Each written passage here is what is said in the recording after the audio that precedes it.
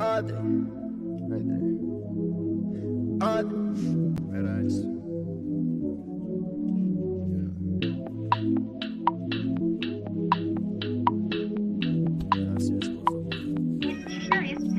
Are they listening? Am I too distant? I've been drinking and my head keeps spinning. I can't go home. I can't go home tonight. I can't go home. I can't go home tonight. Are they listening or am I too distant? I've been drinking and my head keeps spinning. I can't go home. I can't go home tonight. I can't go home.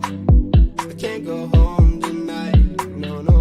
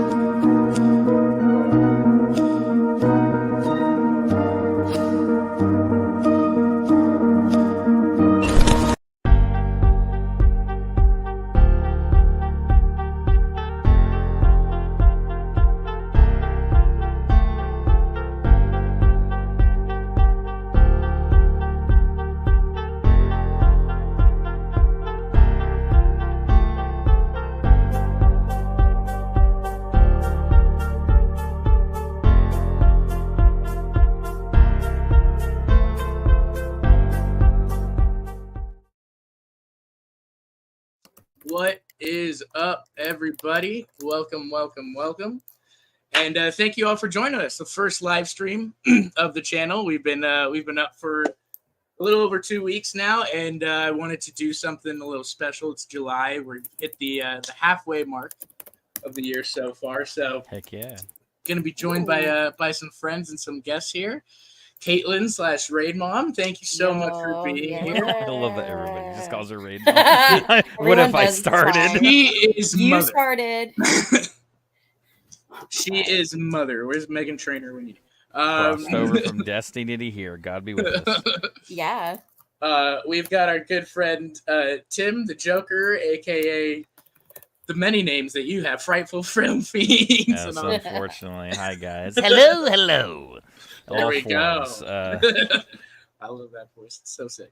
And then, of course, our good friend Cole. Cole, how you doing, buddy? Pretty good.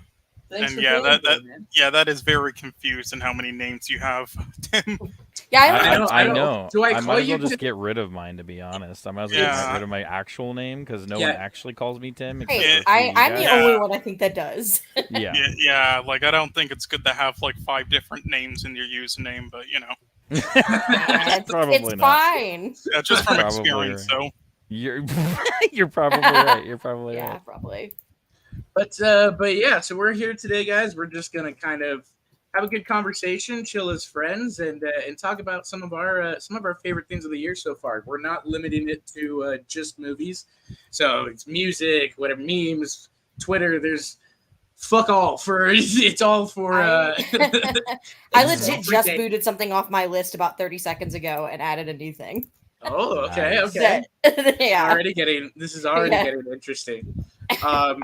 So yeah, let's go ahead and just let's get started. Let's start with you, Caitlin, because I know Caitlin, when I invited her, she literally was like, "Bet I'm gonna start a list. So excited. I'm gonna study. I'll have think about it. coming prepared." Yeah. So I was like, "Okay, let's hear it." So yeah, I used to do podcasts a long time ago. Yeah. So I very much am like a prep person. So yes. My first thing, these are in no particular order. And so the first thing I'm going to actually go with is the movie Boy Kills World. that nobody fucking saw.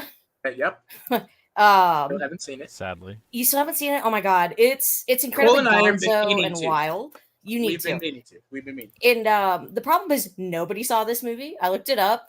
It made like $3 million, maybe worldwide. So you're not the only one. But this movie had no marketing. But it had like a crazy premise. It did not have a big budget, so it came off looking kind of cheap. But Bill Skarsgård, fantastic.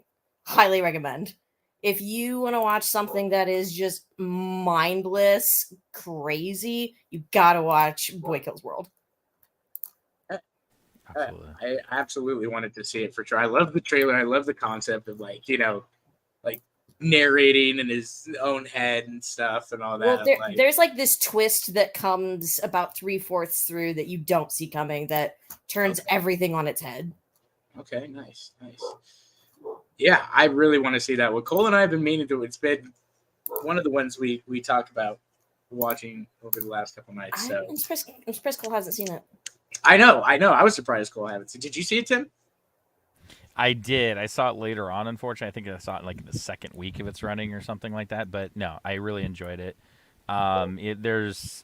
There's stuff that like I could like editing wise I wish they had done to tighten it up a little bit better. But like other than that, I mean, as a genre lover of like pulp and violent exploitation films and blaxploitation and all that, and Japanese there's a little bit of some Japanese revenge horror stuff in there that reminds me of a lot of stuff. That was all the stuff that I enjoyed. Yeah. I did see some of it. I did not finish it though. I liked parts of it, some parts not so much. Like a bit sloppy in areas, with the editing and other things they attempted. It kind of reminded me a bit of some of the things that didn't work in Monkey Man and Hardcore Henry. It's not perfect by any means, and it's definitely about, I would say, 20 minutes too long. Yeah. Yep. But you know what? I love things that aren't perfect. A lot of the time, I tend to be the person that likes things, whereas Tim tends to be the person that doesn't like things.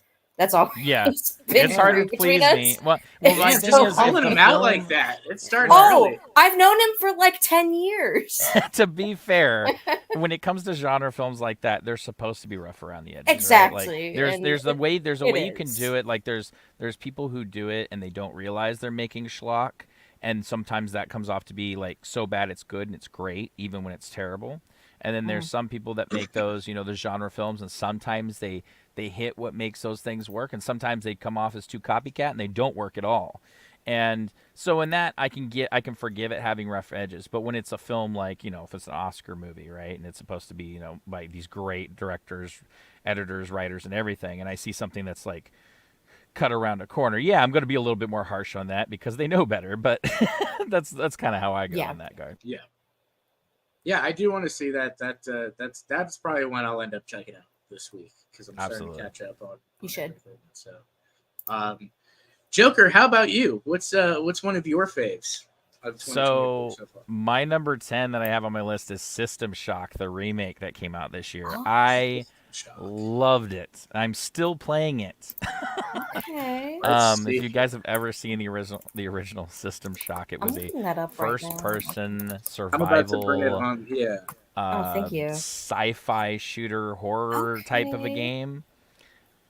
Best way I can say it is essentially you're on a spaceship, and essentially when you're on this system on this ship, this AI takes over and essentially starts challenging you, and starts kind of locking everything down, and you're in a fight for survival against like these messed up mutants and the AI architect basically taking over. And it is phenomenal. It's not your typical first-person shooter. It still feels retro like the old Doom games, but also not so run and gun like modern shooters have been, where you actually have to think in what you're using and your tools and stuff.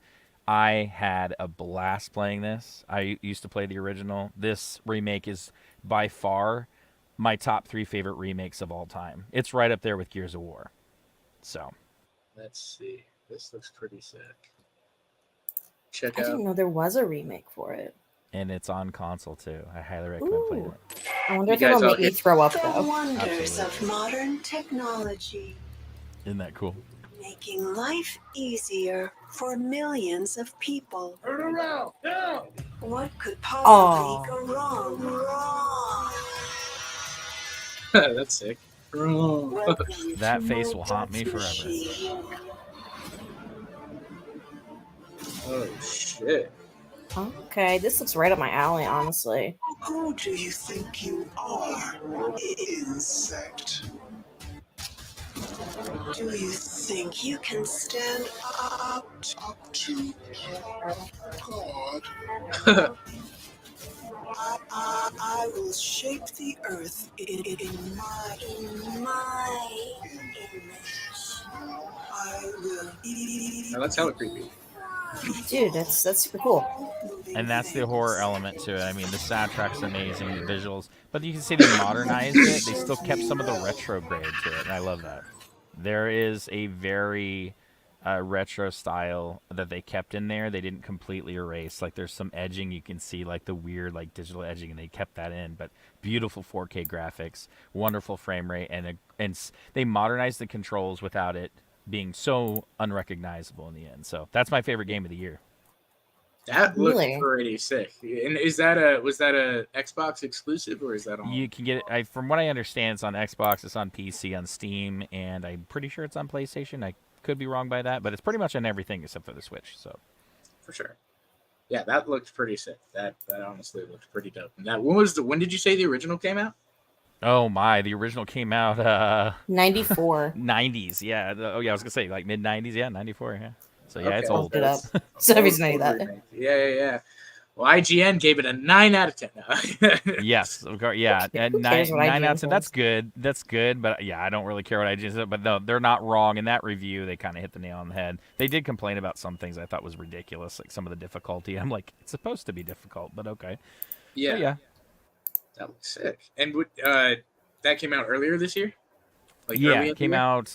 Yeah, quite a bit. I want to say like March, Bet. somewhere around there. I'm definitely gonna have to check that out. Alrighty, Cole. Cole, what do you got as one of your faves of 2024 so far? I guess I'll start with my favorite game so far. Yeah, I will say, yeah, this was pretty hard to make. Kind of a lot of it was last second. Usually the best stuff releases at the end of the year. Was the case last year too. Like stuff from last year probably was like Poor Things, Alan Wake 2. Same for this year. Still waiting for stuff like Nosferatu. Was kind of hoping the Day the Clown Cried would finally get a release, but it hasn't yet. Mm-hmm. Joker knows what I'm talking about. And I know. Bill Burr is still touring, so maybe he releases a special this year, but we don't know. But I think Anyway, he is actually. I think he is shooting a special soon. yeah, so we'll see. But my favorite game of this year so far, though, and it will be hard to match, is Hades 2. I loved the first Hades game. I thought it was a masterpiece. You took And one off my list. Yeah, and I'm glad it won Game of the Year that year because people are gonna say, "Oh, The Last of Us did." No, it did not. The Game Awards is not the #1 game show. Sorry, it's the BAFTAs and DICE, and Hades won that, so suck it. But anyway, Hades 2, incredible, just absolutely perfect game to me as well, and has a close to like the same style in areas, but then really ups the bar in other areas. It's just a fantastic, perfect sequel to me. I love it. Let's see here. And this is coming from the guy that Yeah, it doesn't is a game good that sequel. much. So It's this- so good. What are you let's talking see. about? He plays putt-putt all the time. Yeah, what do you mean? I played a lot of games. I just not as much right now. Hades 2. When did the first one come out? 2020. Okay. Yeah, that was 2020 because it took everything by storm that year. I remember hearing about it. I didn't even know they had a sequel. It kind of quietly came out. Let's just say it 26. crushes Diablo. Like Diablo has been like going Really? downhill, and then you have these subgenres of that genre coming out, and they are just like killing that game for people who love those styles of games. I love it. Yeah, this was pretty heavy on my list, so I'm gonna have to go into my honorable mentions to Absolutely, Paul. pull something up now. Nice. And real quick before we move on, we do have another friend of mine. Oh, maybe not. He disappeared.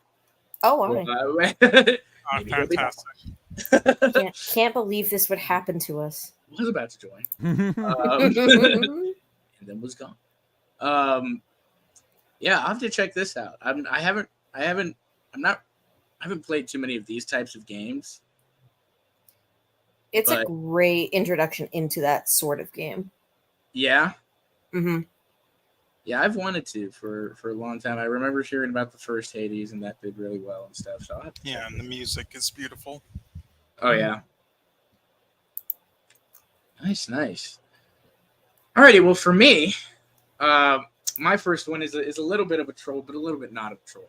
I know I'm sure Joker and Cole and some people in the chat will have Paul will have his thoughts on this. But yeah, Gladiator 2 trailer. Yeah, you mentioned this to me. Number 10, baby. Fuck yeah. That Gladiator. I figured it'd be on his list. All of you Yeah. saying, what are they doing using that music? I don't give a shit. That song hypes me the fuck up. It Wait, didn't- Austin, are you telling me that Wicked is higher on the list? Wicked's, I'll tell you what, Wicked's not even on the list. I'll give you that. Oh, good. Thank God there is It faith in It humans. should be. I'll take that. yeah, You know what? I'll take Wicked that. is not Austin. on the list. That trailer did not near make me as happy as Gladiator 2 as trailer. Gladiator, right? Oh man, I'm still doubtful. I still have worries, but them doing some more stuff with the Coliseum, like they actually did. I don't know if you know that they actually filled the Coliseum with water and would do naval battles back then and stuff. Heck yeah.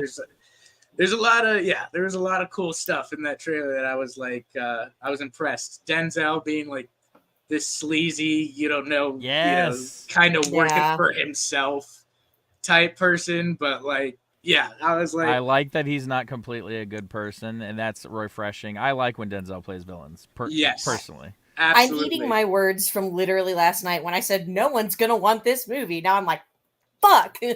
Immediately wrong. It's somebody. I'm immediately wrong. I'm in the same category where it's like somebody tweeted this. They're like, a year ago, my response to this movie is, why is this happening? Now I'm like, I'll be there opening day. Yeah. I want to see this in IMAX, and I want to see some rhinoceroses run the fuck over some gladiators. Okay, so Yeah. let's have that discussion about the rhino. I'm glad you brought that It's up. going too far, but I'm That totally is okay the with moment where I was like, man, I love all this, the history. Like, this is what I love about Ridley Scott, going back to the edge of like the realism and stuff. And then we get to CGI Rhino and Austin. You know what I immediately got a flashback to? Black Panther, the ending of Black Panther, and I said, "Oh no!" God, I said, "Why is there a CGI Rhino in this?" But listen, hey, like, I mean, it's not the worst CGI, but it takes you out in a moment when everything else was so hyper realistic. To all of a sudden, a CGI Rhino, it's just so odd, Well- especially when they use real tigers in the other movie. It's like, But what the hell? Also, especially if you've been watching Ridley Scott over the last few years, Yeah. the man has been indulging in excess. Oh, absolutely. Yeah. Napoleon was just excess. Oh, you that know? was a film. That, you know watched- what, you know what watched it reminds it. me of? Ridley is Yeah. like a guy who went through the 80s. He's like, his biggest movies, obviously, from the 80s and 90s. And then he, like, it's almost like he got high all through the 80s. But On then it LSD, didn't- mind you. right. On like the But the- trippiest drugs you can But the LSD and Coke didn't kick in until now. And then all of a sudden, he just starts making movies as a result now to the drug high. That's what it looks like. It's like he's like, oh, it didn't and affect now me. he's making like two And then he's making- massive $250 million movies a year, and you're like, bro, slow down. Yeah, Like, he is trying to be like he is trying to do like, I think one day he's gonna make like a Freddy Got Fingered of movies just to see if the studio will say anything. No, At this no. point. just to see if they'll stop. Yes, just exactly. To go. I'm gonna spend $380 million on a Freddy Got Fingered like raunchy comedy, and people be like, "What?" Wait, You know wait, what though? Ridley People might go see that. I would go see it. Scott. Absolutely. I would go with you.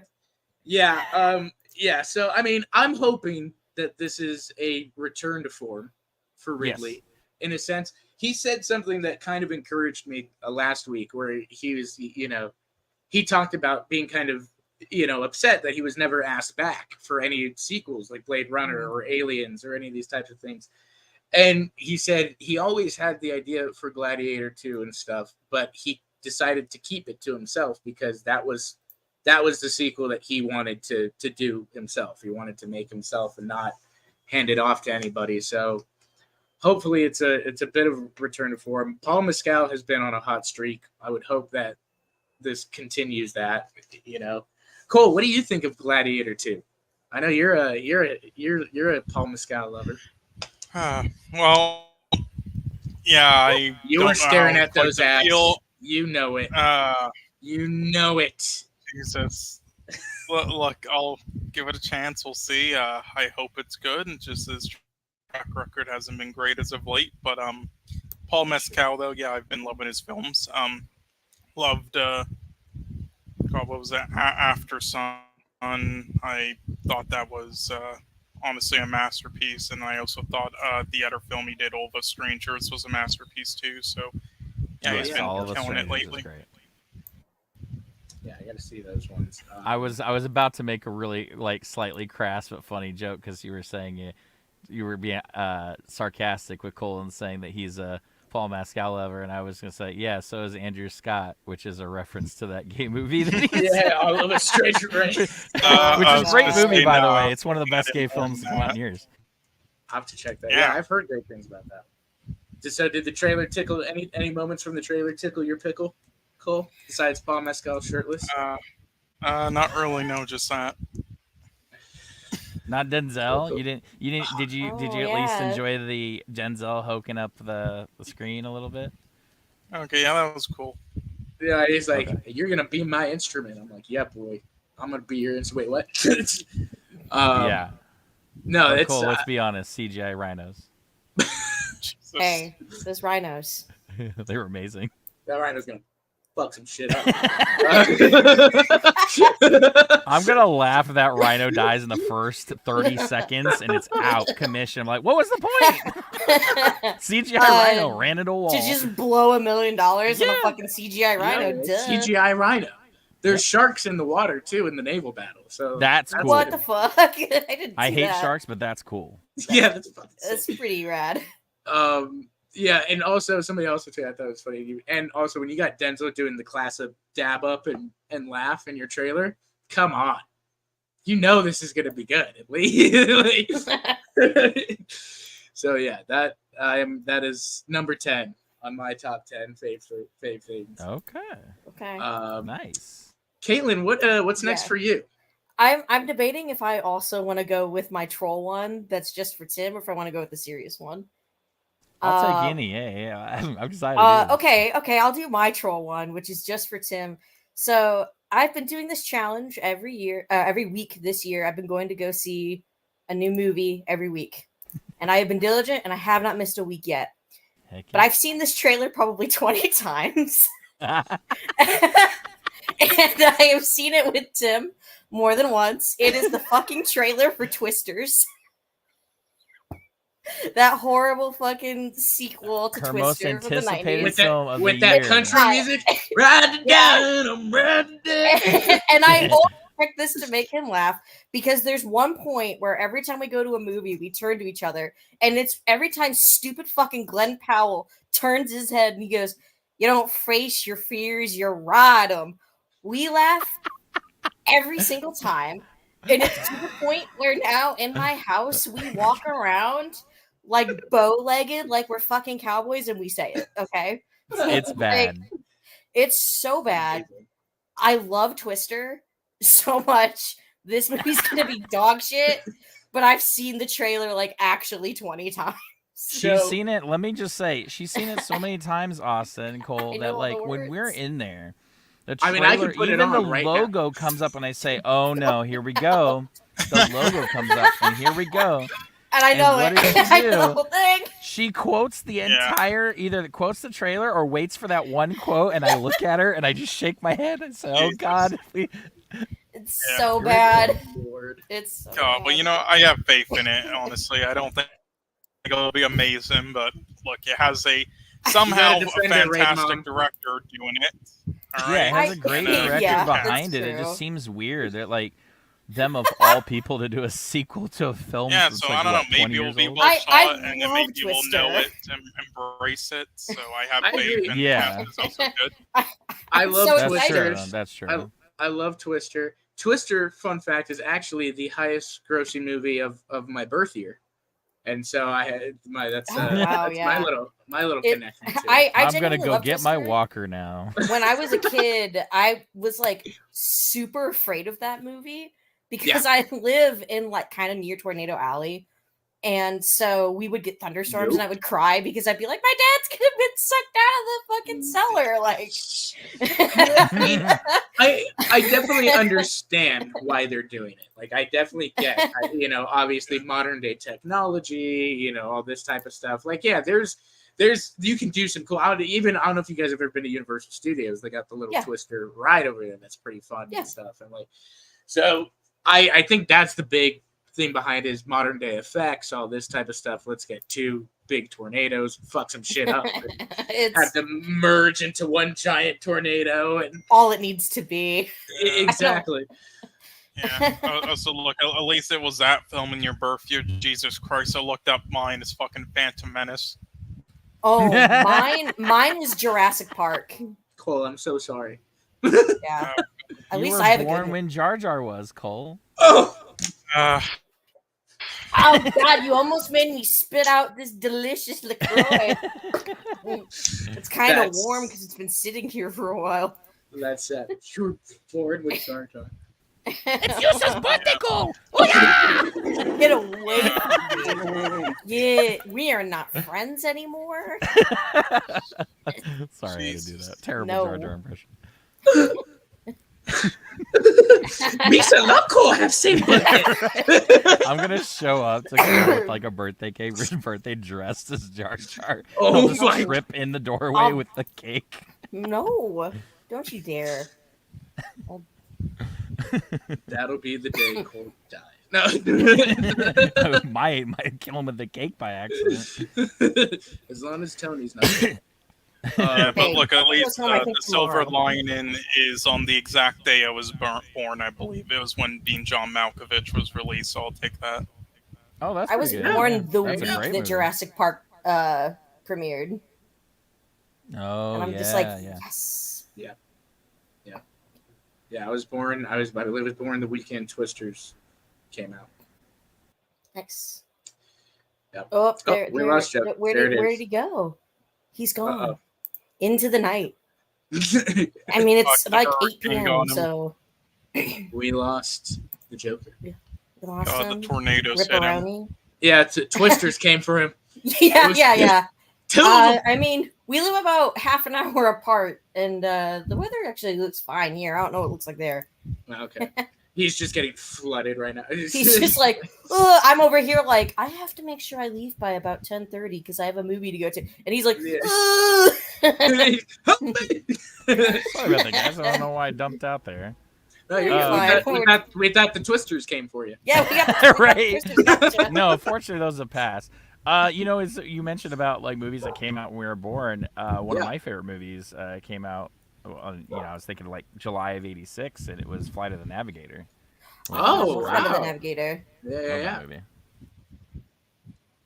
Somebody, that's a good one. All right, Joker. What do you got next for to follow up on Twistus? I don't mean to be a little bit hokey on this one, but this is something I thought was a little important. I wanted to mention. So for me, one thing I had on my list was just the idea of like how awesome this year has been for me. Like getting to not only grow friendships with all you guys and everybody else, but like the community as a whole has grown substantially and has gotten quite strong. So I am very appreciative of that, and I'm really excited to see where that goes. And I'm happy to have every one of you guys like here in the community and call you friends and be able to actually like socialize with you guys and have so many different things that we like that isn't really it's not an echo chamber over there, and I like that. It's refreshing. Yeah. So. Mm-hmm. Yeah, we definitely all have our thoughts this year. We're definitely all different. That's for fucking sure. Yeah. I'm sure there'll be another thing on my list here, but Oh no. but no, that I completely agree with. It's been as far as that, it's been a great year. Getting to know you guys, coming back to YouTube and stuff. As you know, me and Brad had been gone for a long time, and we had spent a long time, debating. Okay, are we going to get back into it? Because Joker had been inviting us, Cole had been inviting us. So we are very, very happy that we did, because it's not like you said, it's not an echo chamber, and it's very welcoming. Everybody can express their thoughts and opinions there, and it's a great place for humor, at least my sense of humor. So yeah, I want in too, if people don't want to be a part of social media or even be a part of growing a channel too, some people came back and didn't want to, and that's great. Like, I don't care. I'm just happy to be able to rekindle those friendships, fix those friendships, grow with already existing friendships, having new ones. Like, all those things have happened and more, and I couldn't ask for more in that regard. Like, everybody has their bumps in the road this year, but it's been great to be able to share, or even not to share, those things with each other in a group where we have so much support for one another. And absolutely. And even also, when we don't want to talk about that stuff, just come in and just be able to like geek out about stuff. And that's nice. That's to have those options, and I'm very, very happy and proud of you guys to be there. So for me personally, with this year, I went through a lot in the last couple of years, really kind of isolated myself, but it's been a really good year for me, because like Tim, you and I have gotten back to seeing each other pretty regularly. Yes. Which has been fucking fantastic. Like, or coming and joining the community with you guys and making all these absolutely wonderful friends has been a godsend for me. Like, it's gotten to the point where I get super excited. Like, I'll just be on, I'll be like, oh, I know Austin and Bradley are up right now while I'm at work. Let me just say hi, because I know they're going to be awake, Yeah. Or I'll be like, oh, I'm just going to message Cole real quick, because he'll get to me when he finally sees it. And it's just it's been so fucking fun and great. Yeah. And that's been great to have you over there too, because it's like I've known you before most of all these guys, and then to have you over there from the old group, because we had old communities before. It's just great to see all that merge together, and to see that all these different people from different communities, from different time periods, are all actually like getting along. And periods? Do you mean time zones? Yeah, time zones too. But I am really I'm talking different age from groups. 17th century England. Let's be fair. There's some varying age groups. Not like drastic. It's not like we have like 80-year-olds and then 6-year-olds in there, but like no, nothing like that. But I just had to laugh at time periods. Yeah, the fact that we have Gen Zs and Gen Xs and Gen whatevers in there, and they're not really like crawling down each other's throats for everything, and then the most I see is just them trolling each other, which we all do anyway. And if we're trolling each other, it's because we like each other. That's why we troll. So. Because we love you. Right, exactly. Yeah, I hate every single one of you. And that's her trolling. Can you imagine she just leaves the stream, leaves the I'm just like, bye. Leaves, I just never come back. I know. That, ladies and gentlemen, is an exit. I would just applaud her for committing this long. You would just text me immediately. I'm like, I applaud you for faking to be our friends for this long. For like a decade and a half. Yeah. Pulled it off. You got me. It's the best punchline in history. Cole, what about you? What is one of your second favorite things of the year so far? Let's tickle your pickle, Cole. Man. Oh, Jesus Christ. Okay, you know what? I'm gonna. Yeah, I don't know if anybody actually watches it, so I'll get this out of the way. But yeah, so I was trying to, when I was just making a quick list, I was trying to do one of like each sort of thing in different areas. I decided, I guess I'll add one for like a special like big event of the year on like TV, or like a sporting event or something. I couldn't really think of any outside of this, so it's generic, but I'll just say it. Yeah, hockey fan, so I guess Stanley Cup playoffs. There we go. Nice. Yeah. Heck yeah. Yeah. Hell yeah. Yeah. I'm gonna get back into hockey this year. By the way, speaking of hockey, Cole, shout out Mhm. to my Vegas Golden Knights, who had a beautiful, beautiful little cameo at the beginning of Beverly Hills Cop. Axel Foley made me very happy to see. Yeah. Gave the movie an extra point. Yes, and yes, shout out to them, rigging the league and their fucking over 18 million cap That's floor. right. Good job. That's okay, right. but real question: who's gonna win, the Oilers or the Panthers? What? It's happening. Yeah, I know it was a joke. Yeah. Oh fuck! I'm gonna Panthers hide in won the closet. And apparently nobody in Florida cared. No, I used to live in Florida. Nobody cared about the Panthers. It was all about the Lightning.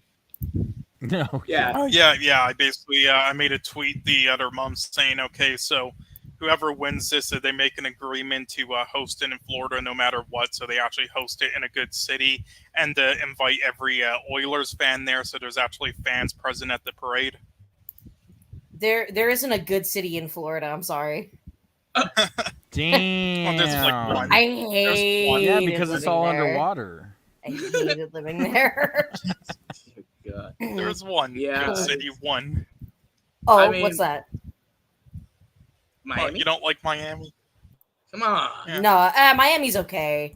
Oh, Miami's great. Coke, Miami's tit jobs, It's weirdo fine. hillbillies driving down the street, climbing coconut trees. Oh, what? I mean, I was about to say I could get weird hillbillies driving down the street here, but then you mentioned coconut trees. This and- is true. You're this is right. true. Ours are in You're right, I'll give you cornfields, that. though, Caitlin.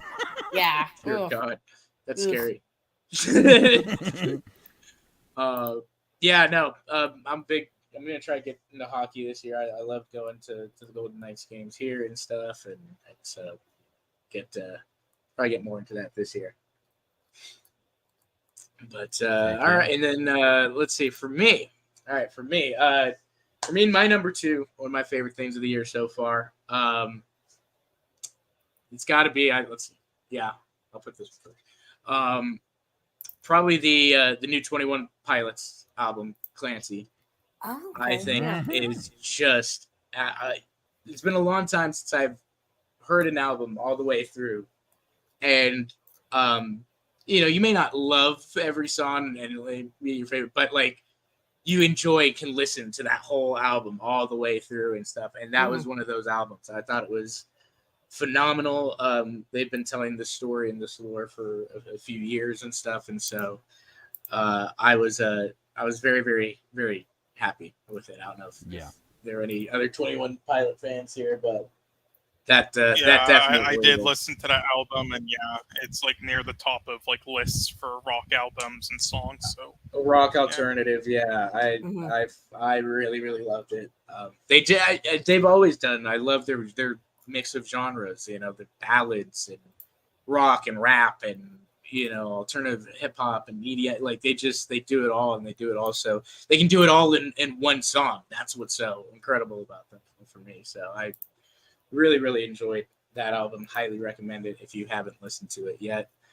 But yeah, that's my number two. No, I agree with you. I think that album for me is something that like I haven't been that invested in listening to something or wanting to sleep to listening to it and stuff like that since like the last Weeknd's albums have been that way for me too, which have been a great journey for me emotionally and like musically. And then also the Killers. The Killers albums. Every time a Killers album comes out, that's kind of like that's like my church. Like a new Killers album comes out, right. Leave me alone. I'm locking myself in my room and I'm listening to it. If Brandon Flowers writes something new, I want to hear it. And that's kind of so. This was like that for me. It reminded me a lot of that. And that's I want exactly more of that. Yeah, that's exactly what this was for me. I agree. This was like Flamingo for me. Yeah, this was so great. I mean, it's such a great story. They literally address a lot of like, that they were so big with Blurry Face, and then the fans have been kind of judgmental, afterwards. Because the fans want cookie cutter. They want more of the same. Right. They want the same thing. Right. Exactly. So yeah, I really loved it. Shout out Darkness in the chat, said he really liked Bad Batch season 3. I actually haven't watched it, but I heard good things. I heard really good things. I'll probably get around to it at some point. Unfortunately, I'm in the middle of the Acolyte right now, and that's Ooh, rough. that's enough Star Wars for me. So I Zach, feel like there's a yes. thing on my list that I feel like I don't know. These Star Wars fans in here might crucify me tonight. Let's do it. Oh, I got a Snyder fan. There's so one we're down going- the hall from Oh, me. yeah. I could go get him. Like, Well, you don't have to worry about that, Austin, because there's nothing Snyder has produced that is on my favorites of this year, so you don't have to worry about me bringing them up. Yeah, it would say Yeah, just no. favorites, but it's in the realm. Oh, okay, yeah, we're right, for sure, yeah. Yeah. Yes, Zach, my buddy Zach. Shout out Killers. Heck yeah. Killers Hometown hometown band. band. Vegas, baby. Dude, Yeah. I would kill to go to a Killers concert in Vegas. Yes, they're Let's go. going to be Right doing a behind. residency, and depending on the ticket prices, I would love to go. Oh, I I'll know go. we're gonna I go would see. for sure. We're definitely going to the 21 Pilots Clancy tour. There's no question. About If that. I have to sell my Oh, yeah.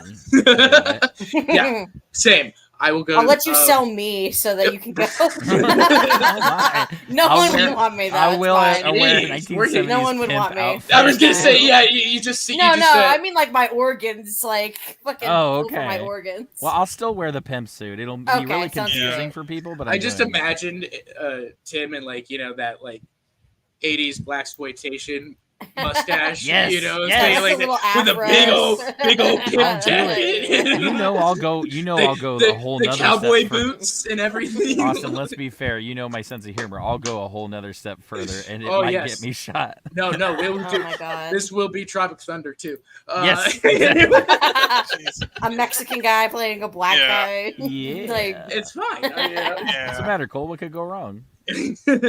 Jesus. What- Yeah, sorry to brag, Austin. I did see the Killers one time, like years ago. So sorry about that. bastard. Oh. Bastard. It's been great having Cole here, everybody. Thank you so much. Oh my To be honest, I'm not the biggest concert guy, but I've happened to see just many bands people are like, "You fucking bastard," with like even the Doors and the Who before they like died off. I'm Nice. sorry. Back that up. The Doors?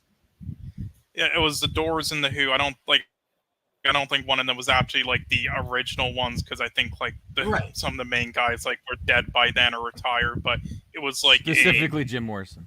Yeah. it was like the other Sorry. members and like other people doing a tour thing. So yeah. Yeah. I they've been doing that actually quite a bit.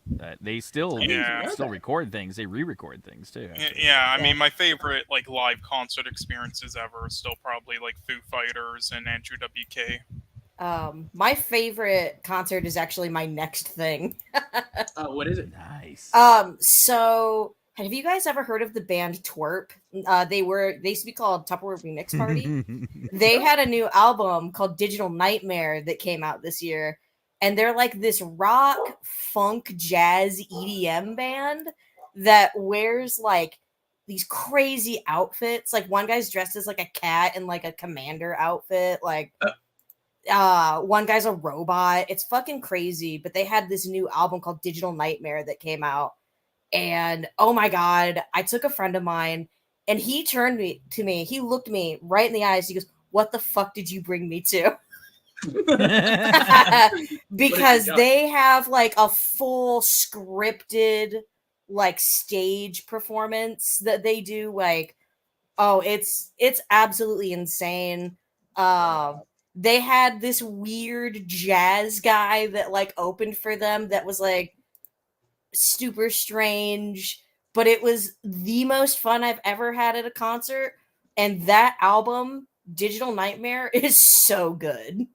Like they're this crazy mixture of like funny but serious, and they have like talk boxes. Oh, you should check it out. It's Kevin has a crazy. very eclectic music taste, kind of like me. I do. I've never been like committed to one genre. Like I like a lot of I don't say I do too. there's not necessarily this is what I say. There's not necessarily a bad genre. There's just bad artists within the genre, and that's very much Yeah. true. I think there's like you can find good in any. If you say you don't like country, but there's Yeah. probably some country music out there that you would enjoy depending on the time period. You know what I mean? And I agree with that. I used to be that guy that was like, I don't like rap or country. And now I'm Right. like, fuck off. Who was I? Like, Right. I'm stupid, you know? Yeah, exploring music is fun for that regard. Like her and I really like synthwave, and so Yeah. like a good thing is like we'll listen to that. We listen to that a lot at work, and she likes Lake Cassette, which is one of my favorite artists. But Lake Cassette went off for years after making a massive hit album, and doesn't really record. Comes back every once in a while, and then come a few years like later, put out and music comes out, and it's amazing.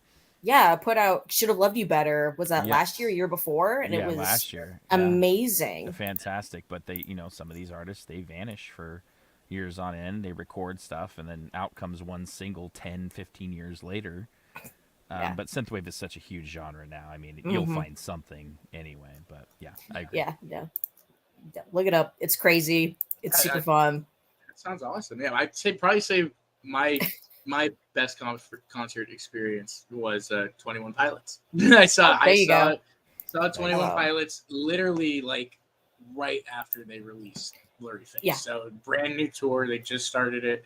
And it was just like, it was such an experience. They, we were really close up front, big crowd. They had Josh come out in the audience on a platform playing the drums. So everybody's holding the platform and he's just fucking going off. It was, it was just, I got to see them and Kendrick Lamar in the same weekend. That's a great show. Yeah, that was I haven't been able to top that. I don't think I will be able to top I'm that. not even a huge Kendrick Lamar fan, and that's still super cool. See, I wasn't a big rap fan at the time, but Kendrick was my favorite rapper. He was the rap I liked the most, and so seeing him, I was like, and again, it was like these guys were at their height, this was, that was really cool. That was probably the best concert I've ever been to.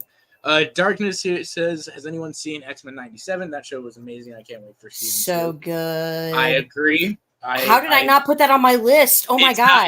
It's not on my list. That's gonna have to be one of my honorable mentions because it's gonna have to be. I agree. I very much look forward to season 2. I can't believe I didn't put that on my list. I love how they approached this. I wasn't the biggest fan of the original, and like this was coming at it like from an more adult standpoint. Felt like this was like it hit all the right notes for me, and especially just the way the X-Men act and the characters act, and not having Fox screw them up for a little bit was nice. It was actually nice. What's up, nerd? Good to see you, man. Thanks for joining us. But alrighty, on to number 3. Caitlin, what do you got? that was my number 3. So I'll go with a different one then. I'll pull one from my number 3 was the album that I had just mentioned. Oh, okay, Digital Nightmare. That was my number 3, but I'll pull up something else out of my honorable mentions. Because I've had to do that a couple times now.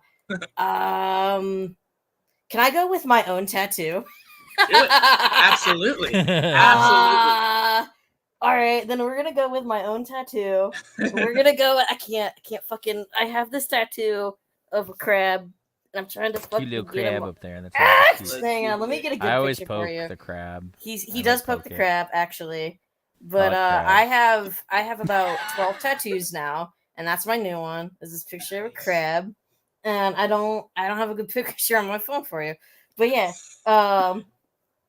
And then I have another one for later, which is probably my favorite thing of the year that I'll show you. But yeah, I'm gonna go with my own fucking crab tattoo as my crab is from my honorable me. mention. That crab he's so angry. Literally me. He's a little angry guy. I named him Tom Morello. That is what was the inspiration behind the crab? There wasn't one. I just walked into a tattoo shop and said, "Hey, do you have anybody that can do something small?" And they were like, "Fuck yeah, what do you want?"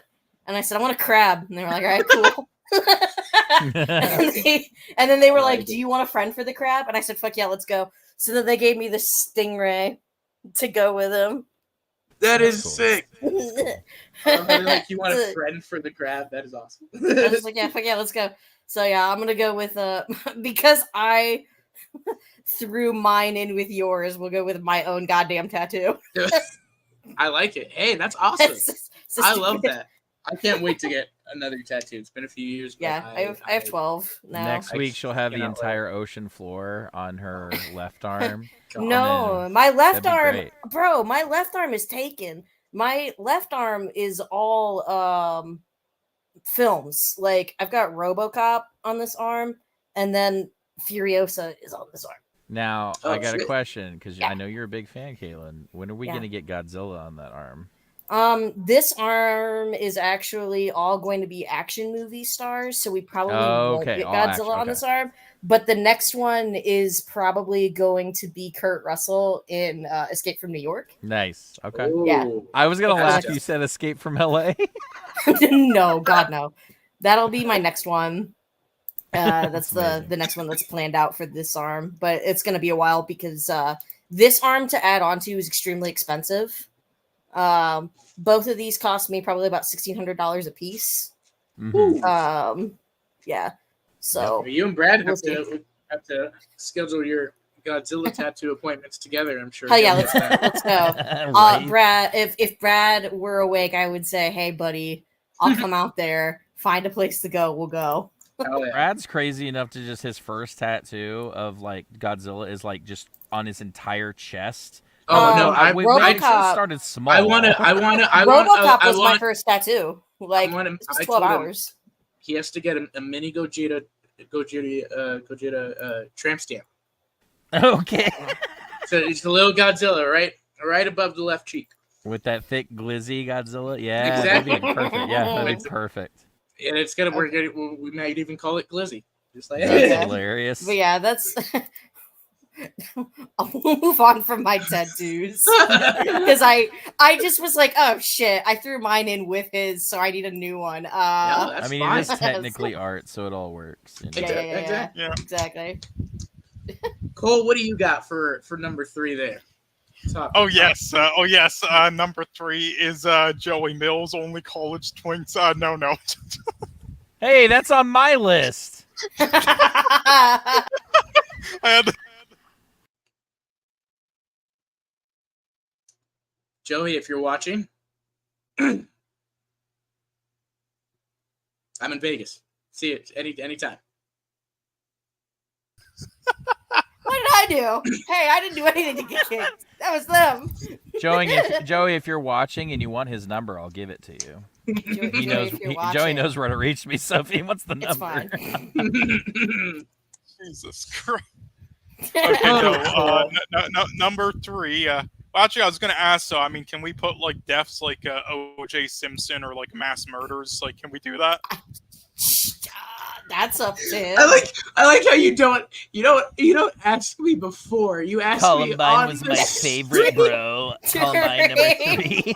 Like O.J. Simpson's death, #1 death of the year. Like, I like how we're in the middle of the show and you're like, does murder count? Can I have Yeah, a favorite like- murder of the year? Yes, or like my friend's abortion. No. See, I'm not gonna. See, here's the thing. I'm not gonna ask if I can have permission on this because one of my things on my list is very negative / positive. oh my So god, you guys are gonna love what I have. on my I hope Oh, it's your favorite no. ISIS execution. That's actually a good idea. I should have added that. I can't pick my Oh, favorite. my They're all so God. good, Cole. So I can kiss monetization goodbye this early Yeah. on. It's good to know. Sorry. I don't care. So I'm fucking with you. I don't give a shit. That's not why I moved. Jesus. Okay. Well, yeah, number 3, I'll say this. You mentioned the 21 Pilots album, so I'll kind of go there. Unfortunately, there aren't really any great concerts or albums that have really happened for me yet this year. I mean, Foo Fighters is touring soon, and they released a great album last year, so we'll see. But for my favorite song, it's Green Day Dilemma. I just loved it. It has a lot to do with substance abuse and mental health. New It's a song? banger. Yeah. Really? Oh, I didn't even know they released a new song. I can check that out. I fucking love Green Day. I love Green Day. I legit thought you were gonna say OJ. OJ's death. I thought he was I too. was so ready for I it. thought he was gonna be like Oh, no. Max and be like OJ. Like, no. Unfortunately, the secret's out, so I guess I have to take that off my list. Oh, I'm sorry. It's on my list.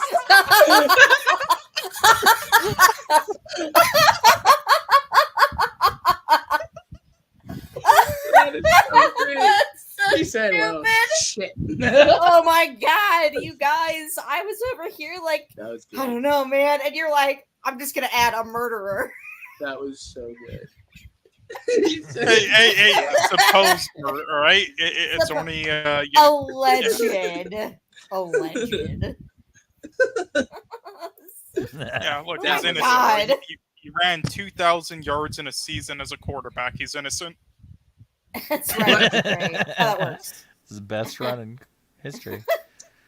God, Oh that my was god. that was great. I'm not gonna lie, I completely lost track from the laughter. Okay, so I think we were Cole's at favorite 10 thing, after yeah, that. Cole's favorite thing was OJ/Clancy album.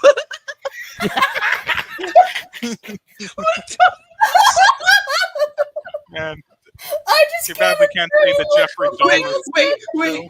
wait! When the Clancy album came out, did you like make your own OJ memorial to one of the Oh songs? my god. I did. I can send it to you.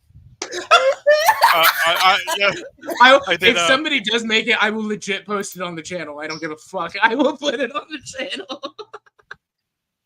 Jesus Christ. Oh Yeah, my hold on, I'll God. send it to you. I had to in mute DMs. myself because I was coughing from laughing so hard. Jesus That Christ. was Oh my god. Jesus I Christ, just you have guys. this Why picture didn't of I Cole expect this to happen? just listening to Clancy and OJ in a poster? He's just like, what could have been? He's got a copy of his book. He's like holding Exactly. it. No, I'm gonna miss OJ. He gave us all a lot of laughs. Yes, especially me. Oh my god. Yeah, you two are good buddies. I know you're. I know. Well, that's why he's on my list. We'll get into that. That's so good. All right, well, Tim, yeah, you're number 3. Okay, yeah. So my number 3 is actually another movie. This one is actually a horror film. This was a movie called Stop Motion, which I really enjoyed. This is a movie that kind of hit me in a weird way of I don't want to kind of spoil it, but some of the stuff, the themes that it kind of tackles is like artistry and kind of like the obsession of artistry and your art kind of like consuming you and other things, and mixed into a very creepy, messed up single location horror film with some stop motion animation, which is great. You think I'll get taken down if I play the trailer? I would say IFC. probably not, considering it's a a Shudder IFC thing. I was gonna say, it seems like it's a pretty. Even the poster alone tells you all you really need to know. I always say the trailer was good, but I always say the trailer for me specifically has some spoilers towards the end that I think kind of ruin the experience of what they let's have just check towards out the end. The first 40 seconds. Yeah, or so. the first chunk of it should be fine. First minute and just see. Oh wow, yeah. I just looked at the gross on the box office on this, and like, no one's heard of this shit. Such a morbid imagination, bringing dead things to life.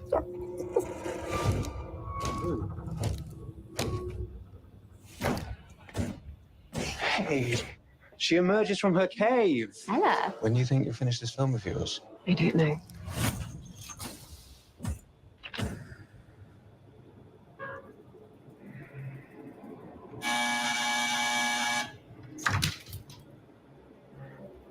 What's all that stuff? It's called stop motion animation. What do you think?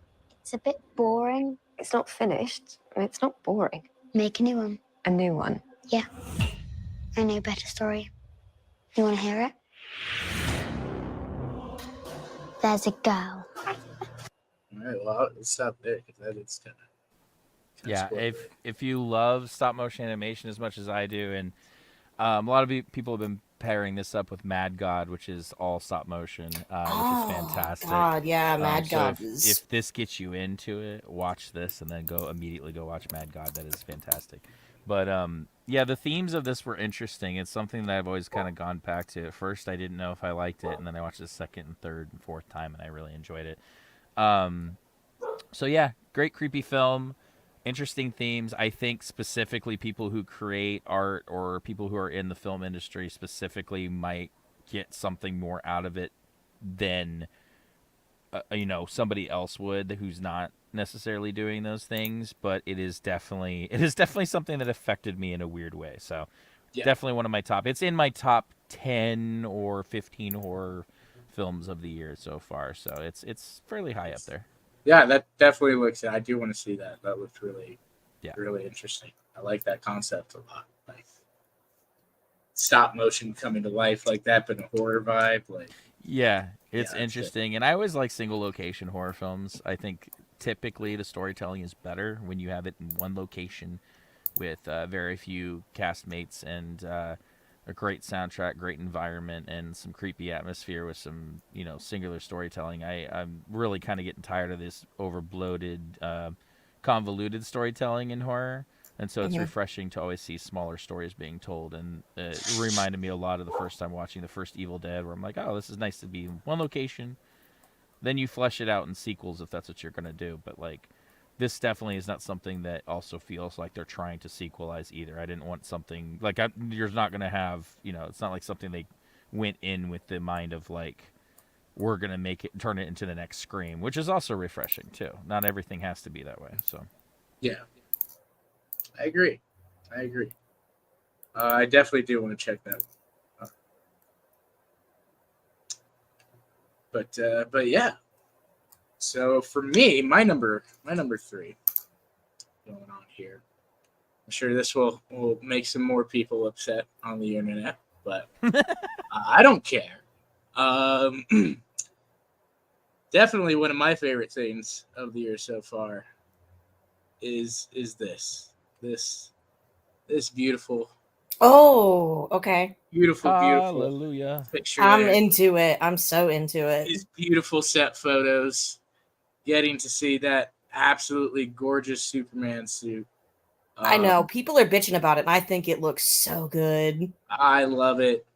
I just love everything about it. I love the color. I love the emblem on the back. I love the collar. I think it's the best that you could have done. I think you're taking a lot of elements from a lot of different suits over the years and kind of making its own thing out of this. And so I absolutely love the suit. I love the set photos. I love everything that I'm hearing about the movie so far. That is definitely in my top 3, or one of my top favorite things is just getting to know that we got a legit Superman movie coming next year. So that is up there for sure. Absolutely. I think too it's refreshing to see them take the idea of they're doing something new with the suit, bringing back the character as it should have been represented, but also doing something. You do something new with the suit, but you also it seems like when you're looking at the suit, it's like it's a familiar friend. Like it's different enough. There's certain things. If it broke, don't fix it. But at the same time, there's other things you can tweak without completely bastardizing the character to the point where they're unrecognizable. You know what I mean? Right. And I think this is a good fine middle to it. This is, as somebody who is a Superman purist, who loves Superman and loves reading and watching Superman, when I see this suit, this is not something that angers me as much as previous iterations I've seen where it's just almost completely unrecognizable. And it doesn't also feel like too much of a modern suit design where I feel like, I've told you this too before, to Cole and Austin about the modern suit design of that weird honeycomb mesh webbing suit thing that they've been doing since the Amazing Spider-Man. It seems like it's almost in every dark iteration of a superhero suit ever, even on villain suits, to the point where I'm just like, okay, is that the only design you have? And it kind of it's a little irritating for somebody who wants to see more variety, more color, more variation. Not everything has to be colorful, but not everything has to be this mesh design. So everything felt like almost like a SWAT combat suit with a cape on it. And I'm like, I want to see something a little bit more in tune with the comics and the animated show. It'd be great. So I'm happy to see it. No, we'll get more because that's on my list. I'm glad you brought that up. On my list is my opinion on the set. So. Heck yeah. No, I'm loving all this. Agreed completely so far. And also too, I think for me there's a couple things about the suit too that's like I like that you don't have the muscles so tight and outlined and like the 6-pack abs and Yes. stuff. I don't think you need to show that. Like, I agree with that, to show his strength and stuff. And good. Oh no, you're fine. I was gonna say it definitely has room for movement. Which it sounds really weird to say that, like, that's something that sometimes bothers me in superhero movies where you watch it and it's stretching in such a way where you're like, that can't move in that way. Right. But when you look at this suit, it looks like something a person could actually wear and like continue to actually like do something in. Well, not only that, it looks like a spacesuit, which if depending on where they're going with it would make sense, and you can. Yeah. You can modify this suit. This suit is probably going to change as the franchise goes on. These suits are going to have different variations. Batman's will as well. They'll probably take the animated series approach and start, having different variation of suits, and that's perfectly fine. Everybody's going to have their favorite suit in that, so I'm cool with it. I agree with that too, and also too, I that's the other thing. I like the Cavill suit. I don't hate it. And I think Cavill looks good in it, but. That's the thing. It looks like this piece of armor that's so tight on him. He can barely move his hands. And he can barely do this and that. And so this, like I said, I like that it looks more movement, more flexible and stuff. And I love it. But moving on from Superman, Caitlin. Yeah. What do you got for number 4? So, do any of you actually read comics at all? And when I have the chance, I do. Okay. Absolutely. Have you guys read any of Punisher Get Fury yet? I've not. Garth Ennis's. Garth Ennis is back. Ooh, he's writing I've Punisher only seen again. Snippets of it. I haven't read it. Yeah, he's writing Punisher again. It only started May 1st, so we're not super far into it. But it's Get Fury, and it's set back in the Vietnam War before Frank Castle became Punisher. And he's tasked with kill Nick Fury, but it's completely off the record. But the thing is, all of Garth Ennis's comics, or at least his Punisher comics, they all follow the same timeline and the same continuity. And we know Nick Fury is still in the timeline later, so what the fuck happened? Okay. Like why didn't he kill Nick Fury? Like, what is happening? It's so gritty. It has Jason Burrows doing the art. And his art is so masculine and so gritty, but also really clean to where you can tell everything that's happening panel to panel. And it's a little bit slow right now because it's really setting up. But I'm actually a huge Punisher fan. I love like blind justice as a topic. That's why I have, a Dread tattoo. That's why I have a RoboCop tattoo. And I fucking love Punisher. I love people that are like, the Punisher, he represents cops. And I laugh every fucking time. Right. As a person that reads dark comics, I will tell you, I'm a huge dark comic nerd. The Crow movie is not on my list for things I'm looking forward to this year in any way. But yeah, no, I highly recommend if you can find the Punisher Get Fury, you should start reading it. It's really good.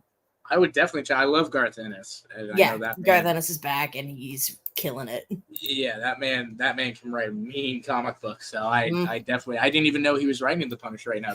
A lot of people didn't. A lot of people were not. It wasn't on their radar. A lot of people like the Punisher, but they don't read the Punisher. Well, yeah, but when you get a guy like Ennis, it's kind of like I did read. I read the Jon Stewart. I forgot what it was called when that came out earlier this year. Comic by Philip Kennedy Johnson. That was really good. And I know he's writing. And I've read, I think, an issue or two of the Incredible Hulk that he's writing as well. And I've heard some really good things about that.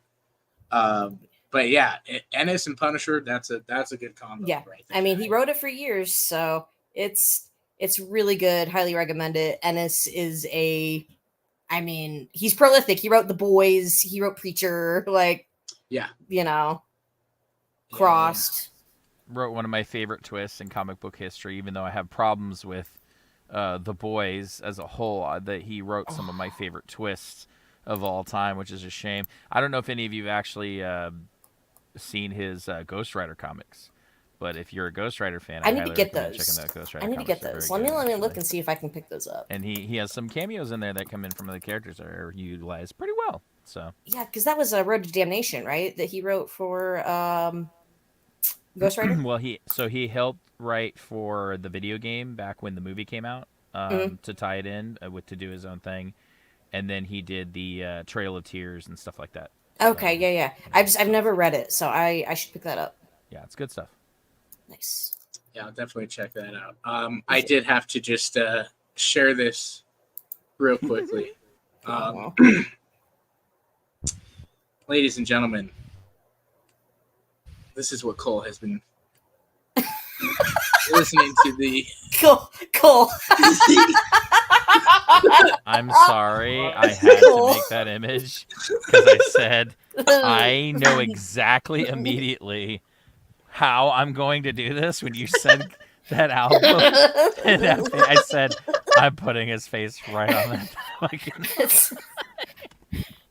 Cole might be my new hero. Thank you, Cole, for giving me a wonderful idea. Let's make this a real album.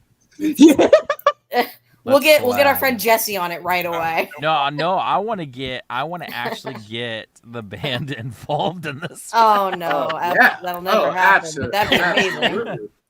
Can you imagine him doing OJ doing like write a single called White Bronco and you got yourself a hit. I'm telling you. Fair enough. God. Hey, I can't believe you spent time doing that. But... It's his new single, I Didn't Kill That White Bitch, coming out this year. Jesus. I didn't kill that white bitch. Oh my God. I am nothing like any of you. I swear to God. Cole did have something to advertise here. Yeah, I'm not gonna play it because it would literally block the whole stream. But this is Cole's plug for the stream. Yeah, it's my tribute to OJ that I made. Yeah, it was my tribute this year to OJ. It's based on the Fast 7 and. Oh no! Oh no! I already know exactly where this is going. This is a deep cut reference right here. Yep. Cole. Keeping our internet communities alive one at a time with the most amazing, I gotta wipe a tear hilarious memes. Oh my God! That only we will understand and a few others. Yeah, that's a deep cut. Between that and this, these are. I'm telling you, 21 Pilots gold. hit me up. Oh my God! I'm just saying the four of us need to do whatever the fuck this is more often. Yes, this is great. I love this. We do Great it show in Discord every day. we do, but I love doing this for a show idea. Yeah. Well, wait, the people deserve our entertainment, Joker. Okay, absolutely. I'm so sorry, people. Y'all don't want me around every day. I'm obnoxious. Jesus Christ. Yeah, this is literally the disconnect. Yes, exactly. Yes, we did have to bring him up. We had to give him his moment of glory. Darren says, I'm strongly looking forward to Deadpool and Wolverine, and the funniest thing is the day after officially releases, it's going to be nice. Well, happy birthday, or early birthday. Yeah. Happy birthday to you. I already have tickets to that. I bought them the day they went on sale. Yes, it's definitely up there for me. She also bought the popcorn bucket, and my question is why? What's the use? Oh, yeah. No, I did not. Don't you dare. Don't you dare put that on me. Open up, Huey. Open up. Next. Listen, I would buy be the happy. Deadpool one. No. Oh yeah. Buy the fair, Deadpool Caitlin. popcorn bucket. Come on. Oh, the Deadpool one? Oh God, yeah, exactly. The No. Wolverine one. Come on, No. because remember we went to the sex shop the other day. I was thinking about putting We my did. new toy in that thing. We did actually go to a sex shop together. That was amazing. Very That's reasonably, that's a very different story funny. for another time. Very funny. Tony was so uncomfortable. I didn't make him any Oh, more sure. comfortable either. I kept saying the most ridiculous. Oh no, stuff, me either. screaming I it was in the like, middle of the oh yeah, I'm store. buying a butt plug, and he's like, what?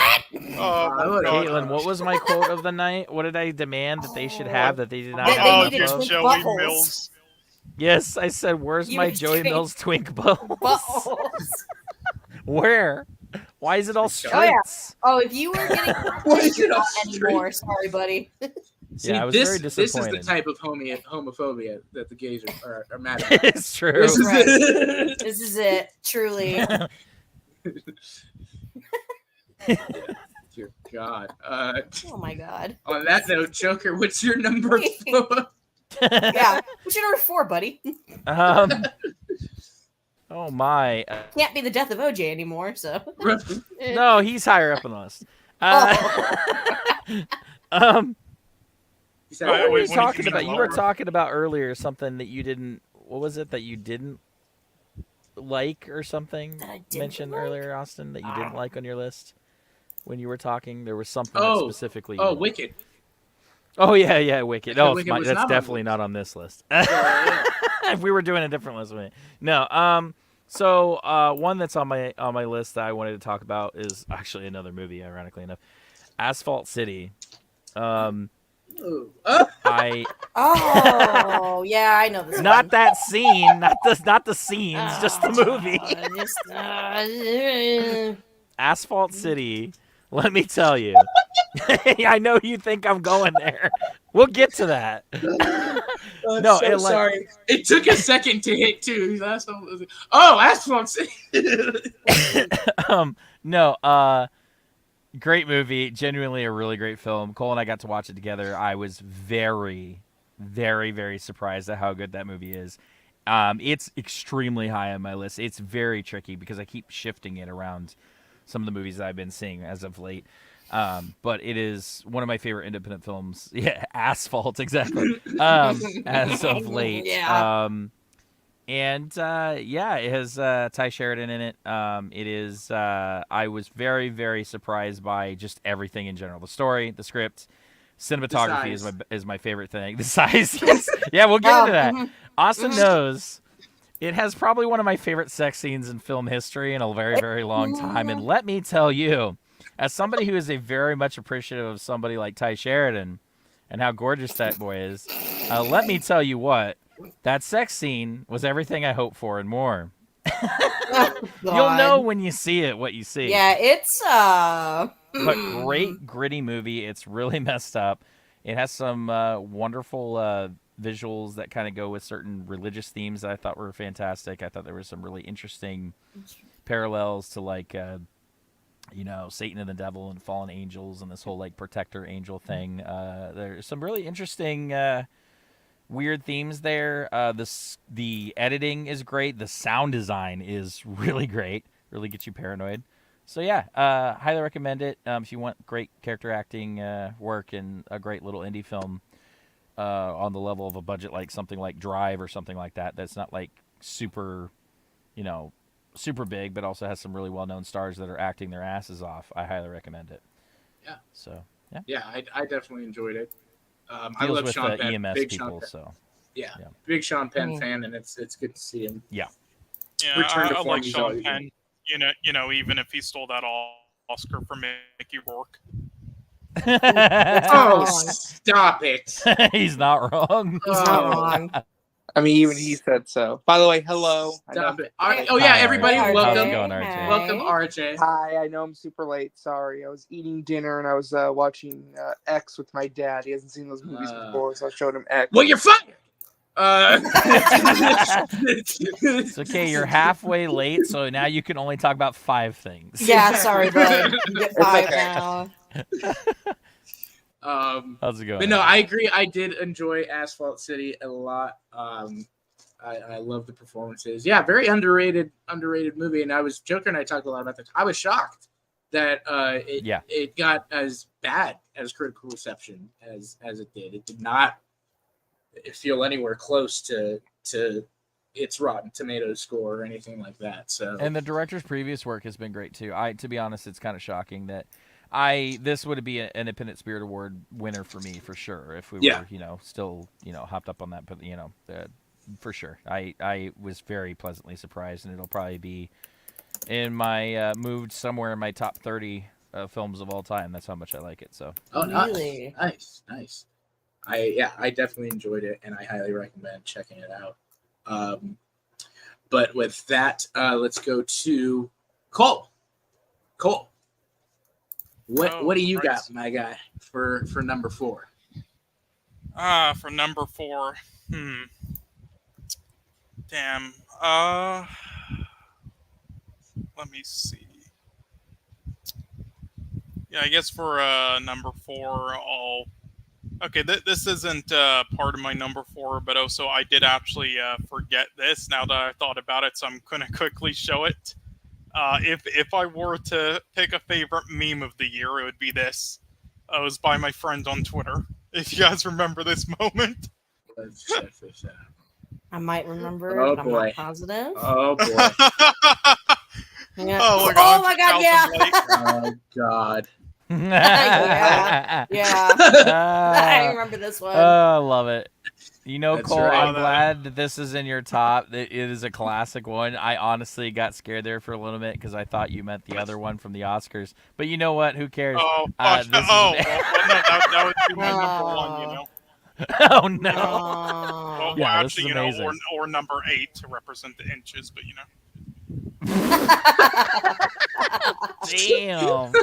Yeah. Damn. But yeah, I forgot to mention that, so that's an honorable mention. But I guess for my real number 4, I'll say I was gonna pick a show. Now there's many shows near the top for me this year. There's Baby Reindeer, Shogun, and I haven't seen the newest season of The Bear yet.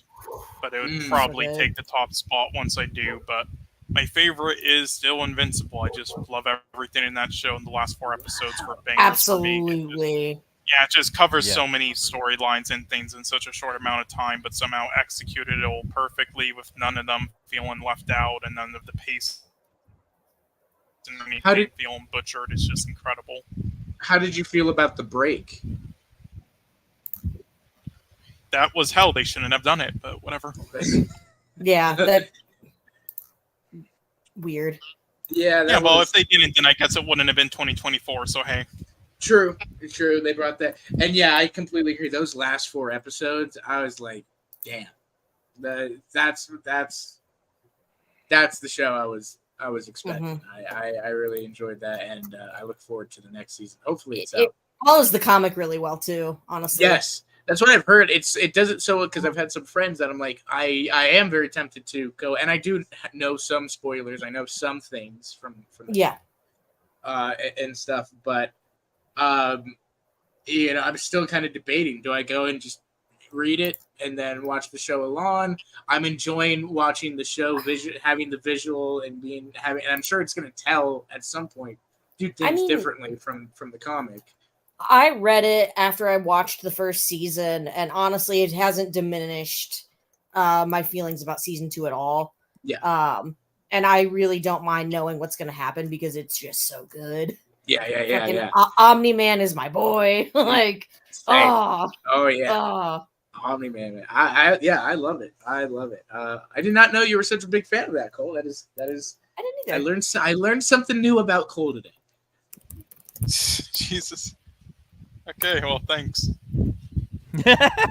What? Isn't a bad thing. What?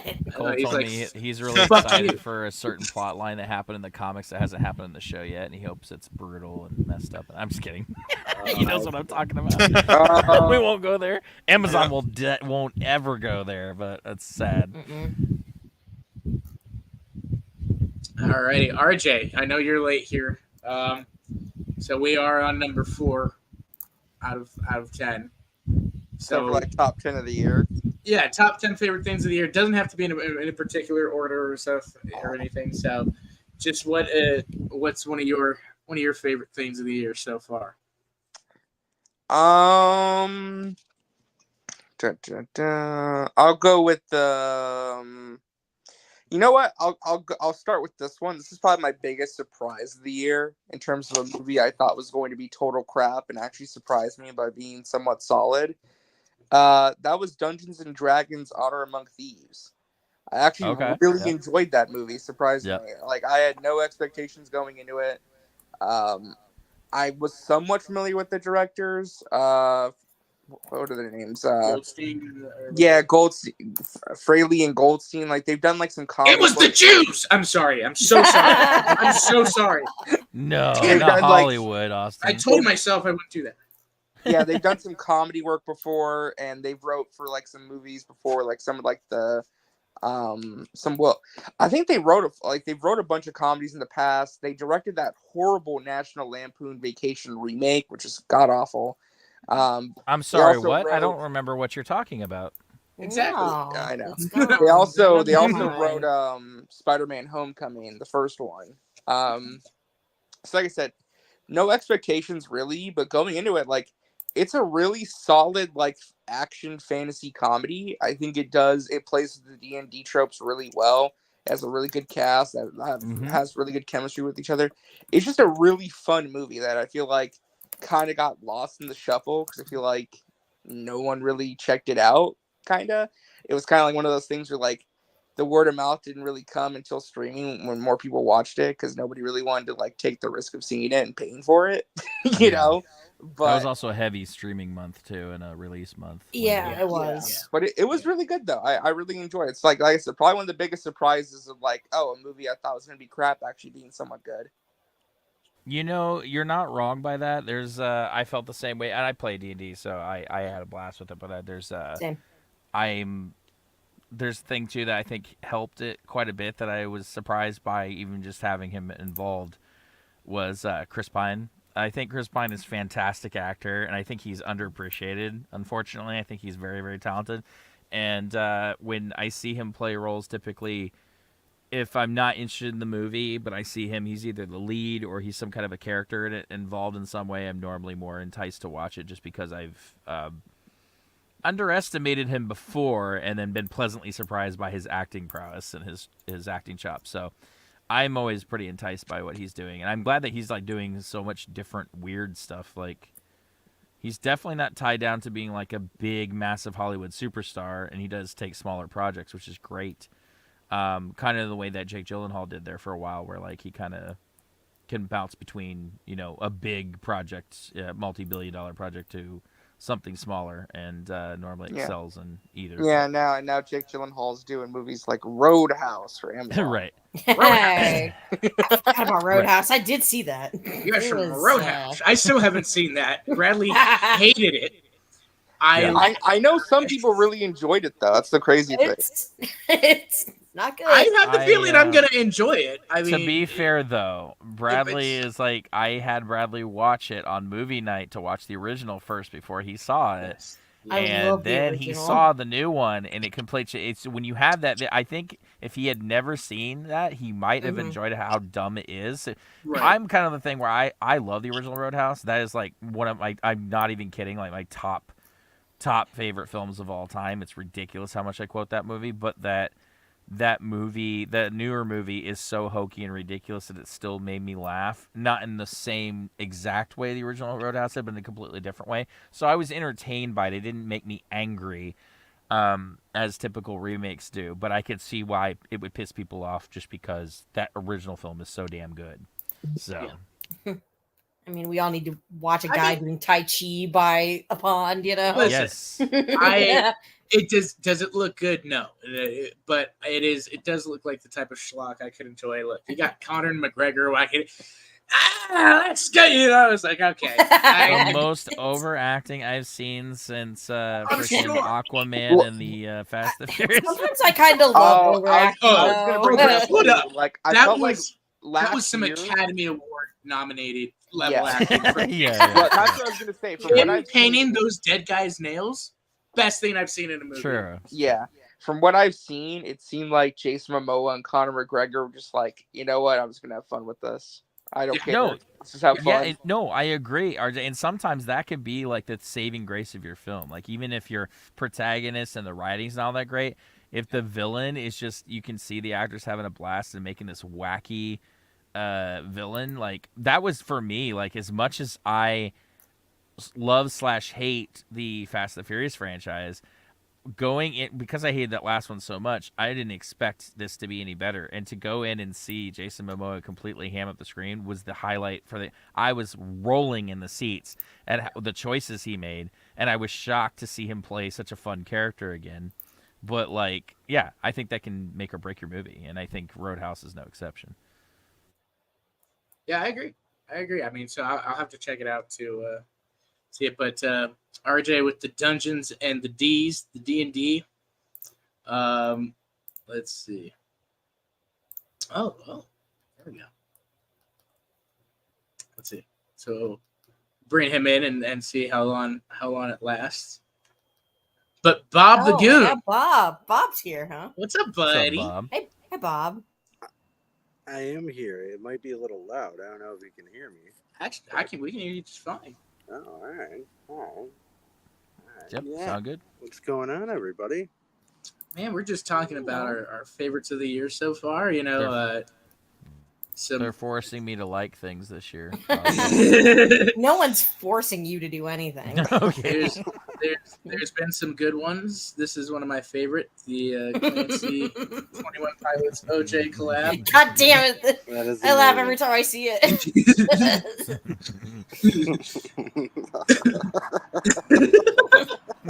Bob's already got. You're welcome. I'm sorry for giving more visual nightmare fuel for the rest of the year. God, I might have to reschedule my fucking movie ticket for tomorrow, y'all. The background really. I'm not even mad. Yeah, the Vegas background really adds to the OJ image. You know, really puts into context the history of OJ Simpson. You know, You're not wrong.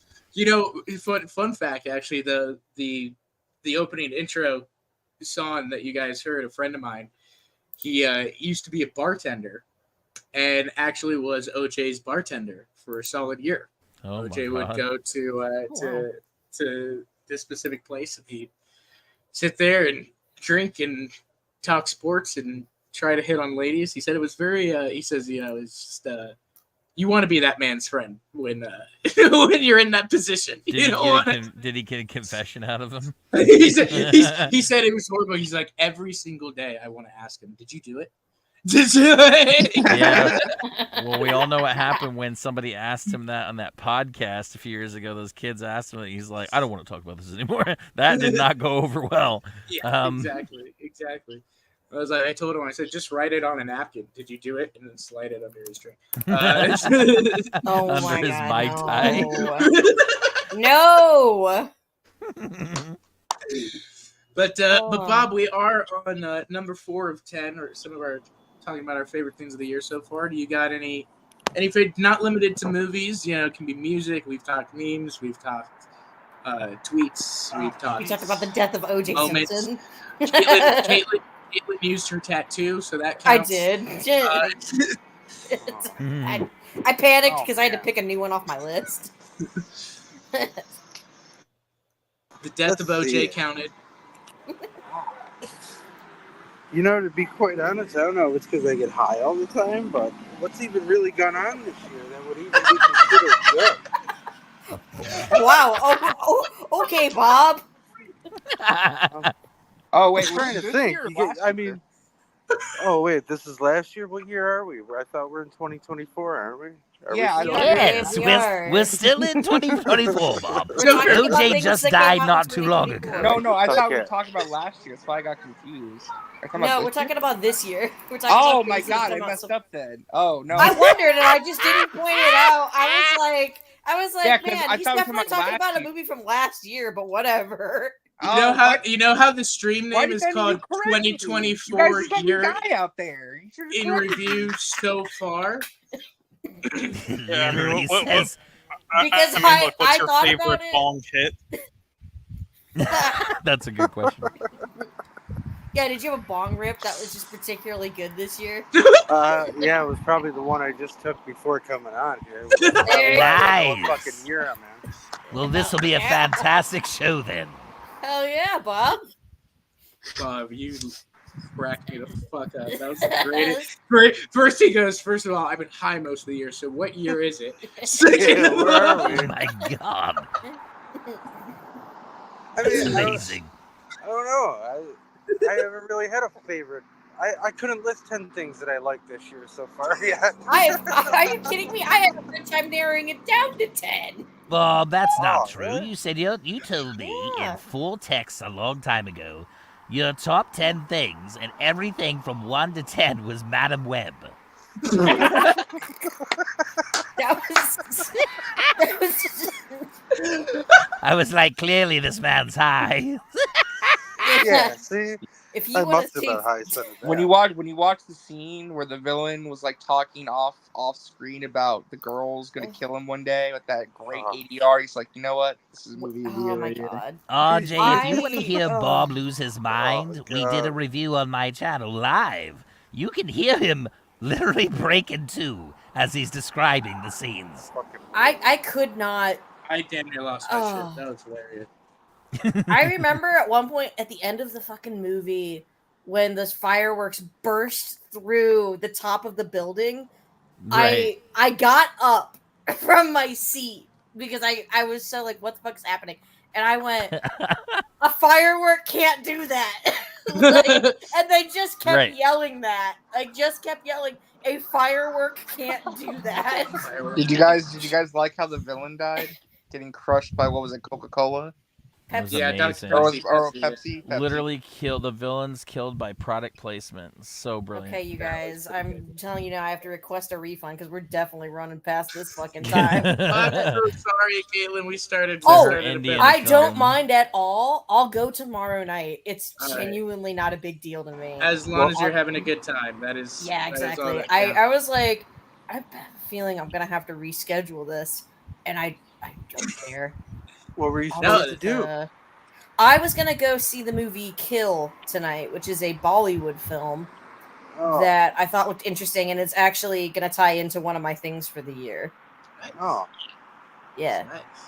yeah. But I'm just gonna rebook it for tomorrow. Sure. yeah. This is not a big So, deal. Bob, is that your unofficial, the Madam Web? One of your I favorite mean, things of the year? next to I the mean, I bomb don't rip know, you just like- took? I hate to just be like generic and just like, stick with like a movie thing, but like, I was quite impressed because I finally did see Furiosa the other day, like last week. Heck I was Oh, quite it's on my impressed with list. Yeah, that know, was on my list too. You just That was stole the number thing one off on my my- list, I'm Bob. sorry. I I'm know. sorry if that That was was your on my number list. one. I got a It's- Furiosa. Yeah, Oh, there's no my- chronological order here. I'm just throwing it out because it was. Like I don't know something if you was like, know oh, this, I but liked Bob is known to steal. That's why I have him Yeah. around. it. Yeah. That's okay. I can mark it off of my list, and I can come up with something. I'm glad you mentioned it. Yeah, But it's yeah, like it's that was great. that was the I top thought- of my list. Yeah, I mean, if I had, it would probably be within this top 4 slot, definitely, of things. If I had 3 other things to list, it would probably be along those. So yeah, it was a great movie. I thought. I was really worried at first that it was just gonna be a CGI fest and really shy away from all that great fucking practical work that they did in Fury Road. But I didn't really get too overblown with that at all. It was there was still some really good stunt work done in that movie. Really good stunt work. And visually it was just fucking awesome. Story I thought was pretty good. All the acting was solid. It was just a great fucking movie. Mhm. It was something I wish I would have had seen in a theater. That would be my only disappointment with it, is that I watched Okay, it. this at a actually fun time. works. This works Yeah. out because Gus wants to go see Kill with me tomorrow night, so this works out a little better. Nice. Yeah, I would agree with you on that, Bob. It was on my list. But yeah, we saw it twice in theaters. I loved it each I saw time. it 3 times. Yeah, I loved it even more the second time. That was the thing for me too, is with these prequels, it's you want to try and find the necessity to it of why should I watch this and that type of thing. I already had an emotional connection with Furiosa from the first one and all that. Yeah. But it was wild. I went back and I watched Fury Road right after when I came home. I did too. So And did I. you don't think that movie can get any better. No, and this for is me- a great setup to it. it got So better. good. Like, 'cause now you have that scene in Fury Road where they get back to the green place. They tell her it's gone. She falls on her knees and she does the whole scream thing. And like that moment right there, there's that whole movie of just, you can imagine her thinking back on everything that she had gone through just to find out that, she was too late. Yeah. And I mean, it just becomes even more tragic for me. And so I absolutely loved that movie. I thought it was great. Mad Max is my favorite franchise, actually, of all time. No joke. It's one of mine for sure. And I'm completely biased. The only problem I really had with it, other than it was a hair long, and I do agree that some of the effects didn't hold as well because they weren't as practical. My other problem was that I don't think the trailer did the movie justice. Yeah, right. I agree. Fury Road was such a fucking banger, and Furiosa came out about 10 years later with a trailer that did not make the movie look that interesting. So I think a lot of people didn't go see it, which was a fucking shame because I don't think we're going to get the Wasteland now. Yeah. I do agree. I agree. And it also, too, it's just weird. I've wondered what exactly it was. I think probably the fact that, it was a bit too long, 10 years to come back and go to Furiosa. If they had stuck to the original plan, which the original plan was to shoot Furiosa back to back with Fury Road back then, and then Furiosa were to come out a year or two after Fury Road, I think it probably would have done a lot better. And, it's a shame because I thought it was a great film. Definitely one of my favorite films of the year. It was my number one pick for the year. This was like the only thing I had pegged that I was going to have as a number was Furiosa. It was my most anticipated movie of the year, and it held up to the hype for me. Yeah. Yeah, and I just want to say, I know you guys already talked about it because I was watching. I don't know if my comment came through or if it was like too lewd for YouTube when I wrote it, but I did comment earlier on the Superman suits that fucking Austin. That suit is so awesome. Like that suit makes me want to come on your face, Austin. That's how awesome. I did not see that comment at all. Yeah, I think YouTube might have. Yeah, I don't think it allowed it through, but yeah, that's what. And you thought. say I'd gay the place up. Dude, I would gay for that because I mean, it's just so perfect. It just looks so good. I'll tell you this. I will tell you this. There you go. That's Bob, my number one of the year. If you think it looks great from a shitty camera phone on in a window, I will tell you this: in person, it looks a hell of a lot even better. Everything I've seen. Fantastic. That is something I would crumble. I would collapse. I would go to my knees. I would be like, Daddy. I would turn into a 4-year-old again if I were able to see that dude up close and personal in full costume. I'd probably cry. I will be honest. Same. To be able to not only say hi to him but to shake his hand and him being partially in that suit. That was a moment for me, and you're right, Bob. You nailed it. I smiled like a kid again, and I actually got a little emotional. Yeah. And I haven't felt that way since Superman Returns. For me, that was a big, big deal. Yeah. And I was just in the background for scenes. Yeah. And I mean, like I would jerk off with your hand just because you got right. But that is how I feel though. Like I get not as much Superman Returns for me, but this harkens back to like my love for like the original OG Chris Reeve. I just see Bob standing there in front of Superman, just violently grabs Joker's hand and just starts. But don't forget he's hitting a blunt at the same time. Yeah. Tim is just so confused and in shock. Who says that hasn't happened already? It would be so bad. Like I'm glad you got to meet him, but I'm lucky that I did because I would be one of those like losers that just like wouldn't be able to like let go of the handshake, just like start, you know what I'm saying? Right. Because it's fucking Superman. I don't give a fuck about David Cornswell, but it's fucking Superman. Well, I thought that until I met him, and I was like, holy shit, this dude is awesome. Oh, I'm sure he does seem like an awesome guy, but in that suit, man. No, that's just Superman to me.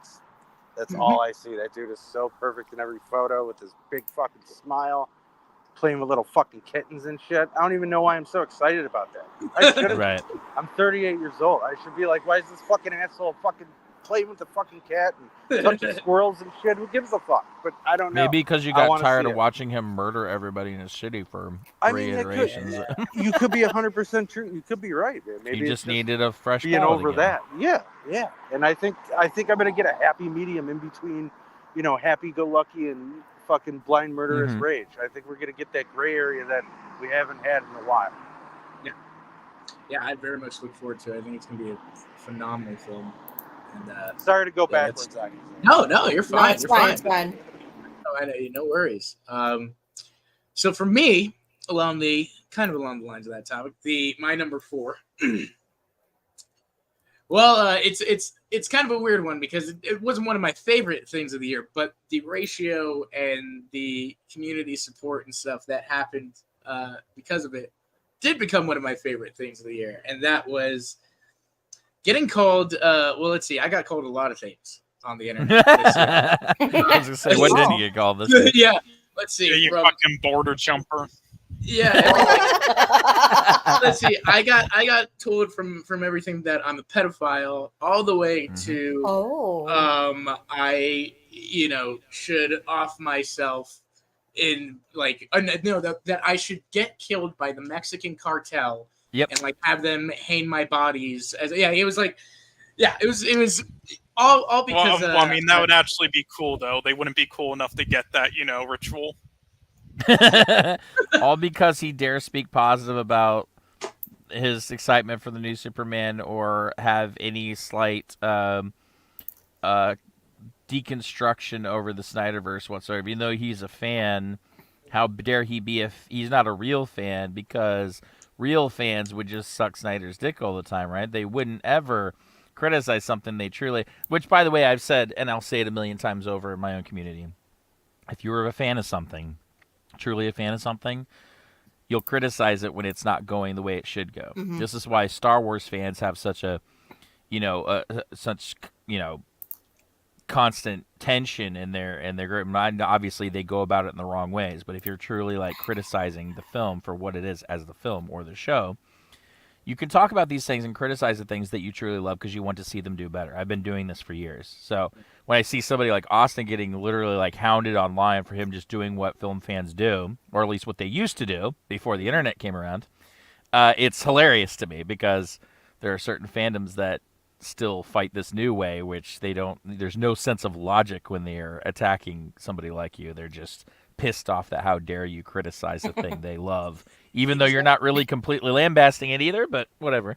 Exactly. Yeah. And I got the opportunity this year to meet Snyder. I do like Snyder. I've always liked Snyder. I think too it's important for me to say that I cannot be a fan of some of his movies and still say I've watched his behind the scenes. That's not how this works. I know, right? My Yeah. bad. Right. Right, yeah. Thank you, Arnold. I'm so sorry.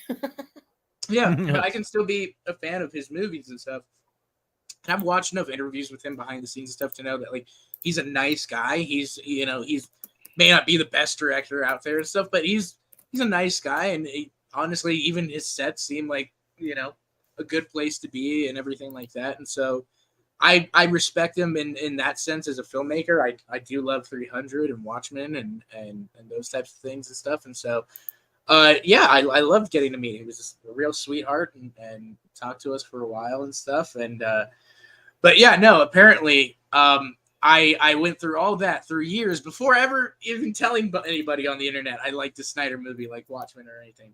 I went through years of being a fake fan just to get to that moment and shake his hand out of bitterness. Fake fan. Yeah. But no, so that was interesting. I don't think I've gotten reactions before and stuff. I'd been on YouTube before, and but that was probably the one of the biggest ones because you have these people, and this is another thing that's kind of close to my heart too, is they all do stuff for suicide awareness and FSP and all this, which is a great organization. It's a wonderful cause. I, for sure have been in those shoes and stuff, and I'm very sympathetic to that. Part of the reason even I got into the DCEU was a friend of mine from high school. We were going to go see Batman v Superman together, and he ended up taking his life about a week before the movie came out and stuff. And so it was a very kind of personal connection. And it's sad to see it go from like, this is something to bring hope and awareness to people who are depressed and have these issues and all this type of stuff, to now those same people that are fucking donating in the name of all of that, in the name of Snyder and Autumn and all these things, are now telling other people that don't like the Snyderverse or disagree or have an opinion about Zack Snyder or his movies or stuff to literally go off themselves. Yep. Like, Absolutely. It's become a very sad, but it was good for me because like I said, I had a great community to back me up and stuff, and my eyes were already open. It's not like I was in that community anymore and stuff, but it just shocks you even more, especially that they had reminds you why you left in the first place. You're like, reminds you why you left. People I didn't like in this fandom that have taken over, that have taken this thing to be so serious because of one director. Exactly. And so that was a highlight for me of the year for sure. That's bow down to your Snyder god or be destroyed. It's so sad down. that people say that over a fucking movie. Like, this is something that I've really tried to hammer in the Joker's Corner community, which is that I feel like a lot of people from different communities, not all of them, but there's been few that have come in there like, why aren't you so much more mad about this or more passionate about this? It's like, I can be passionate about stuff, but I'm not going to get so mad about something as far as a form of entertainment that's supposed to entertain, to the point like I can criticize it. If a movie sucks, it sucks, and I'll be all the No, you're wrong, Joker. That new Superman suit was the equivalent of my 9/11. Okay, it's the Fortnite Superman suit, Joker. Yeah, I know. Oh yeah, that's right. The Fortnite Superman suit. You mean the one that you were all literally sucking the proverbial dick of a year ago, saying this is the best Superman suit ever. Why can't DC do something like this? And the moment they actually do something like that, you're all like, this suit sucks because it's not Snyder doing the suit. But you know what, guys? James Let's Gunn be honest. lied. He lied. If Snyder had done that suit design, you would be all over it, and you wouldn't question it because you, for some reason, don't like to question your Lord Snyder. But I digress. I'm sorry, but James Gunn lied. He pissed in my Cheerios. He burned my crops. He destroyed my water supply and looked a plague. Oh no. Oh no! James Gunn made like my favorite TV show. At first, I thought you were saying burning crosses. Well, he's probably doing that too. We know think he's of a anything, pedophile. Damn. God. I mean, evidently everyone is nowadays, Bob. Yeah, so. Apparently. Yeah. James Gunn is the equivalent of Drake in the movie industry. Wow. You know what's funny, RJ? You should tweet that out because I've seen some ridiculous comparisons to people legit. Yeah, people are legit saying that. It's crazy. That's hilarious. Yeah, I've seen some. You've posted some really good ones. I've laughed at. Oh. Yeah, that's number 4 for me. So, Caitlin. God, we're at 5. We're only halfway through. Okay, we're at the halfway through mark. Woo! 2 hours. Anyway. Oh God. Let's see. Oh my God. Almost like everything I have is film related this year. That's fine. That's fine. I know. It's like you had to it was just that way it can be open and. I know. It's about what made you happy, Caitlin. Fuck these. Exactly. Yeah. Oh no, I just was looking at my list, going like, wow, it's a lot of films left this year. So this is less about the film itself and more about what I think it's going to happen because of it. I'm going to go with the movie Monkey Man, but not necessarily that I thought that the film was absolutely fantastic, but that it was Dev Patel's first major film, and he showed up, he showed out with that. It was actually pretty good, but I honestly think we're about to see a revolution of Indian filmmakers in Hollywood as well as in India, and we're going to start seeing fucking powerhouse films from Indian filmmakers that are going to appeal to a Western audience while still being super seeped in like that tradition. And I think we're going to get some really cool shit coming out of India in the next couple of years, or Indian directors out of Hollywood. And I think Monkey Man kind of set that off for me, where I was like, wow, is it John Wick but Indian? Somewhat, yes. But for your first film, it's a pretty fucking good showing. Yeah. I wholeheartedly agree. I think we should get all the Indian people. In fact, let's get them out of the call centers and get them into the directing seats. I really think we're moving away from like Bollywood and that same like trope of like romance and getting into just like some really gritty shit, which is why I was gonna go see Kill tonight, but now I'm gonna go see it tomorrow, and actually now my husband's coming with me, so fucking win-win. Nice. Is we're seeing kind of an evolution of film around the world, where film is starting to, I don't want to say catch up, but you're seeing in different parts of the world where they're making different types of film that's really starting to get somewhere. That's I actually so good. think that is a good word, but it's flipped. It's not everybody else is catching up. It's we're catching up. To everybody else. Yeah. I realized what I said as I was saying it. Yeah. I wholeheartedly agree. I think you see things like RR, Triple R showing up at the Oscars and doing the big dance, and these are becoming more culturally popular. Stuff like Parasite winning the Oscars. Yes. I mean, I do agree. I will just say though, I mean, Indian cinema isn't the best to me. I would say it is just kind of catching up over the years, but it isn't because they don't have great ideas. It's just the fact that the funding and the majority of them that got the funding are those like musical crowd pleasers in their area that everybody always sees. And that's kind of what I meant was specifically that. Yeah, they didn't have like a lot of directors just didn't have the experience at the time, so they did a lot of amateur stuff like green screen things, and then also they had that bad reputation online because there were like fan bases who would just make loads of bot accounts and just spam like these mediocre Indian films to the top of like sites like IMDb's, and then like people the Snyder bots? really, I mean, what?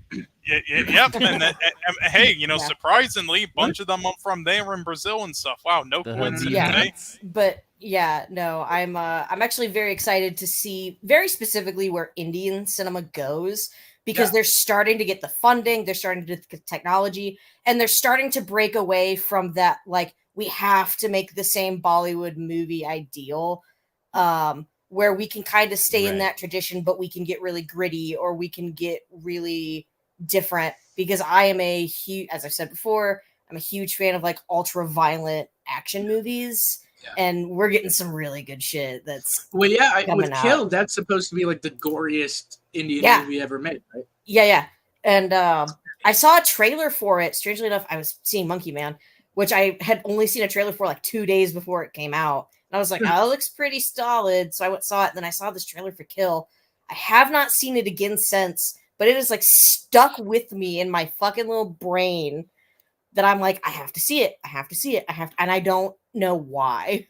Yeah. And and nobody else wants to see it. Nobody else cares about this fucking movie. I do want to see it. I'm going. It's 11 o'clock at night is the only time. And I'm going because I'm getting so into cinema from other countries that I think people have forgotten. If you've never seen The Wandering Earth, it's a Chinese sci-fi film. Go fucking watch it. It's so good. Yeah. Oh yeah, I did see it. I was surprised it wasn't like the greatest thing ever, but I was like, you know what, this is a good start compared to the stuff China made prior. It's like they're getting exactly. somewhere. Yeah. The second one just came out, I believe, not too long ago. I haven't seen that one yet, but I was honestly kind of impressed for what they had for that first film.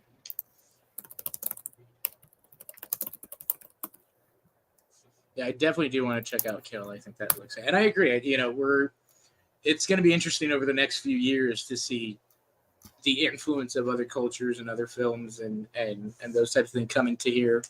And hopefully they get their time. Like I said earlier, I love that the Oscars has been kind of giving that attention and stuff, and so definitely opens up the door for more people to realize that. I think that's probably a thing. I think a lot of general audience moviegoers probably think like, oh, other countries make movies just like us, and they're very different. The way their styles, their cultures, they're all very, very unique in their own way and voice and stuff. And so I would love for that to happen. I would love for that to become more popular here in America and talk about.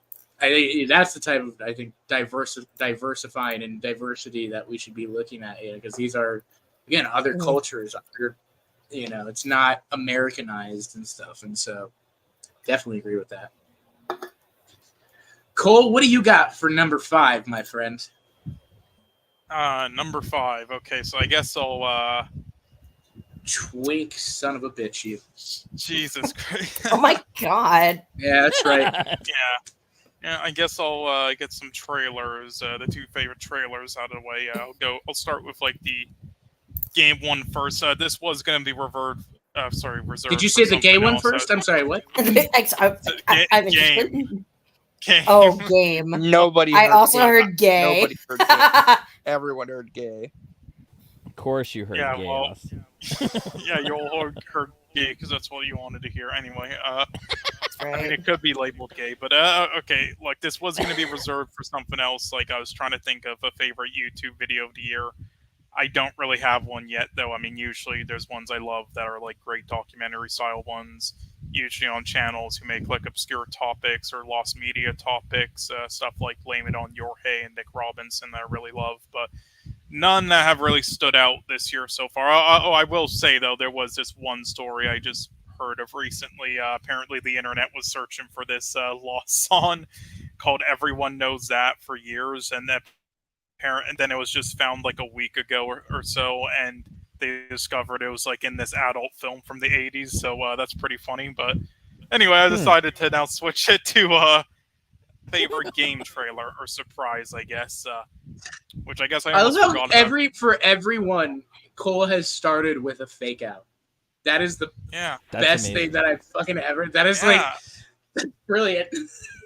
yeah. Basically, I do this, since we only have 10, I do this to try to shove in some other things fakely, so you can give me your 20. Is that what it is? Yeah. So anyway, God, I'm still fucking pissed Beyond Good and Evil 2 still isn't out yet, by the way. But anyway, my favorite game shown this year in like a trailer or something is probably a tie between these 2 games. The first one was Expedition 33. I don't know like too much about it yet, but it looked like a fantastic like turn-based AAA game.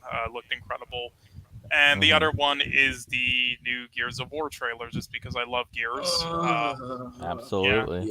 Yeah. I would have said GTA 6 or Professor Layton, but those were technically last year. I will also say there were some great trailers showcased this year, like for Elden Ring, Hogwarts Legacy, Alan Wake 2, and others, but they're not really full games, so I didn't put them on there. But yeah, so I'd say mainly the Gears trailer would be my number 5 or so. Nice. Yes. I'm just checking out this Expedition 33. Yeah. By the way, I'm just excited that you're returning to Gears, Cole. It's gonna be a blast. I played Gears with most of my friends for years, so it's gonna be fun playing that with you. Bro, I will fucking buy you Starlink if I have to, so you can get on with us. I will do what I have to do, so you have the internet to play Gears of War. Yeah, I'll get proper internet eventually. Don't worry. Caitlin, you're muted, by the way. Oh yeah, you done mute. You done. I didn't realize I hit it. There you go. No, I remember you playing Gears with Gus for fucking ever ago. That was my main. Gears and Halo are the games that literally got me into competition gaming. So the big stuff. So yeah, I love it. So with Gears, this is the prequel, right? It's a prequel. Yes, this is before E-Day. Okay. So yeah. So what? Okay, I'm fine with that. So we get to go back to playing, more of the original type characters type thing. Yeah, it's gonna be a darker and grittier.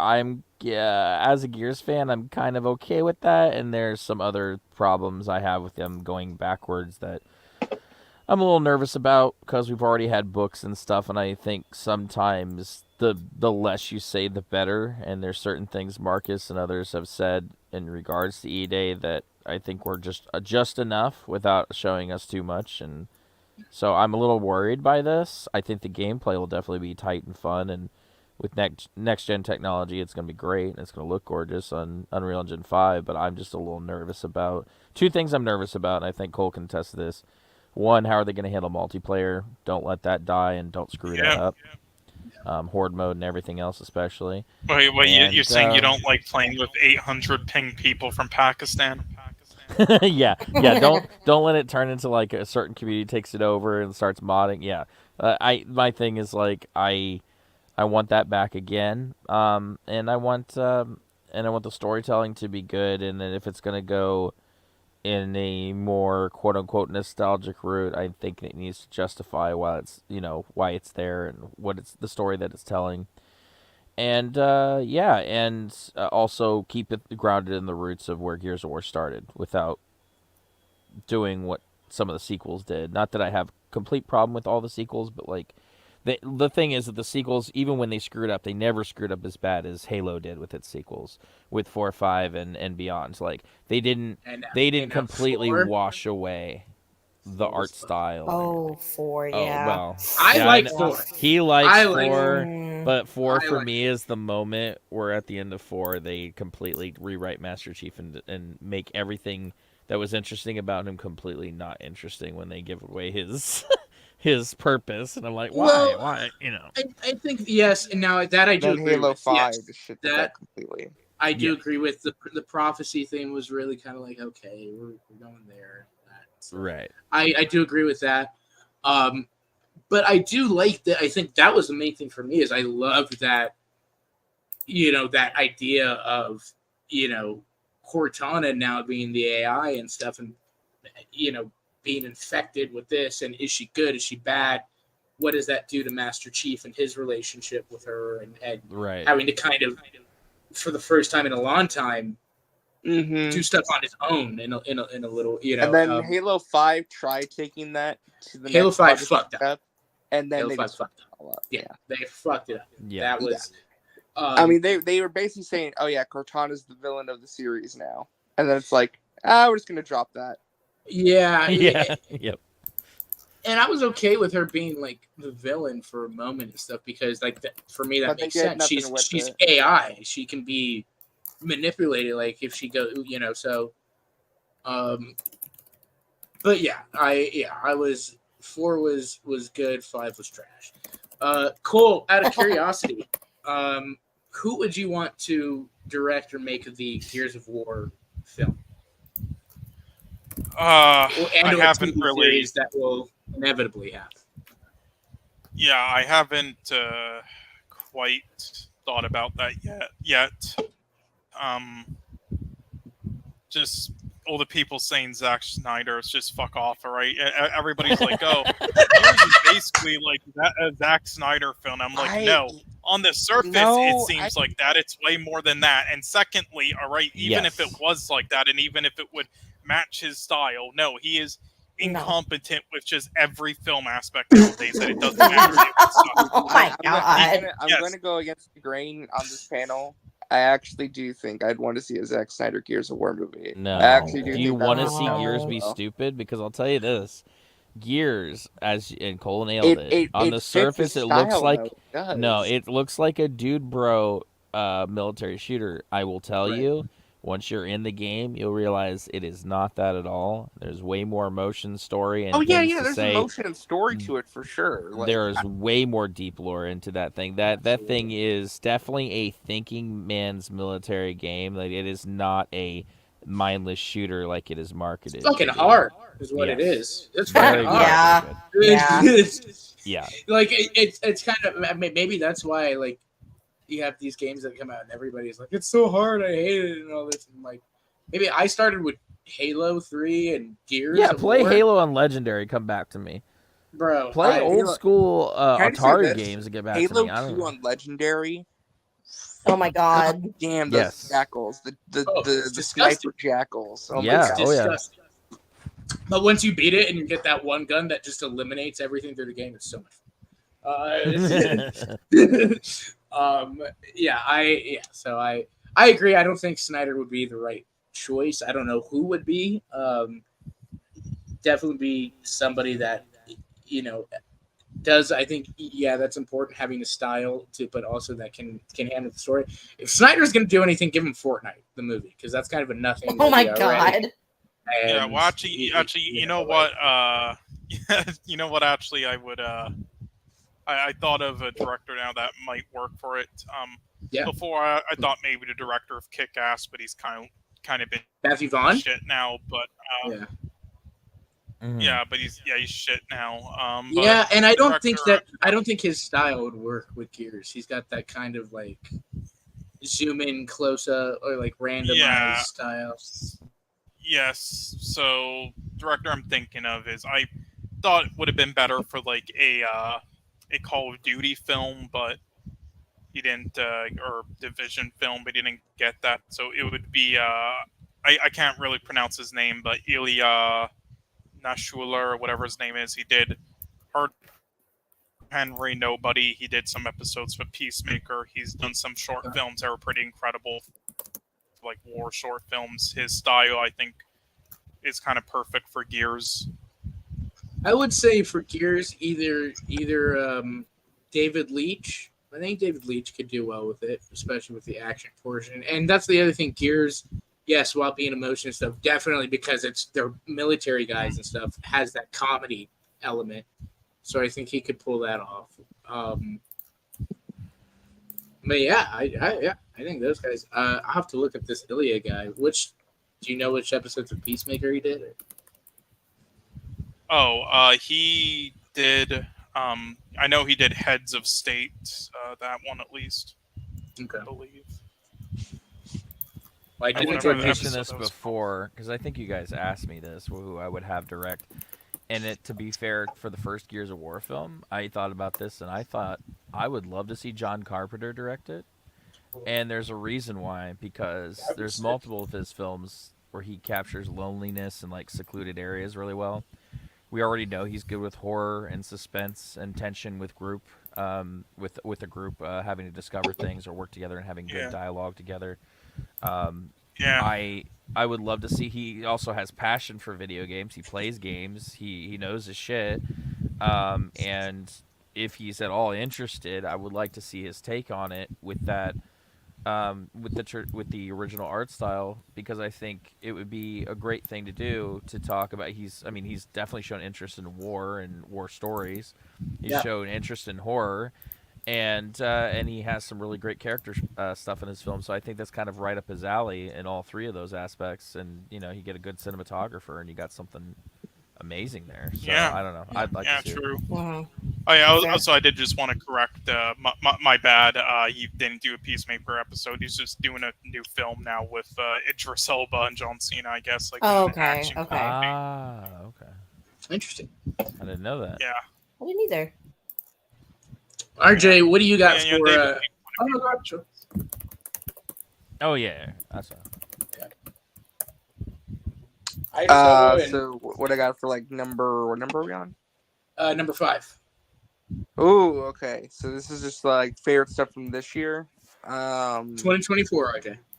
Okay. Yeah. Just making sure, because last time. So the point of this, RJ, was we're at the 6-month mark. We're in July, so halfway through the year. Your favorite things of the year so far? And it can be anything.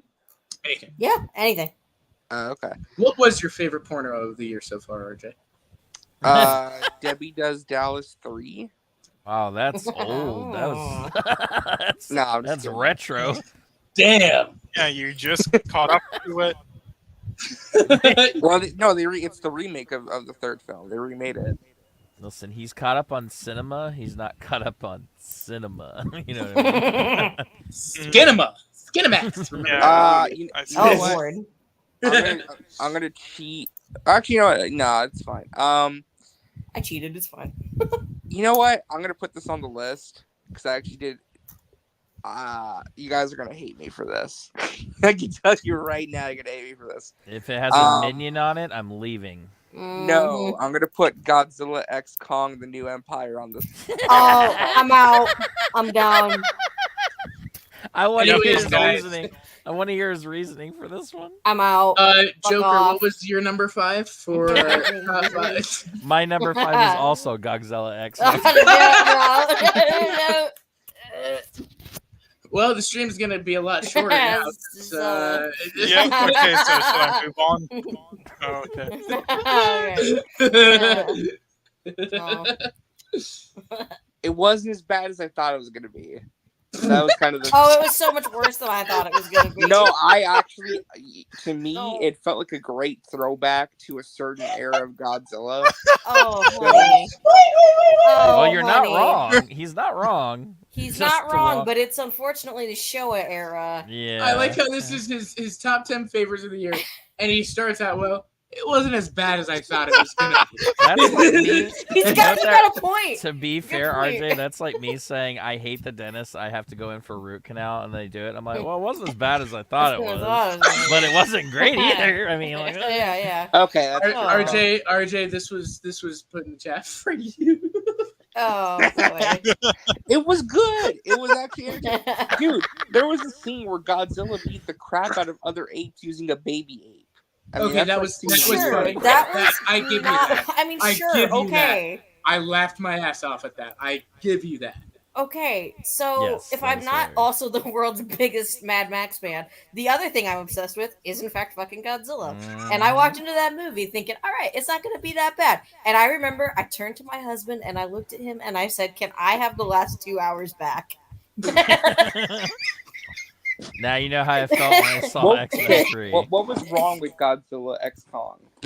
What's wrong with it? What Where fucking do wasn't you- wrong okay, with it? That's a whole nother Where do stream. I The fact that it start? wasn't a Godzilla movie when Godzilla comes first in the fucking title. How about that? But that's been an issue. Well, okay, that is a valid. I do agree, Godzilla. Yeah, that is a problem. Like This that's basically was more of a Kong. this is a Kong sequel. film, Yeah, it was a Kong Yeah. film. and you're marketing it as a Godzilla film, and it's not. To be fair, RJ, that's like them if they marketed Batman v Superman and there was hardly any Batman or Superman. And equally, if there's anything I can give that film credit for, anything, it's that at least there's a pretty much equal amount of time between Batman and Superman storytelling in Batman v Superman. The problem is they're just Batman v Super. They're Batman and Superman that I don't care for from a director I don't like. And not only that, the fact is too with those movies specifically for me is they're on. They need if you want them to be like good at this point, they need to pull like a full on Fast and Furious. They need to know the movie that they're making. In the sense of that, Right, like you have this movie. That's what I appreciate. This movie knows what it is. And I no, think it has doesn't. a lot of No, fun. it does not. No, it doesn't. I feel Because like some- it literally, well, some people it literally goes from Khan beating other apes up with baby Khan, literally toss it to now this ultra serious. The little girl is some like spiritual leader connector. And- you know, it does not know how to balance. Well, I think that itself. I It's think still that was the trying movie. That I think that specific subplot was trying to give something to the human characters, but also trying to add a little bit of heart to the movie. No, we're at where the it has point some of kind of these- emotional hook to We're it. at the It point had in these no heart. movies where how many people have said, "I don't give a shit about the humans" in these 'Cause movies. the problem so is how is do that- you?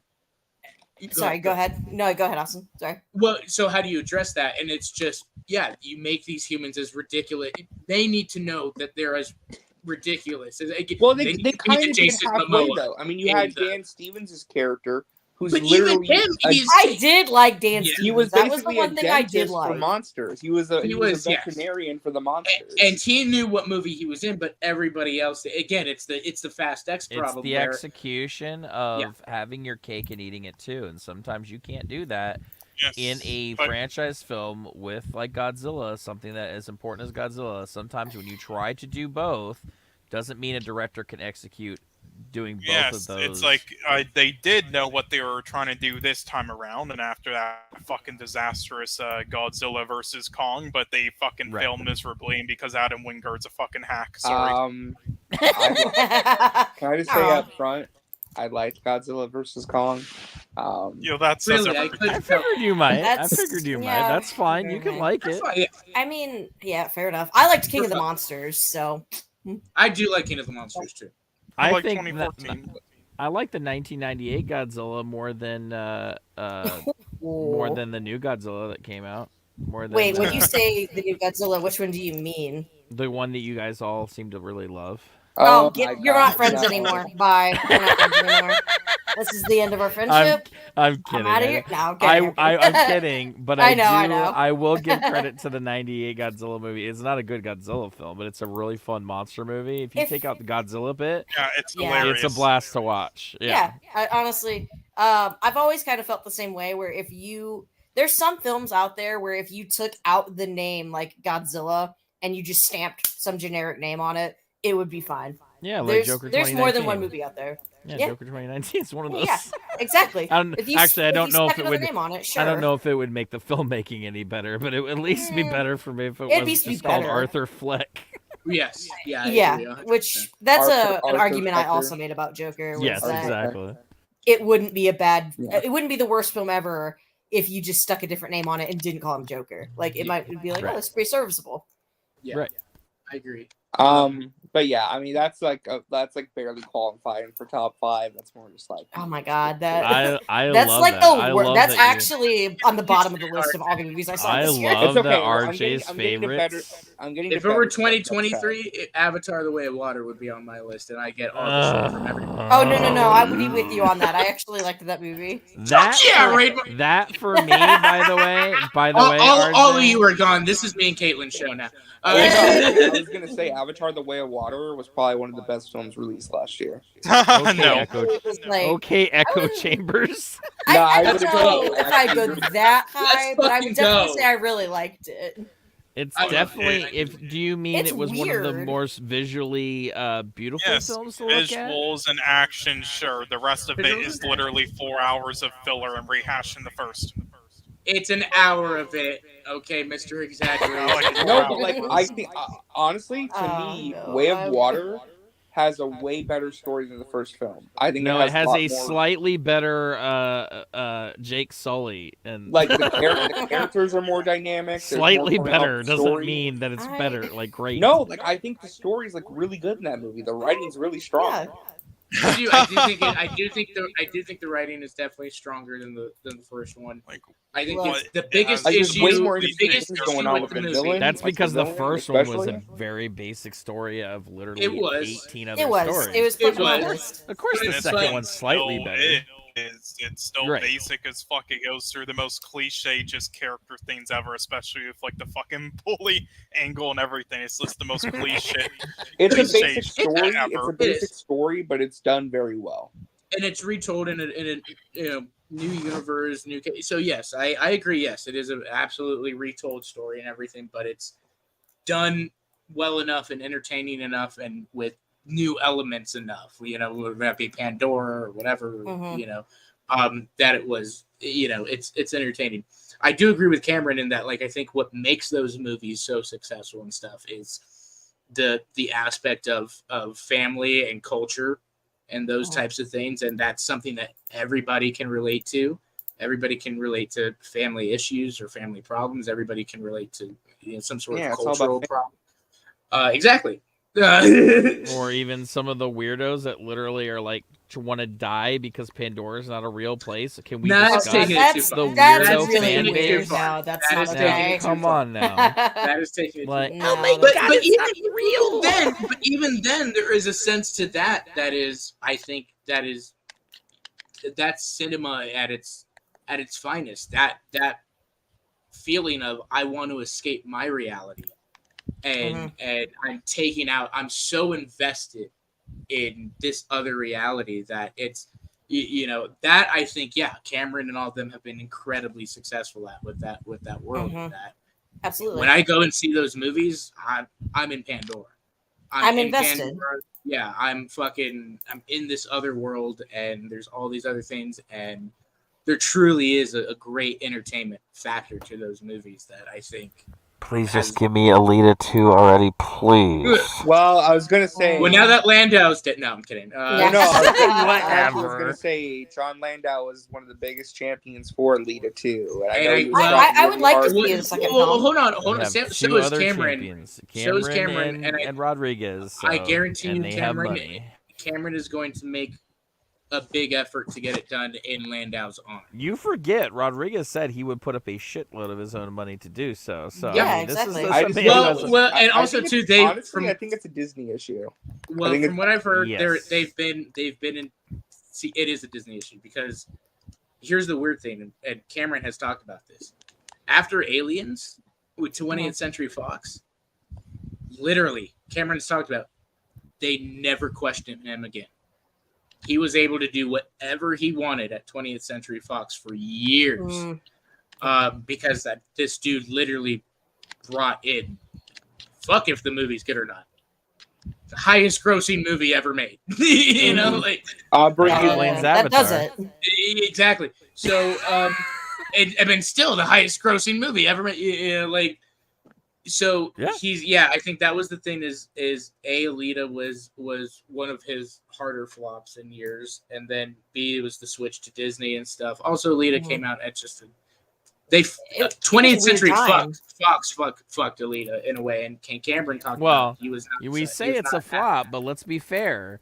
That second, third, fourth week, it increased dramatically for word of mouth. But Blu-ray sales alone were insanity. But the big thing with that, was Cameron has expressed he was pissed at Fox because Fox was the one that moved it to a February date. Yeah. Oh yeah. And we all know February dates. That's where you put February is where movies go to die. Exactly.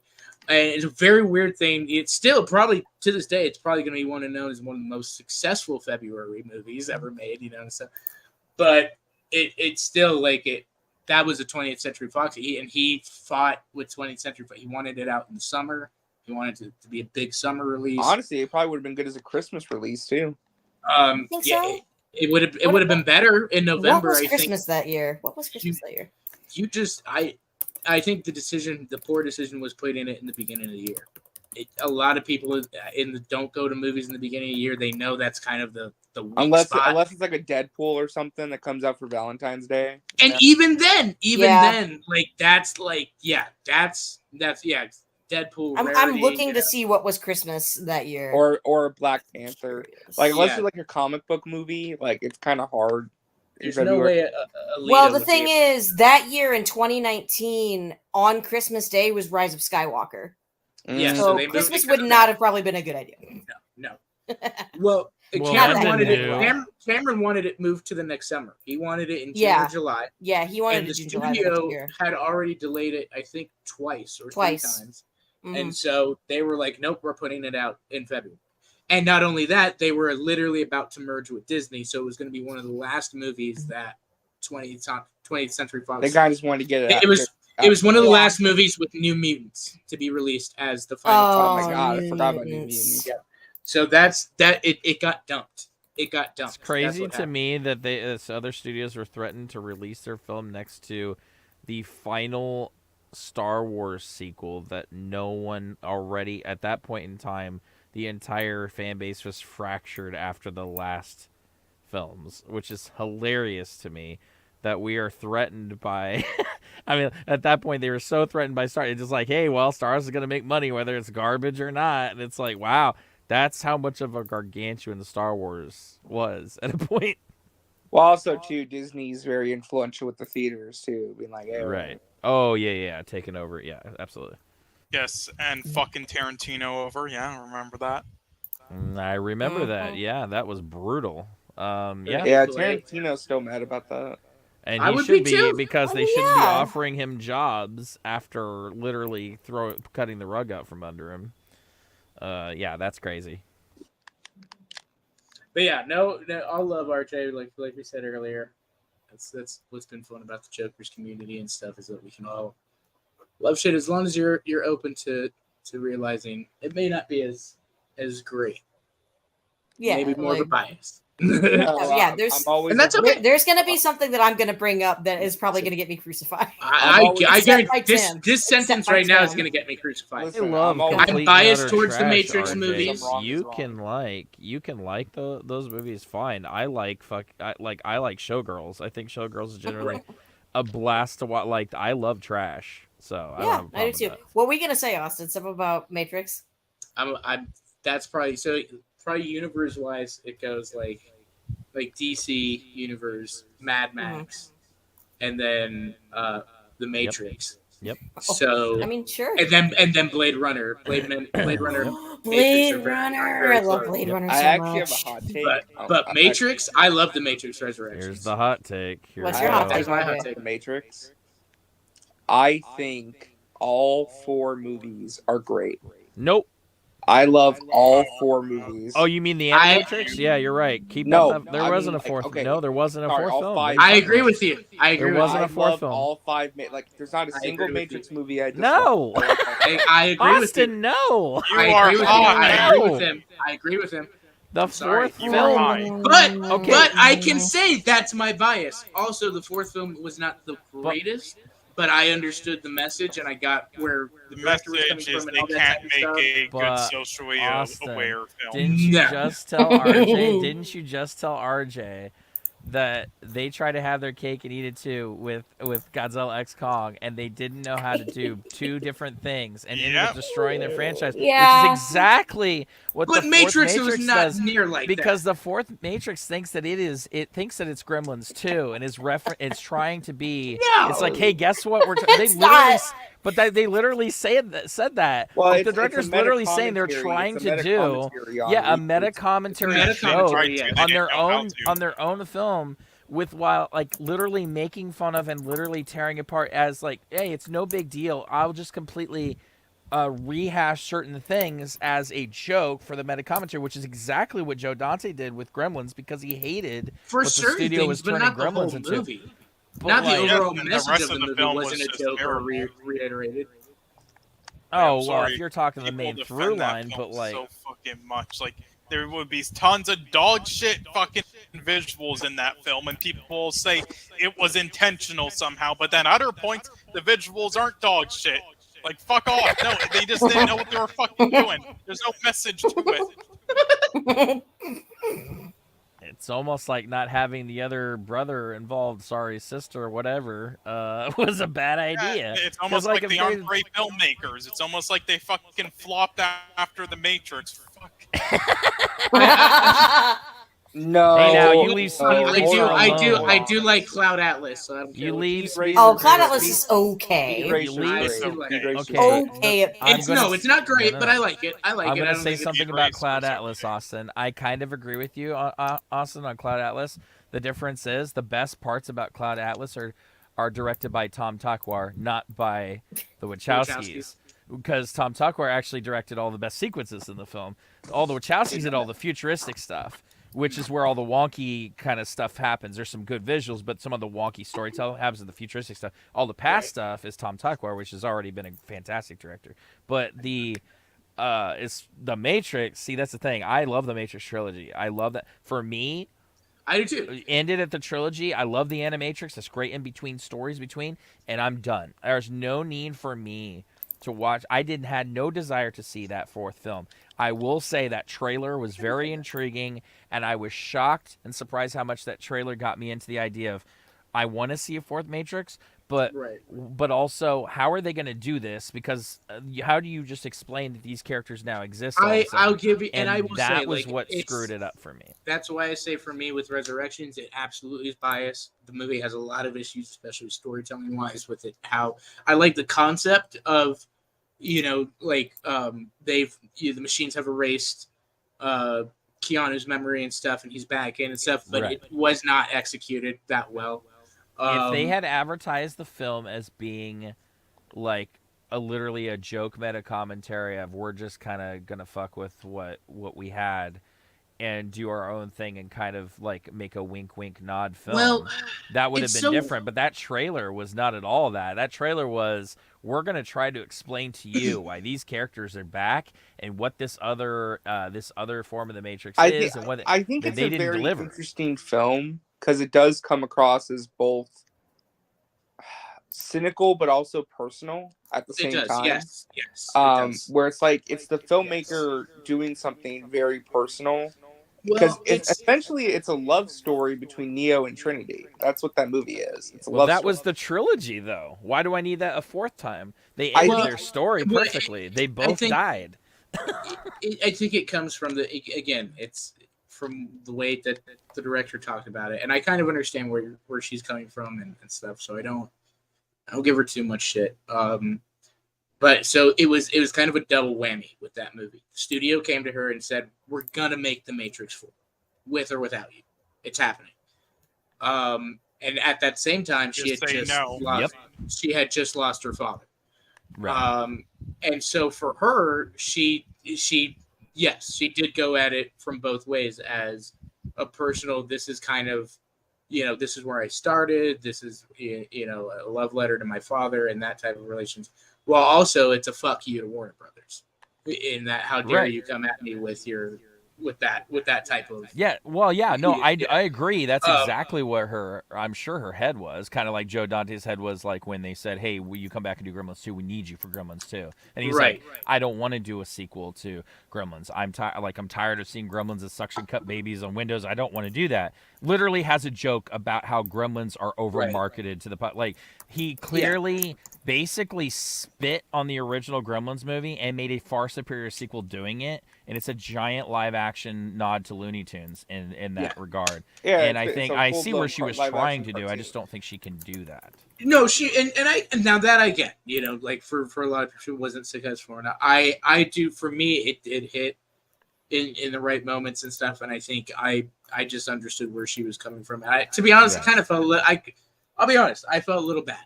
I felt a little bit in that, like, that's incredibly fucked up of Warner Brothers, but I understand the business. Oh yeah, that's and so always it's like WB, unfortunately. Yeah. And so, like, I agree, it's not the best story. It is a rehash of a lot. It's absolutely a rehash of a lot of stuff. But at the same time, I talk about I just love that universe. I absolutely love the universe of the Matrix, and just the idea of we're all fucking, we're all being controlled. It's all this whole thing and stuff. And so that's where I was at, even though it wasn't the best sequel or anything. I was happy to return to the universe and stuff, and that enough was worth it for me. But yeah, I won't argue that it's some masterpiece or anything. But I do like the fourth Matrix. One thing that really bums me out too about it is, like, I love the Neo and Trinity relationship. As far as characters, dang, Caitlin getting maid service real quick. By the way, I'm just got the butler coming in. I asked for a drink and he brought me two. And that's amazing. I was just like, "Can I have a drink?" And he was like, "Yeah, sure. What do you want?" And I was like, "I don't know, whatever you bring me." So he brought me two. So I had to mute myself so I could say thank you. Shout out to the hubby. But yeah, I mean, I love that story between them, and like when I watched the fourth, my thing is like that was a hard thing for me to justify. Is like, why am I going to go see this with the trailer with a relationship, these two people who, if they haven't met in this other form, and I'm sitting here, I'm like, well, wait a minute. The whole thing that got me to buy the end of the third Matrix was the fact that they literally sacrificed their entire love together for the better cause. Mm-hmm. And now that's gone because you're bringing them back together again. And that really hurt the impact of that third film. But also, too, I was like, wow. So that's interesting because I haven't seen it. I never saw it or thought of it in that way. I saw it as that, like, that's still all relevant and stuff, but it's that strong bond, that strong love, and that strong connection will always kind of like Cloud Atlas. It will always come back. It will always. I got a question for y'all. Another world or something. Yeah. Right. What does this have to do with our stream topic? I love the Matrix. I got way into the Matrix. We're changing the stream to why we love the Matrix of 2024. I couldn't help myself because I just started thinking about it, and I was like, wait a minute. I don't give a shit. This has become a Matrix stream. The background just changes to coding, and we all start putting our trench coats and glasses. Yeah. It's all started because of RJ and his love for Godzilla and Kong. God damn you, RJ. RJ brought that up in the Matrix, and it just everything went downhill after that. I'm not even upset. I just paused. It was like, I'm not mad because we're so off topic. I'm not mad because we've held 17 viewers for like the last hour, so I'm like, cool. That's hilarious. They're probably like, these people are going nuts here. They're just like, these guys are the worst. It's all right. I'm not doing it for them. No, I don't care. I just thought it was funny. But all right, Joker, what do you got for number 5? Top 5 favorite. God, I forgot we're only on 5. We're still on 5. Well, no, you're not. But yeah. yeah. So my number 5 is The Dead Don't Hurt, which is the Yes! Viggo Mortensen Western that came out this year, which is technically last year, but only came over here in certain other years.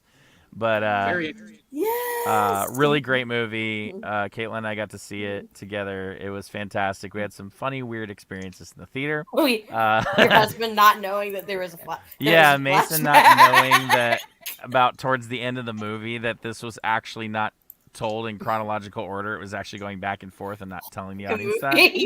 And so at one point in time, he said, "Wait, is that?" He's like, "Whose kid is this? Is this the kid of the other guy?" So this is the same child, but just from. And he's like, "Oh." So yeah, we had a moment like that, which is funny because he watches Tarantino movies, so whatever. We were laughing so hard about that. Laughing really hard at that. I loved The Dead Don't Hurt. Yes, that was great. on my list too. Very slow-paced Western, really well acted. Viggo Mortensen, talk about a man who's still got I got it. a lot of interest in it, because of him, and then that man has been in. God, Joker, you're gonna have to help me out with this. The Lord of the Rings. No. One of my favorite modern day westerns was Viggo and Ed Harris. In, Appaloosa. Appaloosa. Yeah. Appaloosa was so good. Yeah. And that put me on to put Viggo in all the westerns. Yeah, that's Viggo's Doc Holliday moment right there. That's, yeah. No, he's really great with accents and completely. He's one of those. I call him an actor chameleon, which is when he's in costume and he's changing his voice. He physically changes how he walks, how he talks, how he's moving, which is what Heath Ledger did really, really well. Yeah. And there's some of those actors. I feel like a lot of the actors today, they have the star prowess, but none of them really disappear into their role. Yeah. And only Viggo's one I can say is modern day actor is Ryan Gosling. Right. And Ryan's great at doing silent acting. And that is one of the hardest things to do. So if you can do the hardest shit, the other stuff should be pretty simple after that. Yeah. So Viggo knocked the hell out of this, directed the hell out of this film. The movie he wanted to make was the movie that he got, which is he wanted to make a Civil War movie that was not about the Civil War. Right. He wanted to make a Civil War movie that was about what happened back home. Yeah. After they return and why they're gone.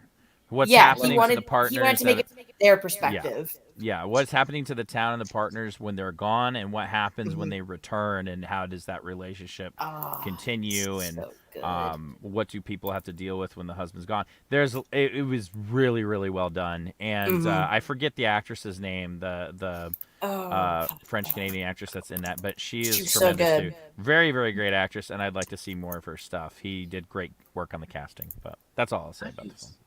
I have gushed enough about it, so I can't wait. I think Viggo again. Appaloosa for me, is westerns is probably one of my favorite genres of all time. I love westerns. Yeah. I'm a big anytime there's a western movie coming out, I'm on that. And Viggo, he's that dude. Yeah. See, we need Austin Briley to move out here because we can literally have Western nights, Caitlin, when we go to theaters and go and watch these movies that are coming out in droves right now. Let's do Tombstone, Unforgiven, and 310 to give a back-to-back. Yeah, okay, absolutely, we can do that. I'll host. It'll be great. Oh my god, I love that. Yeah, big Western fan, so I very much look forward to seeing that one when it's out on VOD. Okay, so for me, for my the best Western though. What? Who? What? Southland Tales. I hope that's on your list too. I remember Southland Tales. So one of my top 5 favorite moments of this year so far, another kind of like Caitlin, kind of personal moment. It's kind of funny. For years and years, I grew up. My grandma was the one that got me into movies and stuff, and so for years we'd watch all the movies, and then we would watch the Oscars, on a Sunday night and stuff. And so that tradition she's gotten older and stuff has kind of stopped, and over the years, and I've had to watch it by myself and make fun of it by myself and get drunk by myself and. But this year was special. Shout out to Cole who facilitated everything. We all got together in a Discord and sat down with a few drinks and some like prediction, whatever you call it, Cole sent us all predictions to choose from and stuff, and so that sounds fun. it was such a blast. It was the most fun that I've had watching the Oscars in years. Really, just a great time, because like turn near the end, right? But I mean, that's the other thing too. Is I have always come at the and that was cool. Like when Cole and I met and started talking, and I realized that Cole's kind of the same way, and like me, is that like we approach the Oscars and not who we want to win, who we think is going to win, and we kind of go based off of like the history. We know a lot of the politics of the Oscars and stuff. Yeah, and so that it was cool to come at it from that approach. Have somebody else that like knew all that history too, and to do that, and so it was just really a blast. And then yes, it ended with a. So for those of you that don't know, Joker had been rooting for what's her name, Cole? The girl from Killers, Lily Gladstone. Yeah. He had been rooting for Lily Gladstone for Best Actress for the night.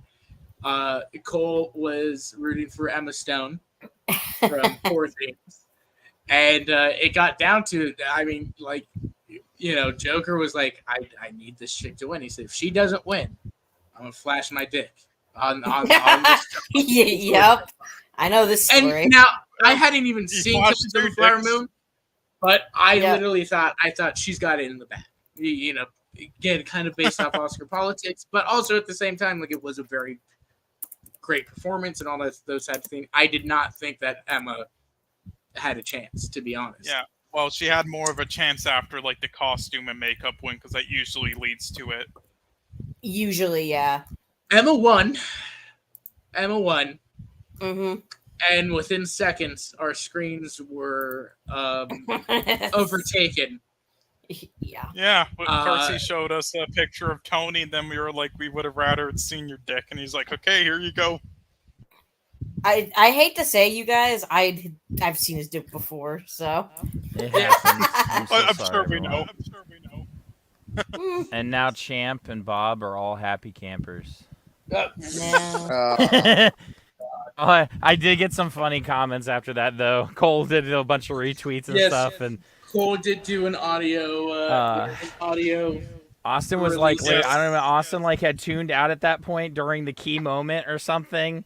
I was in shock. Yeah, he was. Oh yeah, that's right. He's in shock. I was legit in shock. Yeah, all I got was I got him, and then I got a message, I think, from like a few of my friends said, "Nice dick, bro," and I laughed my ass off, and then I went to bed. And the next thing I know, Cole's got it on Twitter. And he went to bed and left us with the trauma to deal with. Right, exactly, the trauma of everything. Yeah, I recorded the audio from it from the whole night. I sent that clip on Twitter to one of my friends. He did Oscar things each year with YouTuber like YMS, and I said, okay, you're going to have to top this next year. Unfortunately, I guess he can't because he's dead now, so that's sad. Yeah. Sadly, that's not gonna. But that's the thing too, is I had a blast doing that, and I can't wait to see what happens next year. Oh, I want in next year. Absolutely. Oh, you'll be absolutely. Yay. Caitlin's gonna be the one that flashes you this time, guys. Oh, absolutely. Yeah, you're gonna. I'll be the one that flashes. If Zendaya wins like Best Actress, I'll do it. Okay. Yeah, but you liked her in Challengers, right? All right, so now I know to literally go and pay every member of the Academy to. Jesus. That's hilarious. Yeah, I mean, I already made a bet saying that if she gets a supporting actress 1-2 for Doom Part 2, then I'll do it. And I know that's not happening. That's why I did it. I hope it happens. You to be fair, Cole, I remember you making that bet. You told me. Now here's the thing. I didn't think Suicide Squad was going to get an Oscar, and it did. So it did. Now it did for makeup. Yeah, sadly. I knew that was happening. Sadly. Yeah, I figured as much too, honestly, So on that whenever one. you say David Ayer's Suicide Squad, you have to do the asterisks of David Ayer's Academy Award-winning film. Kill me. Oh, God. It couldn't have been Fury or anything else Not but Fury, that film. not Training Day. Right. Not End of Watch. It's got to be Right. Suicide Squad. Mhm. That's amazing. That's disgusting. Oh yeah, so that's one of my top. I would be right back. Yeah, you took it off my list, but yeah. Oh, did I? I did. Oh, jeez. Okay. That's hilarious. Alrighty, and that brings us to number 6, Caitlin. Woo! What do you number got? 6. Number 6 is a movie I hope to never watch again, and that's Civil War. I love that movie. I hope to never watch it again because I cried from the opening credits to the end credits. No joke. She went through a literal war in her mind. I don't know. I thought the perspective of that movie, it wasn't what everyone expected it to be. I think the marketing was admittedly I don't know if I would say deceptive, but no, it just didn't tell you a lot about it. Yeah, people thought it was going to be one movie and it was another. Right. But which is why leftists and right people are so upset because they're like, it's not more right, it's not more left, and you know. Yeah, like, I'm sure. And this is, I'm a big fan of Bill Maher, and his criticism of that movie is dumb as fuck. Right. I mean, they did a poll, I believe, where they asked people that went to go see it, like, what political leaning were you? And it was split down the middle. So, I mean, that really didn't have an effect. Yeah, but the thing about it is that I loved how it was from different perspectives and how, you know, you have the innocent one that doesn't understand what war is and, like, learning, you know, oh my God, I'm in over my head. You have the guy who's just kind of in it because he wants to be famous. He wants to be the guy that, you know, meets the president. And then you have the one who is hardened externally, but internally, like, actually really cares and wants to show people what war really is. And that's why she's there. Right. And, oh my God, There's just a lot. I genuinely cried, like, the whole fucking movie. So I'm not going to lie, Caitlin, you stole my number 1.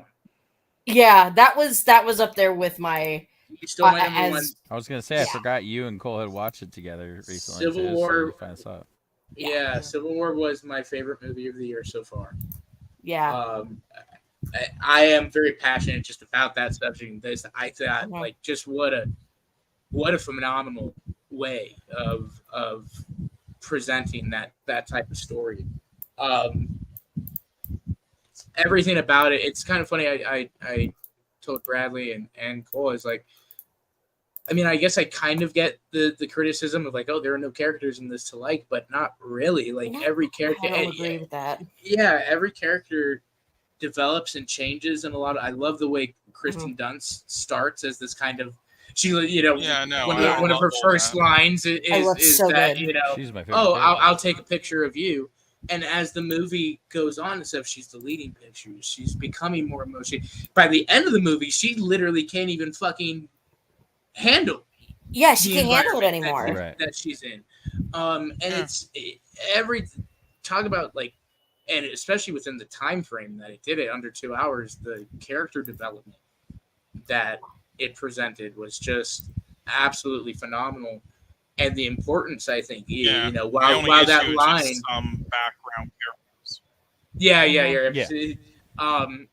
But you know, the importance of that line, in a sense of that, like, yeah, if it were you, I'd take a picture of you, you know, and the importance of that job of that.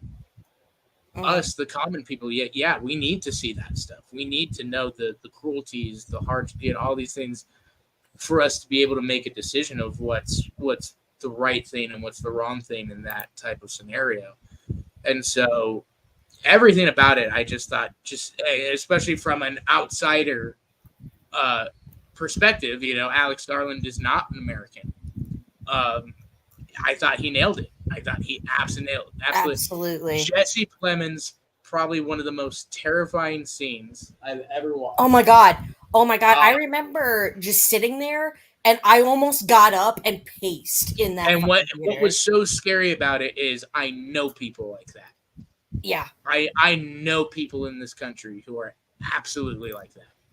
Yeah. and they believe that's patriotism, and it's just I mean, We like to call everything about those blind cult-like, mimes, which is that we've talked about this before. We talked about this with Pickle, which is like, on both sides you have these people that are like so blind to their, especially to the U.S., to this country. It's like that we always did everything right, no matter what. We're gonna continue to like. You're telling me we had no flaws whatsoever. We didn't do anything wrong. Like that. We have to go back to the old ways, and that's doing everything right now. Like it's insane. Like no criticism to what they do, and then this biased perspective, and it's nice to see a movie tackle that from both sides. And like you said, Alex Garland not being American, I think sometimes from a filmmaker perspective, sometimes it takes a non-American person to hold up mirror to society without being too preachy.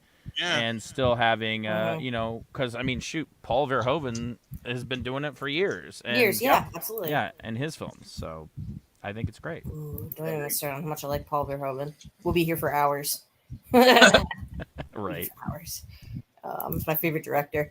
Yeah. Well, I agree with that one on Civil War. Cole, what do you got for number 5? Oof. Yeah. Let me pull up my list. Also, I think it's number 6 for me now. Yeah, it's number 6. Oh, number 6, as I said. Yeah, right. But yeah, like I said, number 6. You guys weren't listening. Jesus.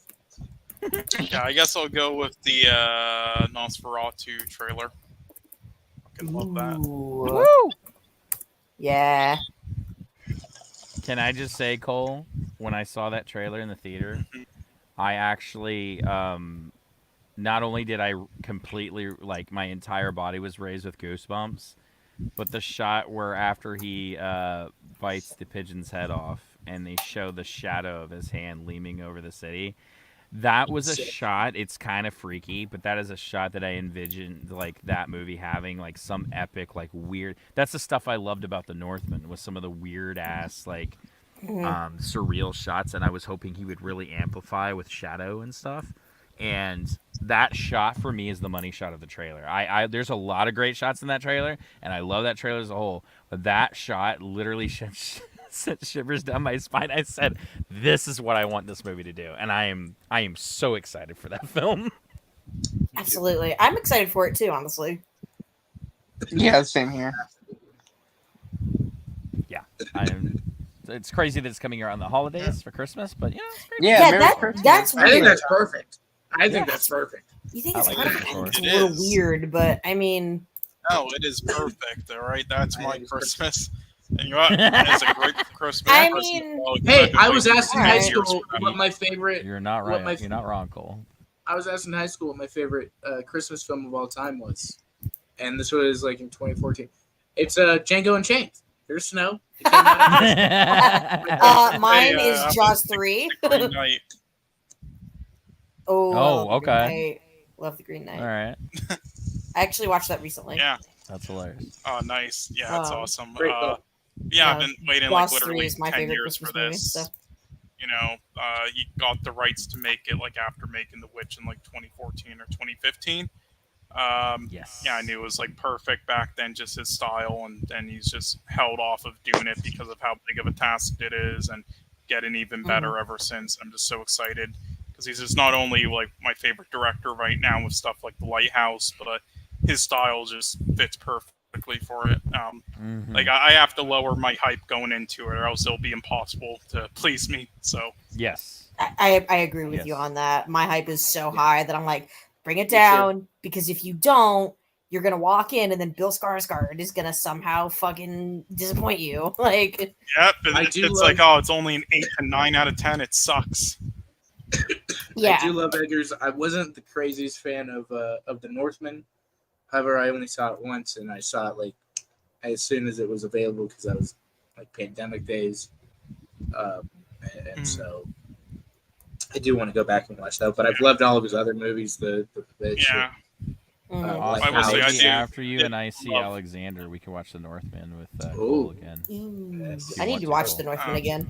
Yeah. I would love to. I would. Yeah. Yeah, I will wouldn't say, mind at all. I do love it, but I will say though, he did have conflict with the studio with many things he wanted to do with it with that one, and especially since Perfect World is like one of the worst studios out there, so he did have some of those issues. So you can understand. That's why I he didn't think like he's it as happy he's sticking with A24 with Nosferatu, because that's where all much. the It's other not movies were. A24. Is it not A24 Nosferatu? Nope, it is Oh, the Focus. wonderful. No, it's Yeah, Focus. it's Focus.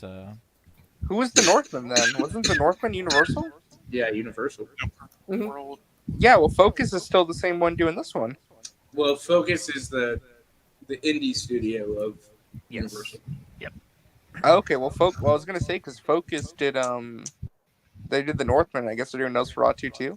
It's like doing Fox versus Fox Searchlight. You know what I mean? Like, Yeah.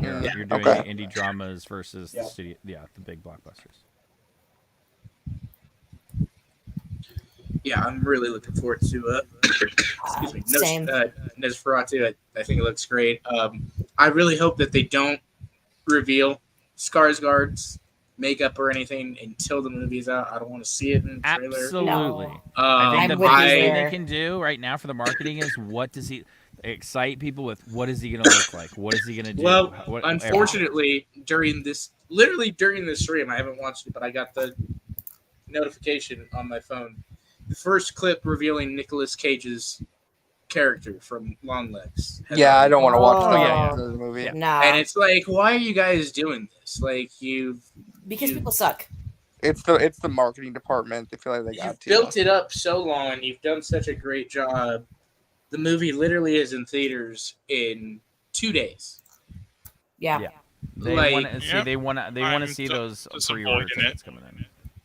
Yes. Yeah. Oh, absolutely. I'm avoiding. I'm not watching that at all. Oh way. no, I avoid all kinds of stuff before. Like I actually haven't even watched the Nosferatu trailer because that's how committed I am. I still haven't to seen a seeing full Longlegs trailer, and I haven't incredibly either. excited for it. I first also know I will not trailer see is long genuinely- legs, so Yeah, she's not gonna watch it, but the I'm not first gonna watch trailer, Longlegs. the first trailer, It'll to be stress me out too fair, much. is perfect because that's a great example of showing you so much to make you intrigued, but not telling you anything about what it's about.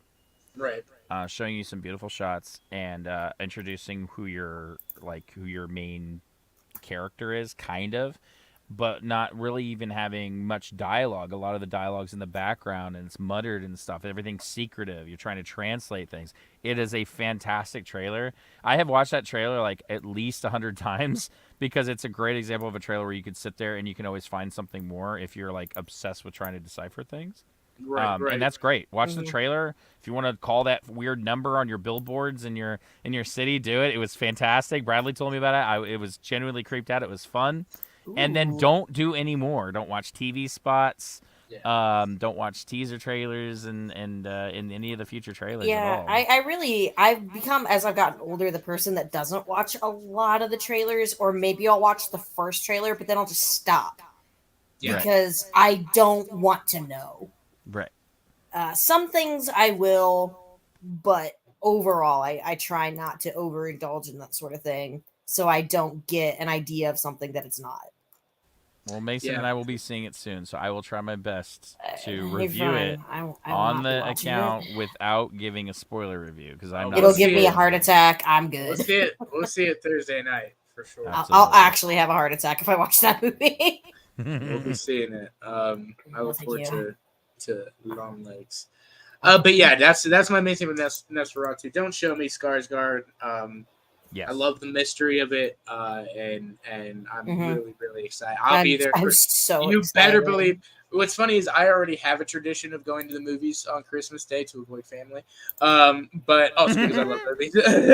and so yes, I saw Django on Christmas Day. I saw Wolf of Wall Street on Christmas Day. I see all the big movies on Christmas Day, so I will be there in theaters. I don't know if I'll see it Christmas, but I might go see it maybe the day after, just because I don't want to go on Christmas. Right. Yeah, But we'll I'll see. We'll see. It'll more than likely release on Christmas Eve, and so I'll go see it. Yeah, that's true. Either way, I'll I'll be there, and then I'll Cole, scream. would you say that's your most anticipated film for the end of the year, or is there another one that succeeds that? Like Gladiator 2. Yes, just my internet's lagging out. No, you're fine. Oh, sorry. Is it better now? Is my internet good? Yeah, I can hear you. Yeah, you're fine. Yeah, you're fine. You're fine. Well, yeah, sorry. Yeah, it's definitely my most anticipated, just because favorite director and everything. I've been waiting for it for so long. But there's definitely others I'm super anticipated for. Like, I'm hearing a lot of amazing things about the new Sean Baker film, and I loved his others. I think it might be a masterpiece. We'll see. Oh yeah, I do want to see. Yeah. Absolutely, that's up there. Especially that shot here in Vegas, so I definitely want to see that. And also, I believe The Substance is what it's called. That's one of my most anticipated. I love Substance. What's that? Yes. It's with Demi Moore. It's Cronenberg. Am I correct? Is it Cronenberg? I'm looking it up right now. It is a Cronenberg, from what I heard. Oh, yeah. Okay. One of the Cronenbergs. I don't know if it's the Yes. Cronenberg. Okay. Yeah, this looks interesting. Yeah, it won a couple of awards at the Cannes Film Festival. Mm-hmm. And so it's it's well, up no, there. it's by the director who did that revenge film. Oh, okay. It looks. Yeah, I thought so. Good. I won't lie. It is. All I know is it's a body horror. It is a body horror film. Okay. Oh, is it? Okay. Yes. I'm fine with that. That could, And also Demi Moore's performance was like rave, and I haven't seen a good Demi Moore. I root for her. I like Demi Moore, so I look forward to it. Right. Can't wait for that G.I. Joe or G.I. Jane 2. Oh with God. Jada Pinkett Smith. Jada Pinkett. Hey man. She can't smack me from here, so I can say that joke. RJ, number 6 for you. What do you got? Yes. I do have to do a lightning round because I do got a dip because something came up, but I will go through these quickly before I go. Number 6 for me would be, so let's say, I have to count. Yeah, I'm not champ, I promise. I'm just making sure. 7, 8. Damn. Okay, so that's 5 things I got to say. Okay, just making sure. Number 6 for me, I'd probably say Kingdom of the Planet of the Apes. I really enjoyed that movie. Yeah, loved it. Not as much as Dawn. Still think Dawn's the best of these new movies, but I think it came pretty close to it. Number 7 for me, The Fall Guy. Really enjoyed The Fall Guy. Liked it a lot. I think it's fun. It wasn't the best movie of the year, but I thought it was really good. Deserved a lot better, for sure. Number 8 is Furiosa. We talked about it a little bit earlier, but Furiosa to me, excellent movie. Not nearly as good as Fury Road, but it's really good. It's a really solid, really good movie. Right. Number 9. All right, here we go. I'll stay low for this one because I don't get roasted for this. Inside Out 2. I think it's actually right now probably my second favorite movie of the year so far. Not my favorite, but it's like second. I really enjoyed the movie, probably just as good as the first one. I really liked it. I thought it was a good return to form for Pixar. Inside Out. Oh. Yes, Inside Out 2. It literally sounded like you said infidel. Infidel, yeah. Oh, no. Yeah. That's why I was so confused. That's I a didn't different hear what Disney you movie. said. I was like, what did you just say? Like, completely misheard you. That's a completely different Disney movie, guys. I was like, Yeah, there's a Disney movie called Infidel. I'd be a little concerned. So I was like, what? Hey, Inside Out so 2 is confused. good. I did not hear you correctly. No, Inside Out 2 is It's all fine. good. Yeah, I really enjoyed it. I know that's probably not going to make most people's list, but I really liked Inside Out 2. Well, to be fair, Inside Out 1 wasn't a bad film either. I don't think there's many people that are going to hate on that film. I'm actually, I really enjoyed that first film, so yeah. Yeah. And then stereotypically, I know it's the easy choice, but it is my favorite movie of the year so far. It's Dune Part 2. I mean, there's not much else that's been said about that like I could add to it, but it's a really great movie in my opinion. I think Denis knocked it out of the park. It really builds upon the first film in the world in a really interesting way and really excellent ways for the most part. And it's just the kind of movie that like you like going to the movies to go see. A sweeping grand epic. You got acting butts off. You got great action, great visuals, great storytelling. I really like Dune Part 2. So, yeah. Yeah, it's definitely my top 10. There's nothing wrong with it. I mean, it was good. Yeah. It's my top 10 for sure. So that's my rapid fire. I'll let y'all do your thing, and I'll catch you guys later. Heck yeah, man. Thanks for coming Thanks on. I for appreciate joining it. Yeah. All right, see you guys. Peace Have a out, good man. one, man. Alrighty, that brings us to Joker. Oh, What do you got for your number 6? God. So the next one is I just wrote down my X trilogy experience with my husband. And let me tell you what a ride this has been. I mildly enjoyed X when it came out. Loved Pearl. And then Mason's like, I really want to see these. I'm like, finally, we're going to watch them together. So I watched them. I've had them on digital for a while. So we watch X, and wow, what an experience it was. It was seeing it through another person's eyes, but also seeing it again, which I had. This is only the second time I've seen it because I never went back to X. I really, really, really enjoyed it, even more so the second time, and Pearl even more so the second time as well. Well, of course, I had seen Pearl multiple times after that.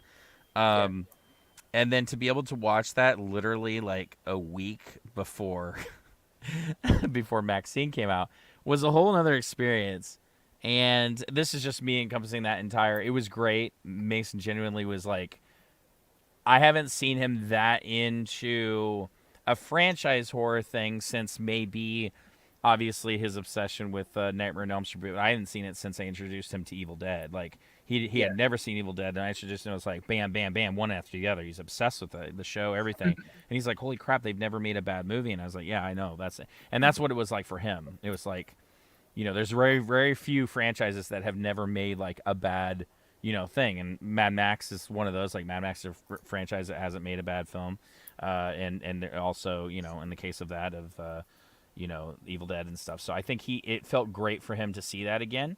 And also now that he's been exposed more to more films and cinema as a whole, that he wasn't when he was a kid, besides just Disney movies, now he's starting to pick up on like all the little subtle nuances of things, why performances are being overly performed here in Pearl, and what this is a reference to Wizard of Oz, but also mixed with a little bit of references of these types of iconic films and this style and these subgenres, with you know, each chapter being drastically different in particular times of Hollywood. And he really enjoyed it. I think he enjoyed it. If he had watched that before we had watched all this stuff, a lot of it to him would have been just like whatever, you know what I mean? Yeah. But it's because of those little moments. That's what makes that trilogy so great, is Ty West's knowledge of Hollywood, but at the same time, especially when you get to Maxine, being willing to criticize Hollywood for being the reason why the artist dies and other things. There is some crazy shit in Maxine that I am shocked Ty West was allowed to even put out there, let alone. There's some stuff I was like genuinely surprised by. By the end of the end of that journey, I was pleasantly surprised and happy. Now there are some things I can totally understand why people be split with the ending of Maxine.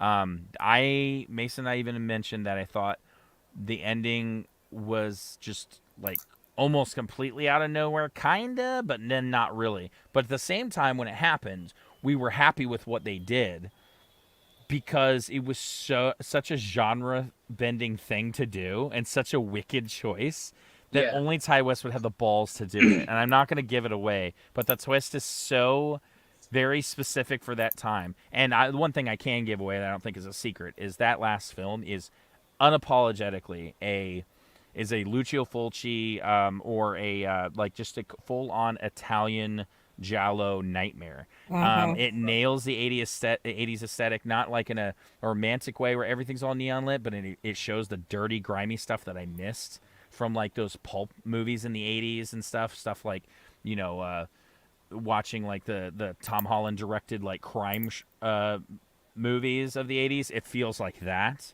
Yeah. Mixed with giallo. It is very, very well done. And let me just say, to kind of squeeze this in for the my praise on this experience, Mia Goth's performance, holy shit. Yeah. This woman should have already, let alone needs some kind of Oscar recognition for this. Is it bad that I'm more interested in the Blade movie because of her than right? Mahershala No, Ali? I'm with you on that actually. So you know the Fucking scene, Blade and I know a lot of movie. people reference this. There's the scene in Pearl where she stares in the camera and she just has that meltdown, right? Yeah. Wonderful. Holy shit, her acting in that. If you thought that was tremendous to watch, there is a sequence where she's at an audition in this film.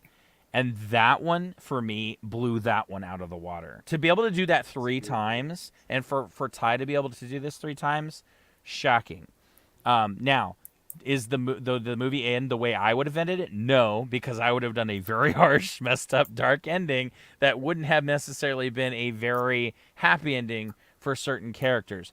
But but on that, just knowing that little negative, it didn't deter me enough that I would never want to see it again, like some films do. Yeah. So for me, it's definitely a 9 out of 10 film. So the experience was great. It was great to see it again, and it's it was refreshing. It didn't feel. I normally don't like this whole last girl standing horror trope that's been going on for a while, which is why I find Evil Dead so refreshing.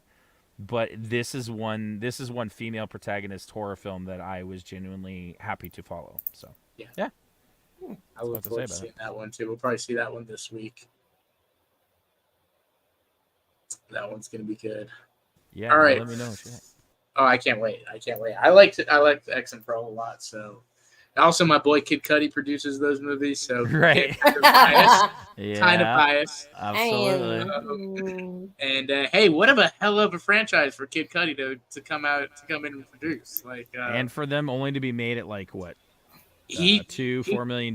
Yeah, they're pretty low budget. He retweeted today because Martin Scorsese has been coming out and is like, this franchise is phenomenal. He's just like, this isn't. I can't even believe this. Well, that's right up Scorsese's alley too. It's literally every genre he's ever liked, plus, the time that he was making some of his biggest cinema in that 80s time. Yeah, so he would be very happy to see something like that. Yeah. Okay, so for me, my number 6. Which one do I choose here? My number 6, I'm gonna go with.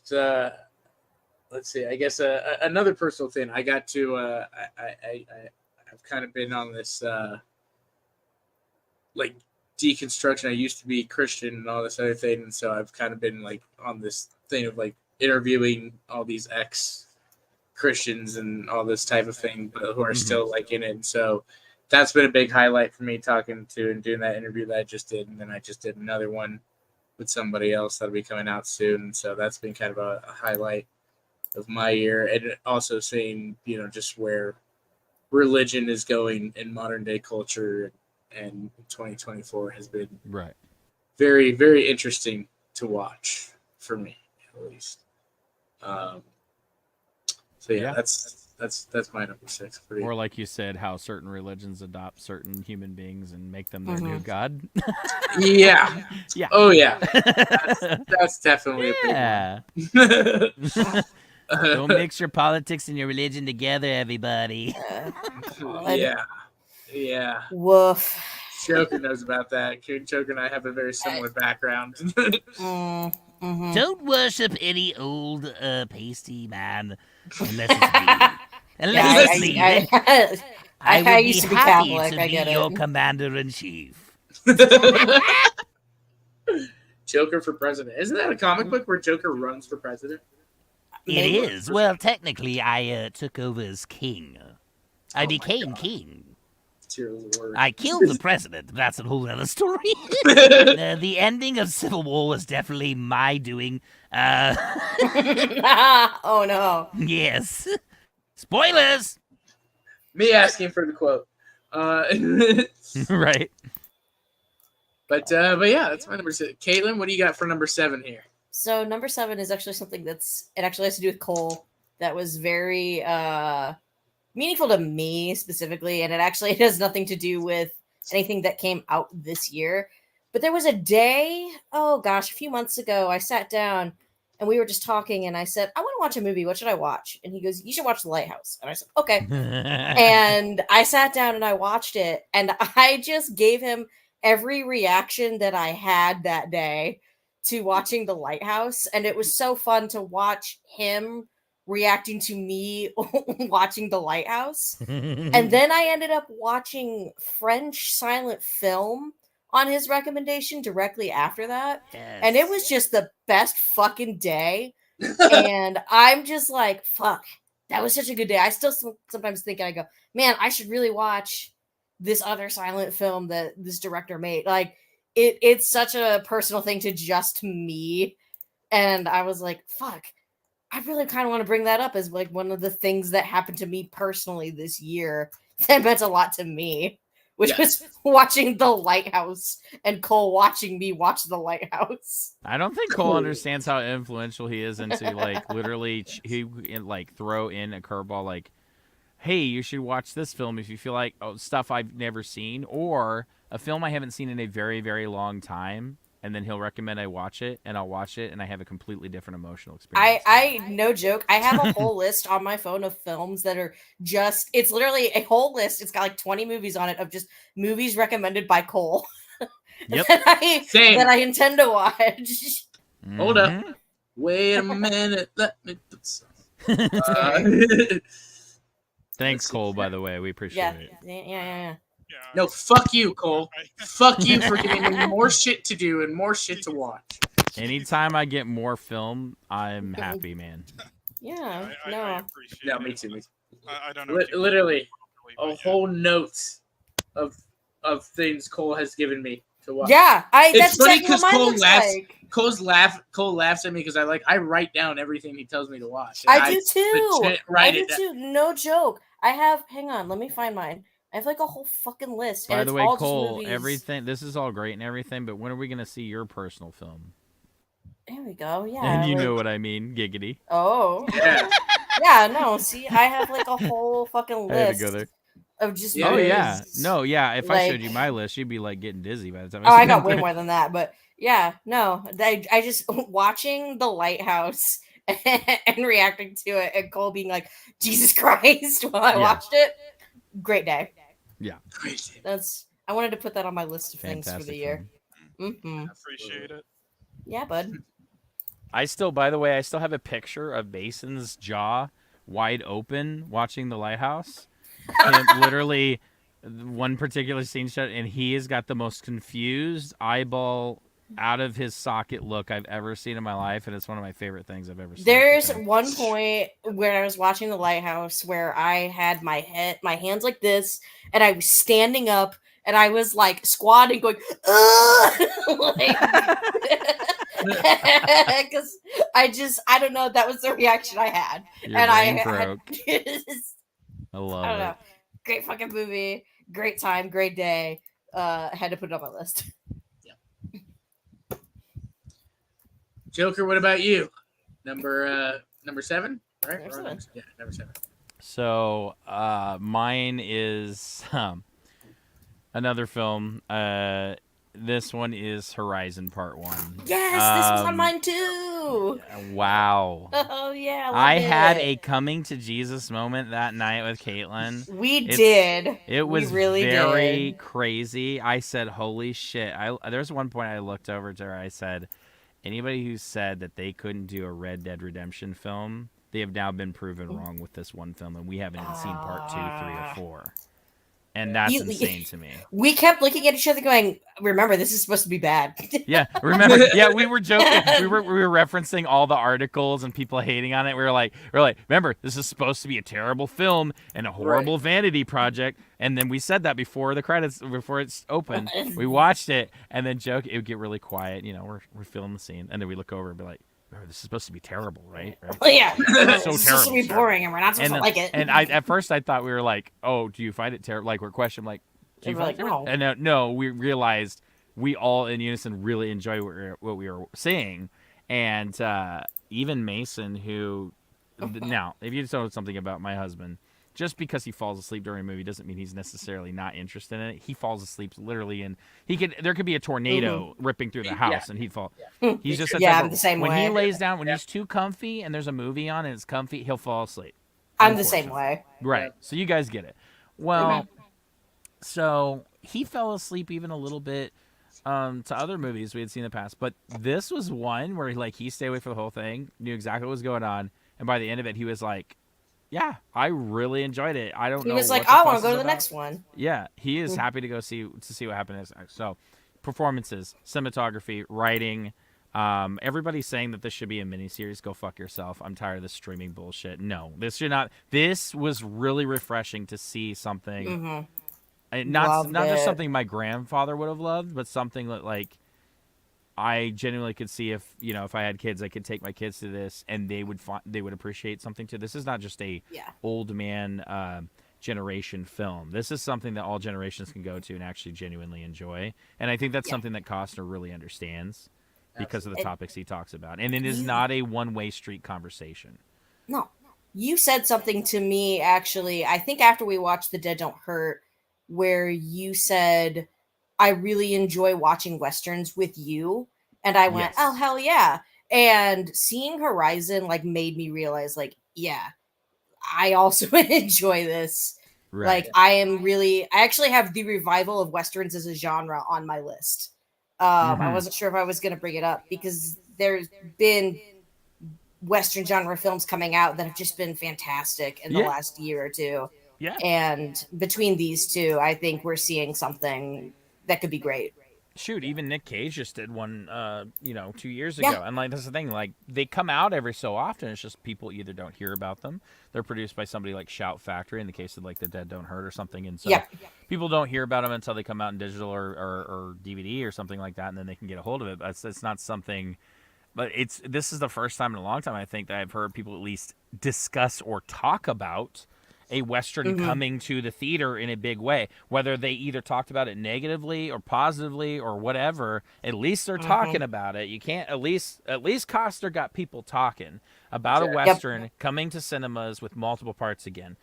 And I think really his whole impact and his purpose was to do that, was to get people to be interested, go see it, not be bothered by the idea, the commercialization of it being on streaming services and stuff, and putting it into a miniseries and giving them a theatrical experience. And I tried really hard after the movie to find something I disliked or something I didn't like about the film or something that drug it down.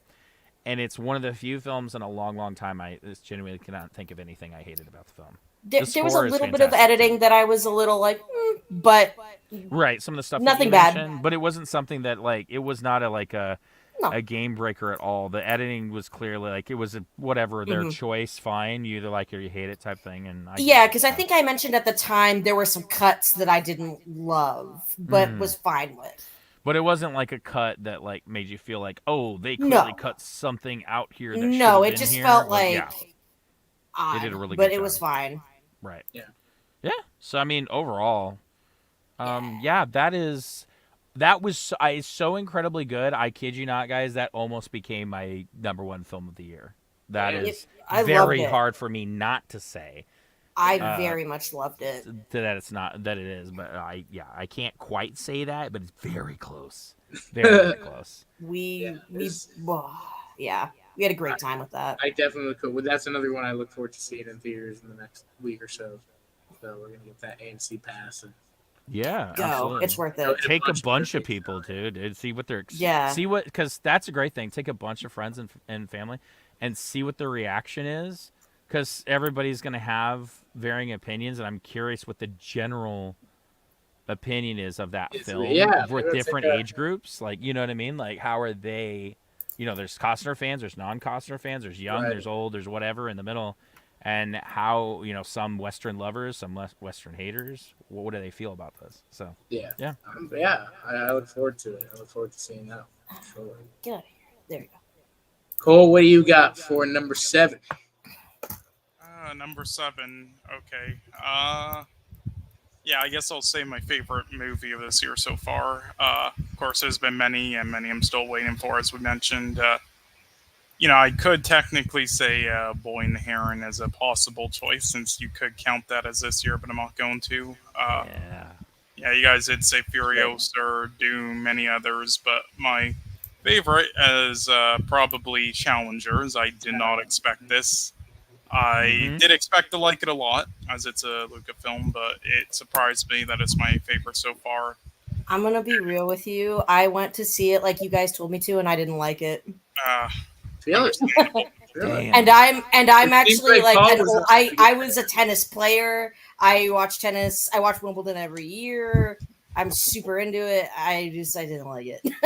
I'm so sorry. That's understandable. And honestly, when you're super into something like that, it's sometimes hard to like please you. Like that happened a bit with the Iron Claw for me, since I know all the ins and outs of that story. But yeah, that's fair. That was my favorite film last year.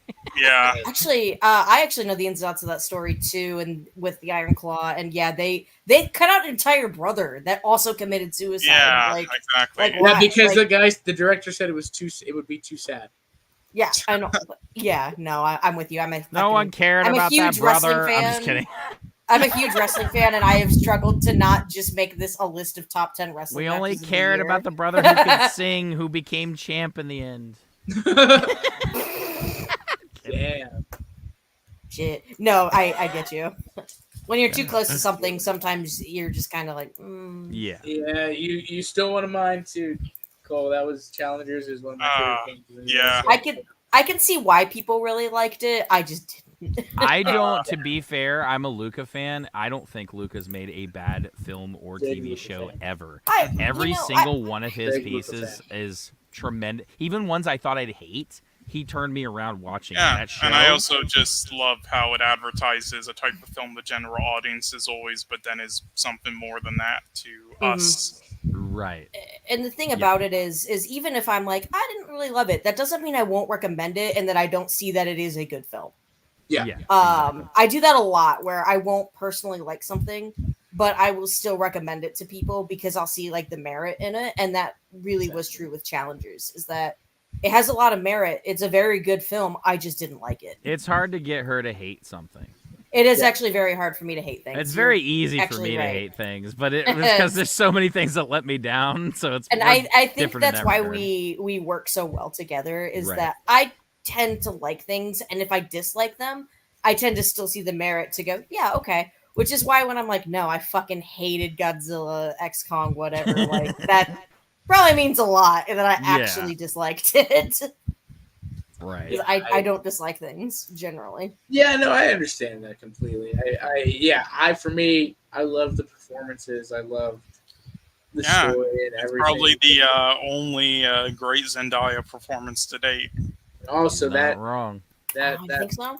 That Mike faced or whatever. I don't know. You'll have to ask Tom Holland how her performance is. I mean, wait, what? Ooh, damn. And I will never work with Tom Holland now. Ta-da!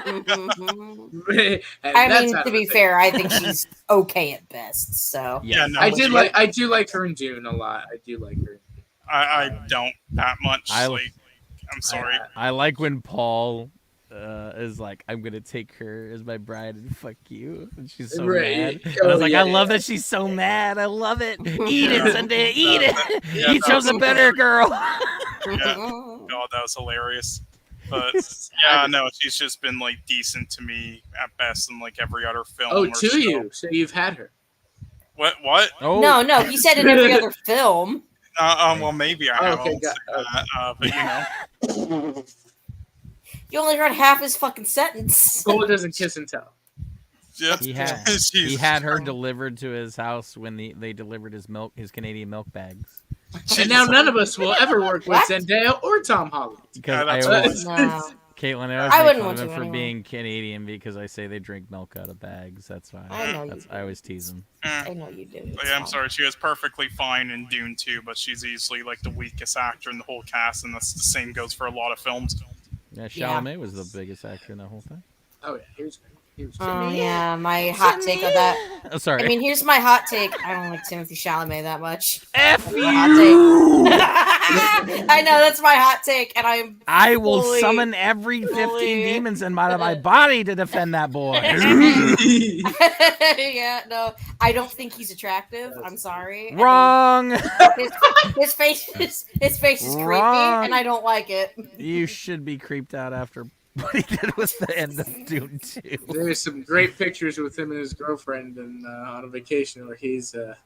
Yeah. Anyways, I'll take Wonka's Willy any day. No, sorry. He's not a bad actor by any means. He is not. He is a fantastic actor. I just think he's Cole and I have a fine. theory He's on good, this. but A lot of people that criticize Timothée Chalamet on his acting, quote unquote, that they say on Twitter, when they say he sucks as an actor, you find out it's because they're bitter because he's actually good looking, or they don't trust he a good looking suck kid. by any means. A good looking kid can't act, which is what they did with Leo. They did the same thing to Leo, and Leo literally had to change himself physically because he's like, they see me as a pretty boy, but I've been working my ass off in Hollywood for years. Brad Pitt too.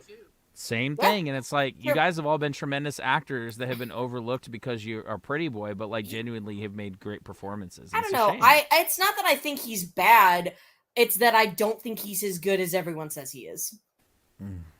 How dare you? How dare you? I know that's my hot take. If Mason but and that's I were not fine. married, he would have been my second husband. How dare you? It's fine. I know. I'm and I running know my that I'm fingers wrong, through his hair and now. I accept what? that. I accept that I'm incorrect on this. Cole, this is, listen, out of all the things that have truly broken my heart this year, her saying this to me is the worst. Yeah. Oh my god. Look, I will never say, intended to yeah, I tell don't think he's one of the best actors in Hollywood right now or anything, but he has been at least like great in each role to date. I would say he's good in each role. I wouldn't say he's even bad. Cole, would I you don't think would he's you sleep bad. with him?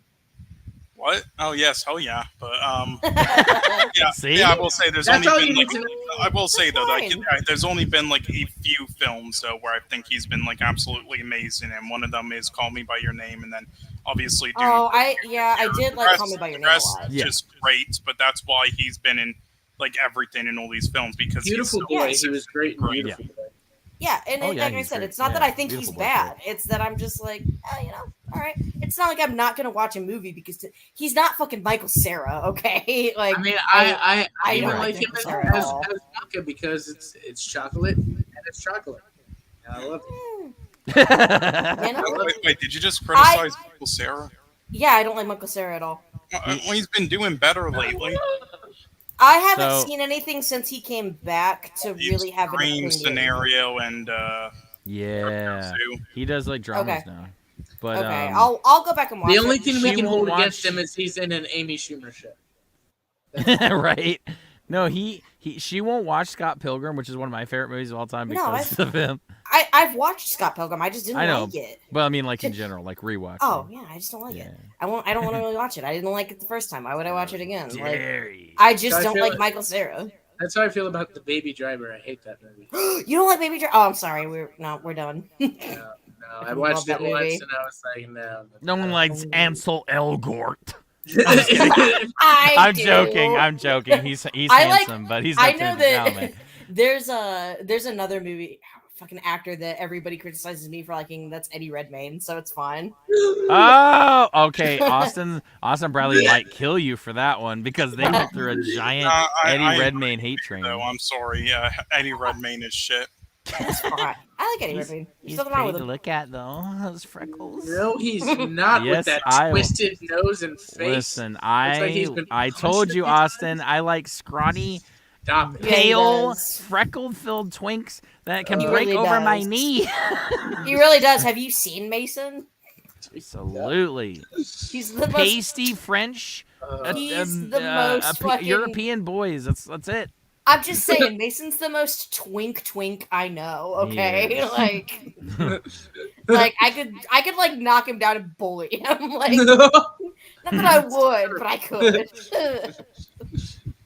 You and me both. I mean, what? All right, how did we get into Timothy show? Oh yeah, challengers. Yeah, Cole likes Challengers. challengers. Challengers. Yeah. Daddy Well, Chalamet. Challengers. I said it was fine, and then we went from there. That's so great. It's All right, so for me, my number eight thing of the year, I thoroughly enjoyed it. It's not one of my favorite movies of the year, but I thoroughly enjoyed it. And it's not one of my top films, but I just loved it. I loved Beverly Hills Cop, Axel Foley. I haven't seen it yet. I know I need to watch it. I haven't sat down and watched it yet. I've been busy.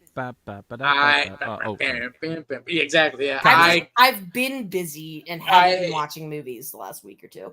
I had such a blast with that movie, and I thought it was such a great return for Eddie Murphy. They hit all the right spots as far as nostalgia, and then doing something new, adding some new stuff. Obviously, you can't repeat. He's not young anymore. He's not that, they very much address the fact that he's 63 and still trying to play the young gun and make fun of that.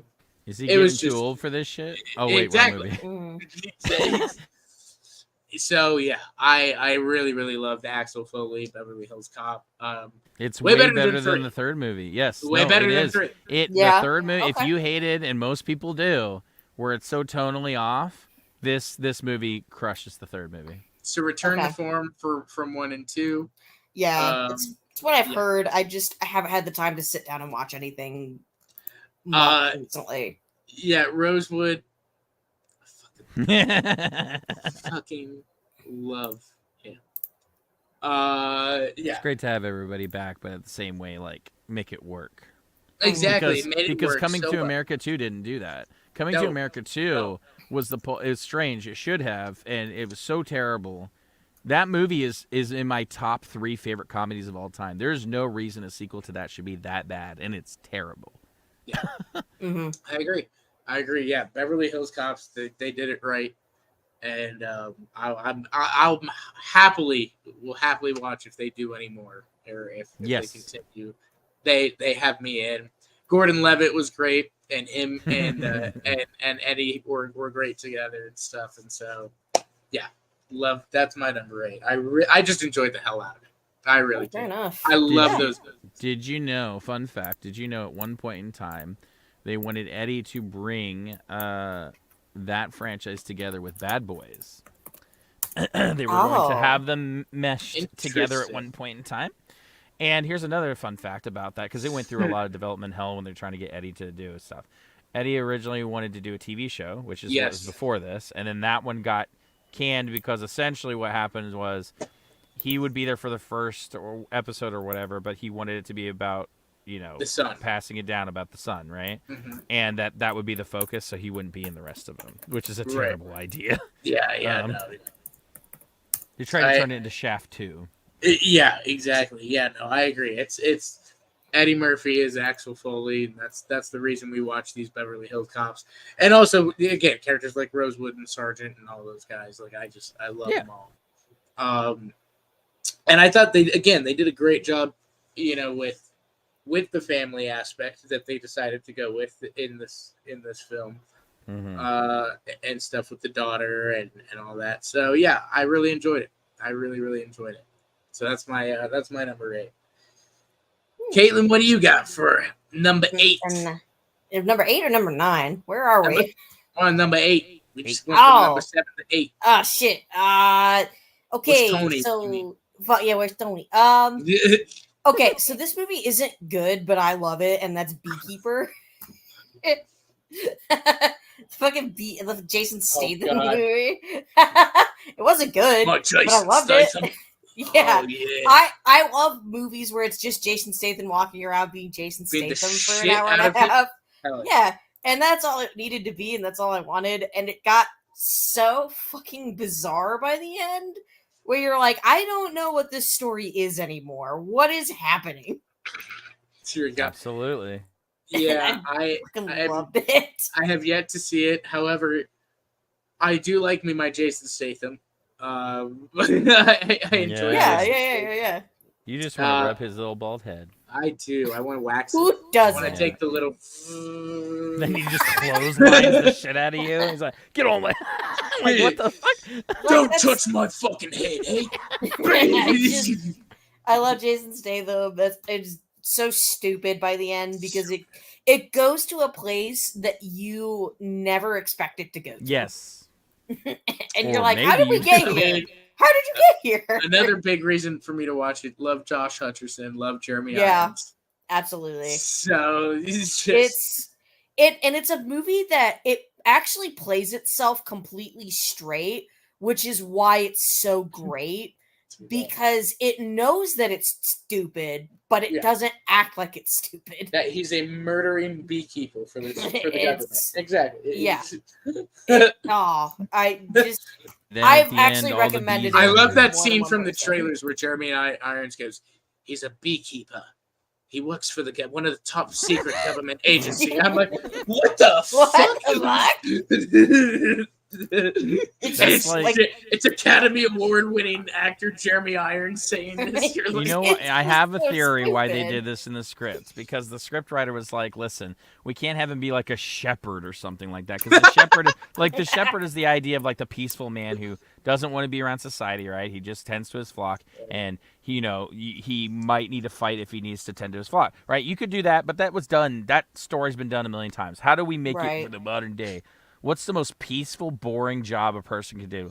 Beekeeping. Beekeeping. Got it. That's the equivalent. So that's what some stoned idiot in his office with his buddy said, "Let's just make it a beekeeper." And he said, "That's it. That's the name. The beekeeper. No one will ever suspect. It's genius." And that's so what they did. Stupid. And I recommend it to everyone. I'm like, go watch it. It's bad. It's great. Love it.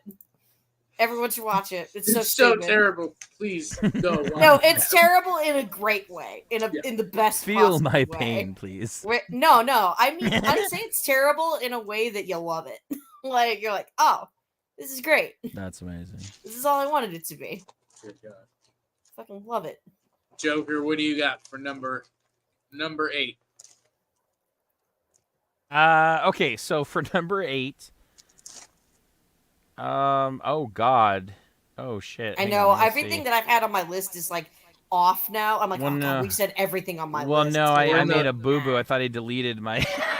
Okay, here it is. Deleted your list. Yeah, my number 8 is being able to be involved in some capacity with a new Superman movie. That was what a highlight of the year.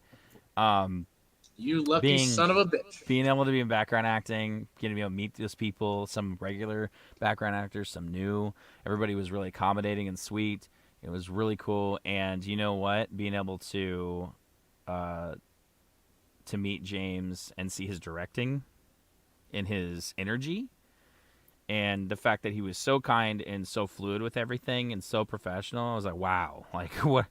Everything that people have said is like, this can be more the polar opposite of my experience. You get to see the type of set environment he fosters. Yeah, and just like how he works around, having to deal with working around people and other stuff with, well, we'll deal with it. We'll figure it out in the shot, That stuff on the fly was great.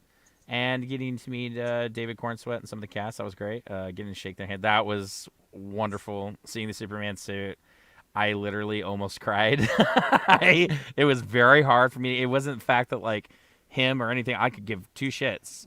Like, I'm pretty chill with celebrities if I'm gonna bump into them. The thing that got me starstruck was seeing the emblem on the chest. That made me very, very emotional and giddy as a school kid. So I am very excited. I really don't like whatever which way this turns out. I was happy to be a part of it, and I'm glad that I can actually say I was a part of something like that. Something's a small way. I didn't care how. I just wanted to be involved. So that was a fun trip. Never been to that part. Never been to the city. So it was great to be at a place that I've never been to in Ohio, and be able to experience that, and also be able to experience that in that way in acting that I've never dealt with. So it was kind of a double new experience for me. So yeah, I can't say much more about it, but wow. Other than wow, and I'm a happy camper, and I can die a happy man. So hell yeah, man! That is you are so lucky, man. I wish I could have gone to be a part of something like that, because that's a dream. I would have gone to work there for free, Austin. Like absolutely. I had no desire to be paid. Like, it's nice that I got paid. I had no desire to be paid. I just wanted to be there and be involved. That's it. I 100%. Yeah, I would have done the exact same thing. You lucky son of a bitch. Yeah. Hell yeah, man. That's what an experience. And I can't wait to hopefully when the movie comes out, talk more about it and stuff. And, yes. I'm gonna get be geeking into out it. there with there that same night. We will go full Superman geek out. Hell yeah. Cole, what do you got for number 8, my guy? Okay, let's see. Yeah, I guess I'll say my favorite documentary of the year, even though nobody else has actually seen it yet. Yeah, it's that Black Box Diaries documentary. I've talked about it before, but Oh, I do need to see really that. Excited to see yeah, this. I got to see it early. I absolutely Very loved excited it. for it. Yeah, I don't know if you read the premise of it, Austin. I did, yes, and I do. Yeah, want to see it, yeah. Basically, literally just directed and starred by someone who was assaulted in Japan, and then documentary is basically just trying to get justice, and then they throughout the documentary go through like the outdated like Japanese laws and everything, find out just like how fucked it is, and it is incredible. Yeah, love it. Oh, I want to see it so bad. Absolutely, I really want to see it. I put it on my list the other day. Yeah, it's on mine. Cole made me put it in my documentary list, and I've just finished a bunch of them, so I'll be able to. Yeah, the thing that I also just really love about it is I've kind of looked at a lot of those stories for a while in like Japan, like murder cases and other things, because in like the 80s and stuff, it was like really bad. Like I'm sure you all know of like the believe like what was her name, Junko Furuta, whatever, where it's like fucking butchered for like 40 plus days, and then the people did it got away with like nothing because of some laws at the time. Right, from the length and everything. Yeah, that's crazy. Or the fact that they have, I believe it's a 99% persecution rate. Yeah. Which is outlandish. That's wild. That's absolutely insane. Yeah, I really want to see that because I'm definitely interested in the history of that. Just that's again such a wild subject. Like, so I'm definitely that's on the list. Mason and I can't wait to go to Japan next year. Then you'll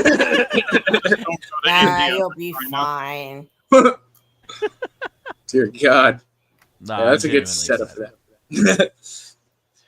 Okay, well, for me, going up for I do number 8 now, right? Yeah, I do. Yeah, number 8 for me is The Bear. The Bear season 3. I absolutely fucking loved The Bear season 3. I won't give any spoilers. I don't know what the fuck people are complaining or talking about. They don't like the new environment, Austin. They don't like the new style. They don't like the. Legitimately, I was watching a stream the other day, and somebody said, "Yeah, it was just too much character origin stuff and all this," and I was like, "What the fuck?" This season, I mean, here's the great thing. I think season 2 is great. I think they're kind of tied for me. But this one it's just so unique, and so it literally is the most different. It approaches each episode in a very different style, in a very different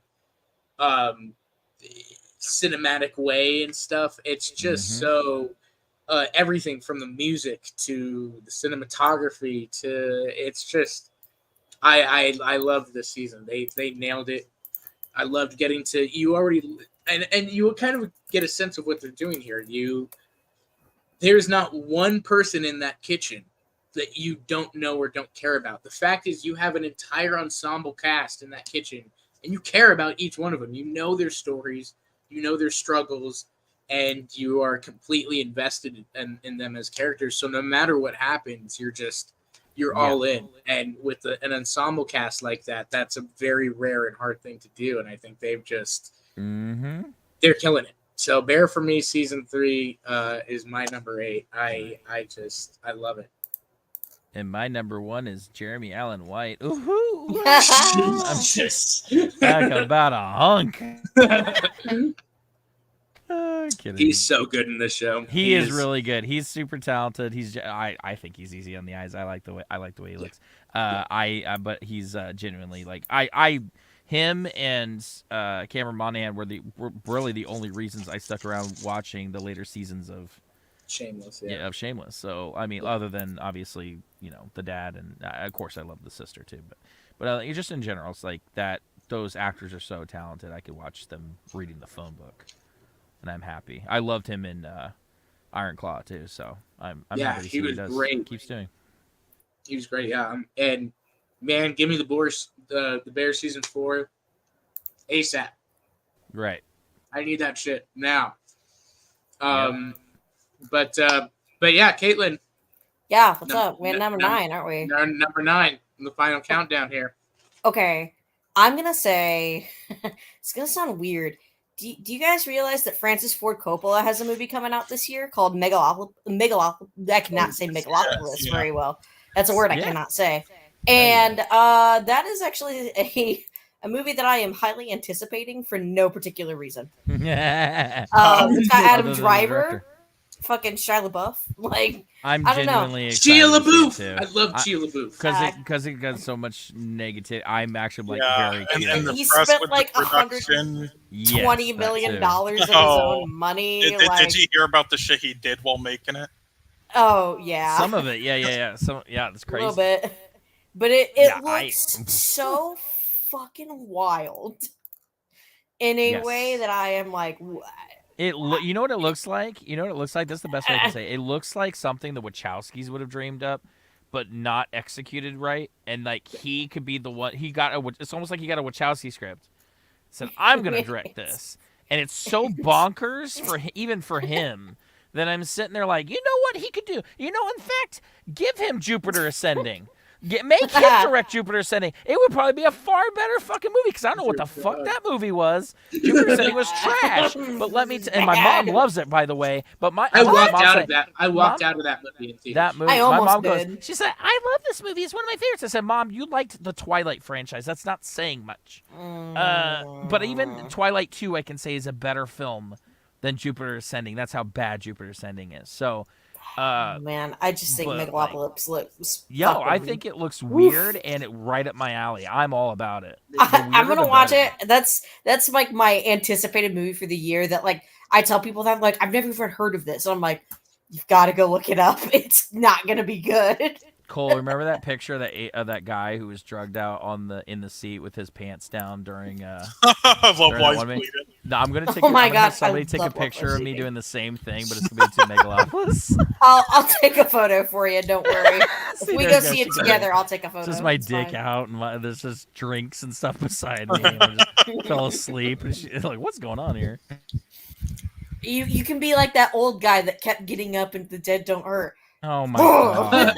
You had those cloggers on. You kept going claw, claw, and then you become and clear the street. Go.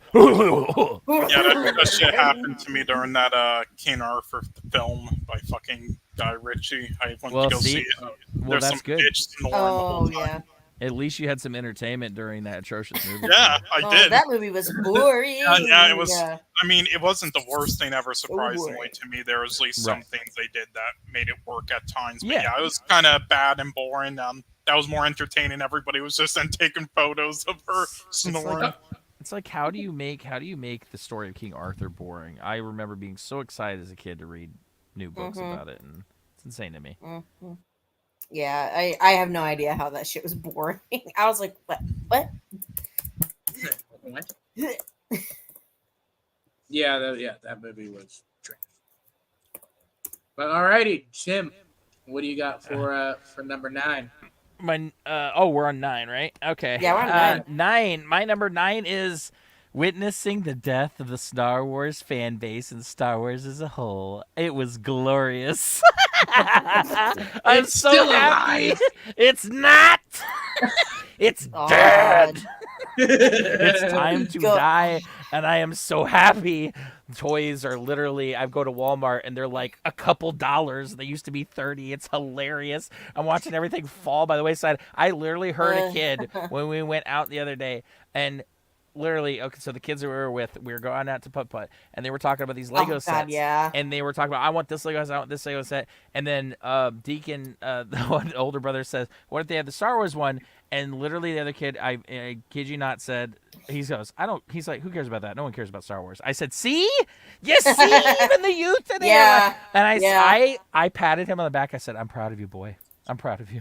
What's so funny is that my husband is like the only person that's still die hard, and I'm just He like, is a man. Star Wars walking encyclopedia. I'm a diehard. And I Your husband always give give him him a a hard time, though. I've always given him a hard time. Oh, My friend Tom is, too. So I love him to death, but I'll just be like, can we talk about anything else? I walked up to Tom one time, who's British, and I said, how does it feel knowing to have so much knowledge about something that doesn't matter to anybody anymore ever? And he turned to me and he smirked. He goes, "It's quite sad, really." And then he just shook his head.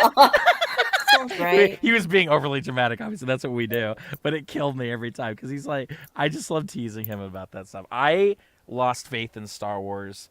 I lost technically faith in Star Wars before the prequels. When George decided to re-release the films and completely screw with them, that's when I lost faith. So I can say I lost faith when my original trilogy was touched. Now, did the prequels help? Absolutely not. Have there been good things come out because of the prequels? Yeah, better video games and better stories with that universe that they have done a better job than George has? Absolutely. But that does not make up for the amount of disaster Star Wars. And let's be fair. Now Star Wars has had more bad things than good things. And so therefore for me, it's not a franchise I want to invest my time in. But I'll tell you this, it is hilarious to watch people either fight over it, like either love it or hate it, because to me I'm just like, I don't care. Yeah. Like, I don't get you could hate it.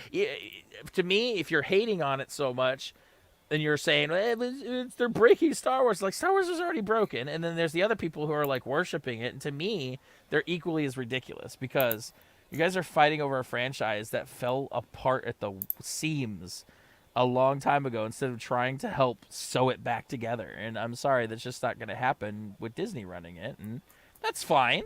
I don't think it has to. I get that some people like certain things. I enjoyed Andor. I think that's probably the only thing in a long time from Star Wars I enjoyed. But would I have enjoyed it if it was a space adventure without anything tied to Star Wars? Absolutely, because the storytelling on its own is already good. Right. So, yeah, I mean, that didn't have to be a Star Wars thing, and it did. It felt so un-Star Wars that it was refreshing. You know what I mean? Really refreshing. So I like stuff like that. I wish they'd take a little bit more risks, but also not dumb risks like make zombie stormtroopers in Ahsoka and weird breaking things that just like, what? Like, and then you ask them and no one can give you an answer, and I'm like confused, and I'm like, why am I getting mad and confused? I just forgot. Like, I don't need to be invested because I know it's not going to matter in the next iterations. You know what I mean? Like, right. I feel like my time invested isn't going to matter in the long term. So sure. Kind of the way I feel about Marvel as a whole now, currently, I guess is the best way I can explain it. So yeah, that's my favorite thing, Death of Star Wars. The death of Star Wars. The death of Star Wars. The death of Star Wars, the killing of OJ. Like, I haven't gotten to that. That's my number one. Oh, I'm sorry. I'm so sorry. Cole, what do you got for number 9? 9! Sorry. Damn it! God. Damn, scared me. She's scared of the Nazi quotes. No, it was just a surprise to me. I was texting my husband, and I was like, "Oh, that's amazing." Okay, well, anyway, number 9. You can hear me, right? Oh yeah. A little soft, but you're a little low. Is this better? That's better. A little bit, yeah. Okay. Okay. I do need to mess with this sometimes to fix it. Hopefully that's good now. Yeah, no, just beat the shit out of it. It's fine. Sorry about it. Okay, anyway, Throw number 9. Let's see. I tried to look for something like books, comics, novels, anything top of my head like that. Couldn't. So instead, what I'm going to do is for number 9, I'll do favorite wrestling matches of the year so far. And yeah. And I will say 2 of these are honorable mention things that I'm just going to throw in here for reasons, but have some main ones. So my main ones are, what's that? You're about to be judged harshly by me. Go on. Okay, well, I haven't, honestly, I haven't been like addicted to wrestling in a while. I've kind of been off of you're it. fine. So So that's fine. If it was years ago, I'd be like you. But right now, kind of casual. Right now, I've been off of it for a little while. So my favorites that I've seen in this year so far is honestly just a lot of the Ilya Dragunov matches in NXT. I really absolutely loving those. Yes, and then Absolutely. yep, and just because they finally ended that piece of shit reign, the Cody Rhodes versus Roman Reigns match. Yes. Finally. Yes, Finally. and then for the two honorable mentions, I'll do this. Nobody fucking watches sumo wrestling here. Austin will watch it on the 15th with me though. But yeah, Oh, yeah. yes, but in March they had a tournament and a rookie won, and it was the first time in like 120 years. So that was kind of insane. Cool. I'm And actually really interested in that We're now. talking Like, that- what? I don't watch sumo wrestling, but Caitlin and I have been watching sumo wrestling for the past 2 days. Tony's here. Yeah, that's fair. We haven't watched Yes. Damn. Yes, and then my other honorable mention for that will be this. I mentioned earlier in the stream that one of my friends who passed away, you know who he is, Tim. Yes. Now I don't know if the footage of the match is released online right now, but a friend did send me it. He let me watch it. It was the last match he did that night with 3 other people, and it was incredible this year. And then he later passed away in his sleep that night, which was sad. But I did just want to throw that in. Yeah, I did just want to throw that in there. Yeah, I'm glad. I only seen like some highlights, but there wasn't. Yeah, the entire match, and yeah, that entire thing is just insane. Oh, that's so sad. Yep. I'm so sorry, man. That's okay. Yeah. As far as as far as wrestling goes, I'm excited. I love that I'm getting more into it again because, like I said, I fell off when I was a kid, but I am glad to be getting back into more Wrestling is my number one form of entertainment. Send me a bunch of sumo wrestling, and we're about to get down on the 15th. And Bro, I want to watch sumo wrestling. Join us. Come join I'll us. join you if you want because Only I'm if free. I have a bottle of lube. I mean, what? I'm free, and I would love to Jesus. watch it. Honestly. Yeah, I'll send you the links. Yeah. Oh yeah. I want to watch. What did you think I was gonna do with that, Austin? I'm just trying to lube up my nipples, those really tight shirts. That's all. So oil it up. Yeah, exactly. I get it though. I'm a massive wrestling fan, so Yeah. Ladies and gentlemen, we do have a late bloomer. Oh. Is it the gay Italian? Ladies and gentlemen, Tony? my better half. Oh shit. Bradley, hey. Bradley, you're awake after 4 hours. Totally didn't just wake up. We made it back in Been awake time this whole for our time. final one. 4 hours, Streaming for 4 hours, but yeah. I called Came you. back for number 1. Let's see. I called Call you me twice, you fuck. I called you I know what twice. number 1 is. No lie. No. I called you 4 times. No, you didn't.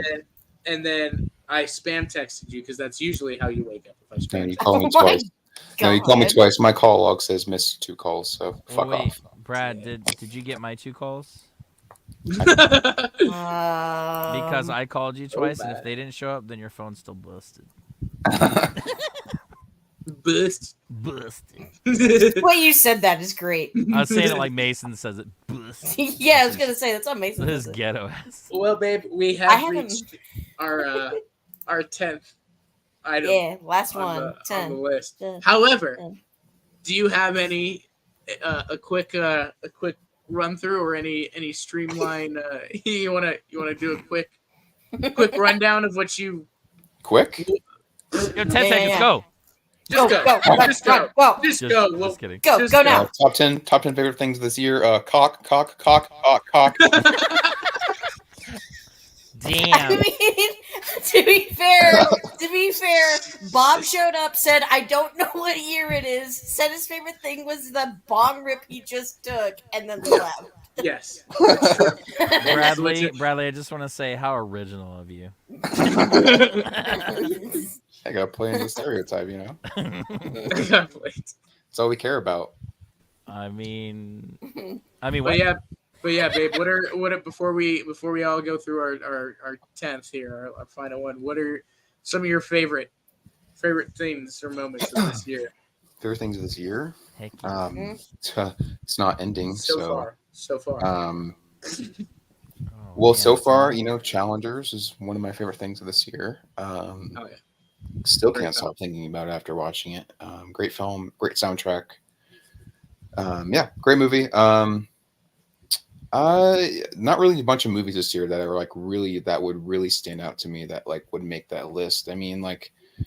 Sure, Dune would probably be on there. Civil War would probably be on there. I Saw the TV Glow would be on there. Really? I like that one. That's really it. That's like the really only movies that I would put on there. That's like what, 4 or 5, right? Wait a minute. For this year. Okay. Yeah, for this we year. can't include Godzilla minus one. Right? No, well, technically, I was gonna say. See, I can early. include the black and white version. I can include Yeah, that. So I will was gonna add say, that. you could say that's your number one. I thought Yeah, because that would be my number one. If it had been this year, that would have been my number one. Austin's just like, oh my god. So that's like. I will count the black and white version since it did come out Of course you in January. So I'll add that my number one for sure. Thank you for reminding me of that. That would be my number one then, for sure. I totally forgot about that. I was like sitting here. I was like, this man just didn't say what. That movie, the movie he's been talking about for like that it movie. feels like 6 years. Oh my god! I think when I left that movie, no joke, we talked about it for like 3 days straight in my house. Bradley, what about certain TV shows? Any TV shows? Yes, there's 2 in particular. But one is that me and Tim started Twin Peaks this year, which is something that I fucking am obsessed with at the moment. That and I just had House of the fucking Dragon this year, man. Right? That fucking show this year is really, really top tier. I honestly think I like Game of Thrones, even though I came to it late. I came to it like right before season 7 started. And I just binged all of it, which was a horrible way to get into the show. But I honestly think House of the Dragons is 10 times better than Game of Thrones. I don't give a fuck about Battle of the Bastards. I don't give a fuck about any of that shit. I am way more invested in this. To be fair, it has got it. I mean, obviously, the start of Game of Thrones was great, but like I would say this one picks off running really well and sails all the way through a little bit smoother than even the earliest seasons did of Game of Thrones, for sure. Yeah, I feel like this has the benefit too of like they know what Game of Thrones is, so like they have like that type of like we don't really have to play around with what this would look like, what this would look like, and that they already know. So I do like that.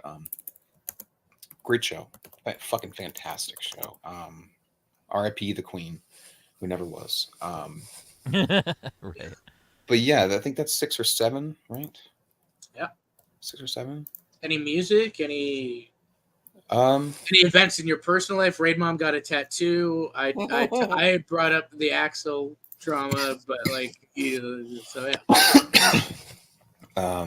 Any songs? Doja Cat's new album is fucking amazing. Fuck. It's It's good to have him here for a moment. Unfortunately, how dare you? You did not eliminate him for Doja Cat. Mason, get in here. Mason's gonna get in. What the fuck did you say about my queen? Yeah, you know, Doja Cat's like the female Uncle Tom. Listen, y'all got upset because she made some jokes on a live stream, like Terry Joe, which, by the way, she was on a Terry Joe stream. Y'all got offended. Boo-hoo. I fucking love Doja Cat. I'll take Doja Cat. That's great. I'll take Doja Cat over. I'm sorry. She's female weekend. I will take her over Megan Thee Stallion and Nicki Minaj any day. Don't hit me, babe. You know what I mean? Like, I'm sorry. But yeah, he kind of agrees. Like over a lot of these like shitty female popular artists right now, yeah, she's not too bad. She's actually been making good music here and there. I mean, Gus even likes her. You forget so her most she can't be popular that song, bad. Cole. She despises because she doesn't This is the girl who wants to literally leave the Doja Cat thing and join with her girls to do a ska band thing. Like she genuinely wants to do like rock and roll now. Yeah, So I think that's she's great. made good music. You know, I just still shouldn't be this popular, and she's definitely kind of crazy. Oh, Yeah, she's Well, crazy. you love Doja Kitty, okay? I know that's. I know insane, you've got actually. shrines and posters in there. You love Yeah, meow she's pretty cuckoo. But yeah, she's definitely a character. But I think if she makes a fucking ska group, and if she gets if she just gets the right people to do a group with, she could be a modern Temptations. No joke. If she did a ska band, I think I would die, go to heaven, and then have to be resurrected. If you've never, she has songs, Caitlin, you can listen to. I know. Already of her, and they're amazing. I'm a huge ska nerd. Like, I'm actually huge Yeah. into ska. So, fucking, yeah. Anything else, babe, before we get to our top 10? You have a 10th? My discovery of Terry Joe and Georgia Peach. And Bossy EO. I'm so Bossy EO. I'm so proud of him for finally knowing the Terry Joe Georgia Peach thing. I don't know how that happened. I don't know if I said something or you just stumbled upon it, and then I said, "Oh my God, that's what Mason and I watch like 80% of our lives on." I don't know how it happened, and it was like fate, because like you came in the community or talking, we're geeking about other stuff, and all of a sudden you're like Terry Joe Georgia Peach. And I said, "Excuse me, what?" And I said, did I mention that, or did that something you stumbled on, or did you say it into Google and Google said, yes, let me recommend it to you? Like, I am so happy that you've discovered that, because she is freaking hilarious. So now that is real drag queen. I love actually me. have the first yeah. video I found of hers. I know what it is. It's the first video I saw at Terry's was this black dude named Bob and her were roasting each other, and they were talking about how he looks like a fat piece of shit. Oh yeah. I love that stuff. And then Bob told her, they say you are what you eat, but Terry, you are everything. yes, exactly. My favorite moment in Terry Joe history is when she makes fun of Martin Luther King. That kills me. Black History Month. That's my favorite I look like thing. she calls him just a flat out N-word. Yeah. Oh yeah. Absolutely. Oh yeah. It happens. Wow. It's the greatest thing ever. It makes me giggle. I'll have to look at this later. So good. Again, monetization on this channel is gone. It's been gone. I think it for was a gone the while. moment I mentioned I wanted to fondle Timothy Chalamet. So No, it was gone when Cole goes, "Are we allowed to have murder?" Oh yeah. Can we? Yeah, have you murder missed that on earlier, this? babe. It was like one of the like top, and we didn't even get to like top 5 yet. And he's like, "Can I say my favorite murder of the year?" Like, how about mass killing? How about death Yeah. of OJ? Oh yeah, babe, you missed it. Yeah. Clancy obviously was one of my favorite albums of the year. And as you know, it coincided with the death of OJ. So And there you have. Here we I had go. Why did you Brad, solely I had that cover? So they gave me the idea. Cole was talking about it. They were talking about it, and I said, "I'm just gonna make this while we're on stream." So I had to. I had to put. So fucking. Yeah, I mean, if he's on those stupid. vocals, he murdered those vocals too. Fuck. Listen, he took a stab at the music industry and won. Oh my That's true. god. Yeah, you know, I like the Ohio shooting that killed 30. Jesus Christ. Damn, that was just like recent, right? Yeah. Yeah. You're on and then you have top the of it. Detroit one that was recent, you know. Yeah, I like how that just came out of nowhere too. I love it. It was a great movie. I saw that one too. I mean, what? God bless you. Oh my god. Yeah, I also finally got to see the famous Mexican cartel video. You have seen it. It's a fun. What do you call it? You mean the ones that were supposed to be sent to Austin for not liking Zack Snyder? It's true. Oh yeah, that's right. Oh yeah, no, it's the one where it's like they cut the guy's face off and is pumping him with drugs, and then like. Oh yeah. Yeah, and he's screaming and he has some ball. That's great. That's what I want someone to do to me the next time I have to watch a Star Wars film. I hope you're never gonna make money on this, bud. Sorry. I wasn't planning on it, but oh, good. To be fair, that's how I feel when I watch a Star Wars property, Cole. Oh Yeah. my. Same. Yeah, but there was a certain name. I can't remember though. It's because there was a song that was like playing in the background during it, and it was hilarious. So they gave it the name. I'm trying to think of what it was, so kind of forgot. Hey, do you know by any chance, Joker? Because I know you're educated on this too, like me. Oh right, it was it's called yes, it was called Funky Town Gore. Yeah. Oh yeah. Good old Funky Town Gore, yeah. Yeah. It's my favorite Mad Magazine issue. I'm just kidding. Anyway. And with that, our number 10 favorite thing. Okay, yeah, number 10. Okay, yeah, my number 10. Okay, so no joke. You guys know that Sumerian Comics is doing American Psycho right now. Well, they have, no joke, music to go with it. And fucking Ice Nine Kills and Real Big Fish did a cover of Walking on Sunshine. That is so good. Yes, Ice Nine Kills. It's so good. Yeah. And the the music video came out today, and it's so good. I literally deleted shit off my list to put it on here. Youngblood did a cover of "I Was Made for Loving You." I love Youngblood. Oh that's right. That was great. That was great. I gotta check that out. Ice Nine Kills. Yeah, Ice Nine Kills and Real Big Fish Walking on Sunshine. I'll send it to you. By the way, Ice Nine Kills, killer guys, by the way, often are at the conventions they happen to be at. So I've bumped into a couple times. They love horror conventions, let me tell you. I mean, obviously. But they also went to the early premiere of Evil Dead Rise, like before everyone got to see it. I was so fucking mad and jealous because I was like, I could have gone to that premiere, and I skipped it that night because I had the flu. Damn. That would be Ice Nine Kills is awesome. I went to a concert of theirs one time, and it was a really tiny venue, so I was like right up in their face. There was no barrier. There was no you had his sweat dripping up on you. No, I'm not even kidding. I literally was grabbing up on him, like I was obsessed with him at the time. I was grabbing on them biceps. I was fucking. I need to bring this up next time I bump into them. I'm gonna be like, so I heard my buddy Brad was grabbing up on you and all the biceps and stuff. All the sweat was dripping out. I need to know what was going through your mind when this happened. I love it. Is that when you had your eyeshadow makeup, babe? What? Is that when you would have your black eyeshadow makeup? No, his cum is black. Jesus Christ. Damn. I was muted and I was like, oh, I unmute myself because I was like, what the hell? It caught me off guard. Yeah, that's amazing. What's the matter, Caitlin? I don't like black cum.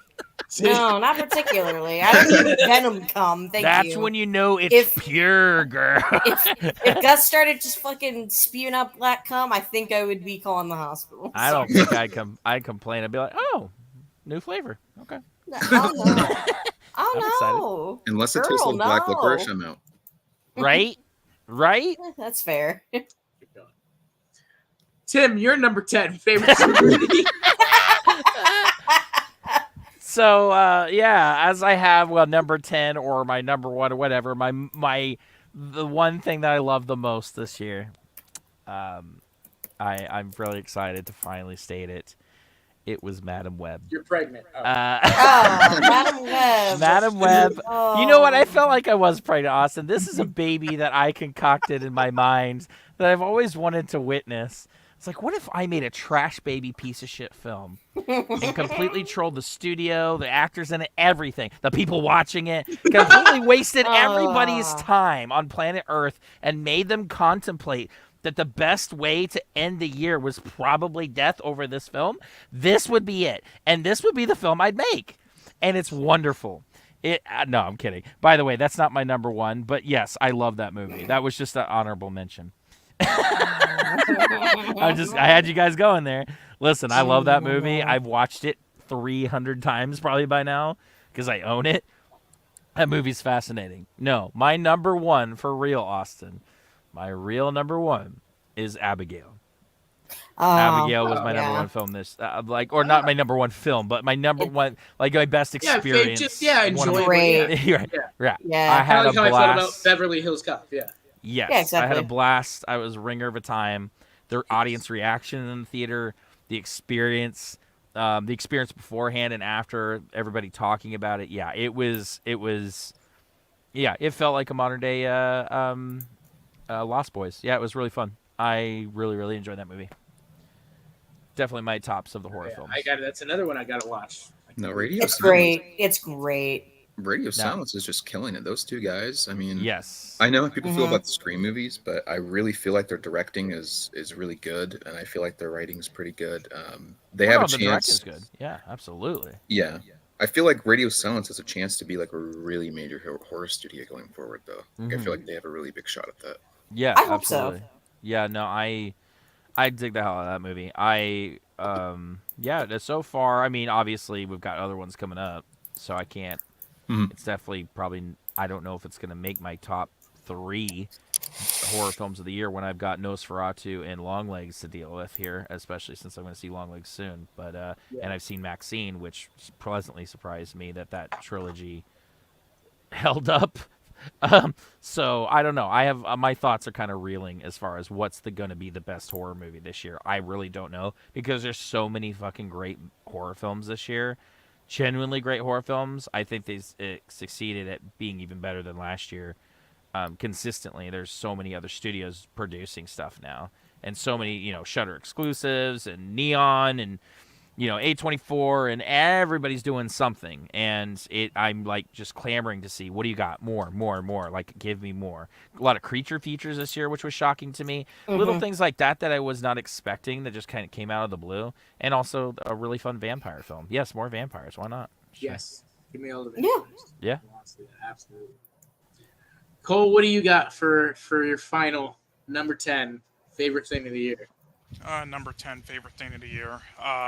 Well, for this spot, I was just trying to think of like the last kind of genre thing that I kind of binged through that I haven't put on here yet. It's just like kind of stand up in some way. So I was trying to think of some, but yeah, I couldn't really think of any. I mean, I did watch that Randy Felt Face special. That was kind of good, but outside of that, there hasn't really been like any on the top of my mind that were like great. I mean, yeah, not really the best. I mean, watching Nerdrotic get roasted on Piers Morgan was more funny than anything else. Oh. Yeah. Oh, yeah, and Critical Drinker. God, fucking embarrassing.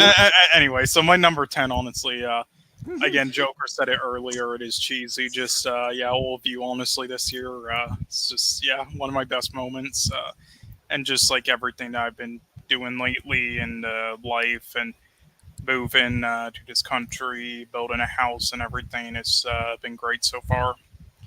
And yeah, again, it's been a bit of a roller coaster, honestly, at points. Like at the start of the year, I kind of decided to get rid of a lot of people. Now, I don't know if I should really say this publicly. It's actually even for legal reasons, but I'm going to. I've spoke about him to, I believe, at least 2 people on here. I believe Austin and Tim, but I used to be friends with somebody for at least like around 15 years.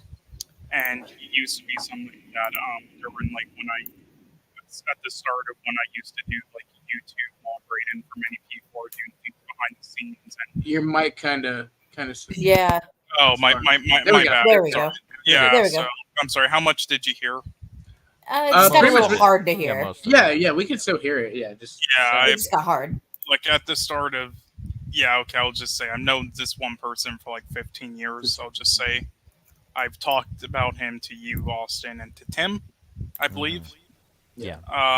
You did like everything with him in the past when I first was in the past, like doing stuff behind the scenes for many YouTubers and everything and making money off of that and doing stuff in Minecraft, like creating old maps and like inventions in it that you see today with other people. I was like with him there day one, so I considered him a good friend.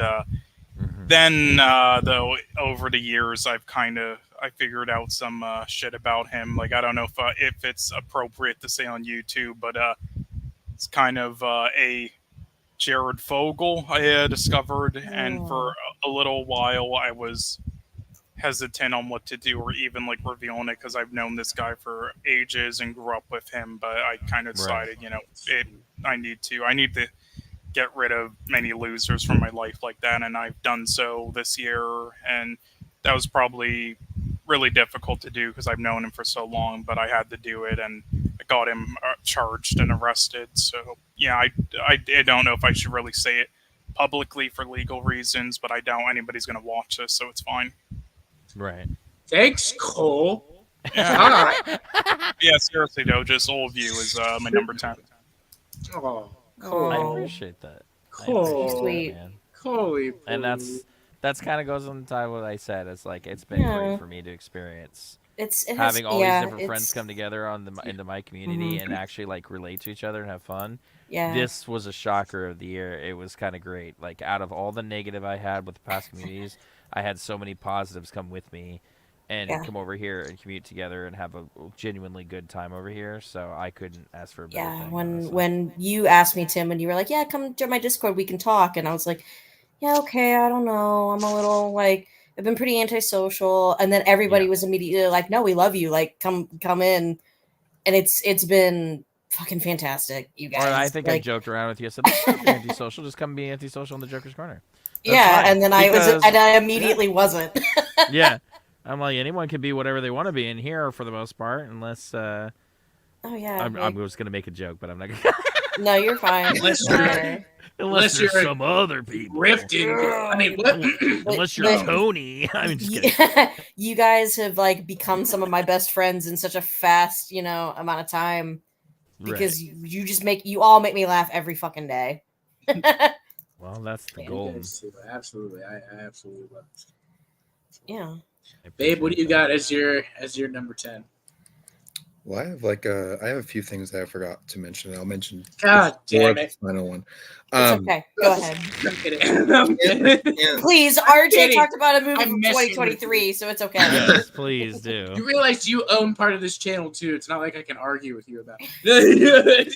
Kick your ass off, motherfucker. Exactly. What am I gonna do? I can't decide which one will be my favorite because all three of these things are fucking amazing. They all made me emotional. They all made me fucking giddy. They all fucking just... They tickled your pickle? They just all tickled my balls and kissed me and bought me dinner. They poured some wine in my cup. They fucking rizzed me up. I can't believe I just said that. Kill me now. They wined and dined him, you guys. My dating book 101. Yeah, like what the hell? Who exposed me like that? I don't. I feel like I should just end this now because that was right. I don't know what that These is. shows I feel like I was exposed. These shows have done more than Austin has done. No, I'm just kidding. Damn. No, it's fine. No, but the two ones that I would say, The Bear season 3 is amazing. I don't get the fucking complaints about it. Sorry, people are used to being riddled with anxiety in this show. Well, guess what? They took a more serious approach and a more kind of grounded approach with this season, and I love it. There is still hell anxiety in the show. I did not. Yes, there was. There was, but it was not to the extent of season 1 and 2. Yeah, it's a different way. Yeah, in a different way. It's more anxiety inducing of like watching them lose their fucking minds and literally like lose faith in them, you know. So I thought that was a great season. Fantastic. Trent Reznor, Atticus Ross, keep doing what you're doing. And I have to say this, Superman. Fucking Superman. Has anyone talked about Superman today? Oh yeah, we definitely. I you bet. Got done gushing about my experience on set and how I basically almost cried and smiled like a little kid. Well, I don't think I'd be able to contain myself seeing that suit in real life. I'd probably just sob and just cry. Yeah, it was really hard. When the person says, "Are you all right?" while shaking your hand, clearly I was not able to hide it. No, but I really. Yeah. This movie, I already know it's going to make me really emotional because, to be honest, Superman is a really, really important part of like who I am and what I love, and just a really big part of me. And for a long time, it wasn't like that because I grew up. The first Superman film I ever saw, and the first exposure I got to Superman was Superman Returns. So I grew up on that movie. I still love that movie. I don't think it's as bad as everyone says it is. Daddy Ralph. Fucking absolutely. Brandon Routh as Superman, man, fantastic. But yeah, I've always loved Superman, even more than a little Batman, because I love Batman. I'm obsessed with Batman, just like everyone else. Batman. But Superman really just stands out to me as like, you know, if I want true superhero, like true 101 justice in the American way, I'll go with Superman. But if I want to see people get their ass beat and almost get murdered, I'll watch some Batman stuff, you know.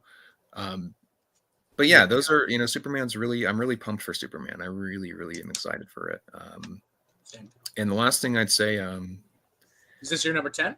It's my number 10. Oh boy. Demon Slayer this season. Wow, Demon Slayer's number 10. Okay. Wow. All right. I can't even lie. Like, I'm not even trying to gas this show up. But I can't help it. Like, I can't help but gas it up. Gas it, baby.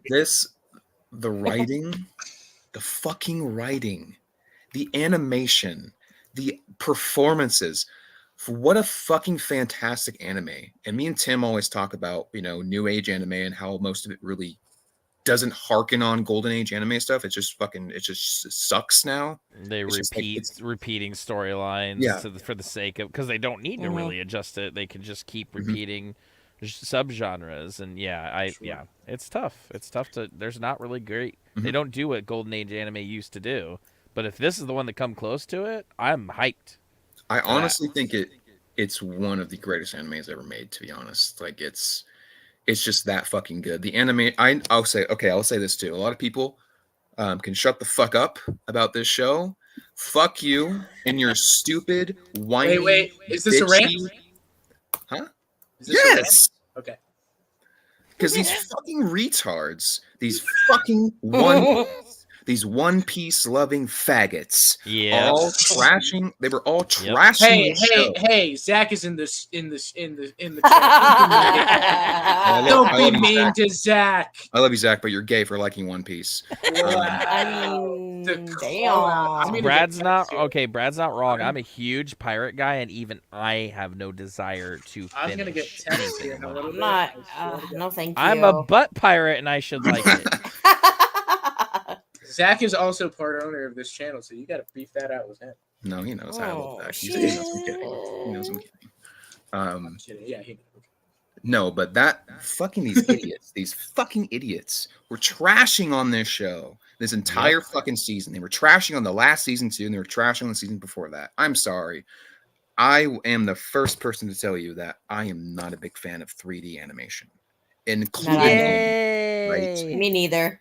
But Demon Slayer is full on like a mixture of both. It's like it's leaning towards more 3D right now because they're going for a full trilogy arc. The last storyline that they're doing a full theatrical trilogy. So that animation needs to look top tier if you're going to put that shit in theaters. Right. You know, and as much as I don't really like 3D animation, this show really fucking improves it. Like, really makes it interesting to watch and look at. They do some really interesting shots, some very, very creative techniques that they, represent the shot techniques and stuff like that. Like, they do a fantastic job at making it blended and look great. But you make it sound like, Brad, and I don't know if this is true, but you made it feel kind of like how I feel about Berserk. Where like it changed its art style over time, and it had like some 3D stuff, but it blended that so well, and the storytelling was so good that, like that, you kind of fall into it, you kind of accept it. No, they do that, and it's crazy too, because like going back from the first season, because I started watching it when it first dropped on Netflix, so I'm watching from the very beginning. In the very beginning, it was way more 2D, like way more 2D. Up until maybe season, because they did a fucking movie for season 2. So up until that movie, I think that movie is when they started to experiment with it more, because they used it in the first season, just very little. You don't really notice it more than you would notice a 2D.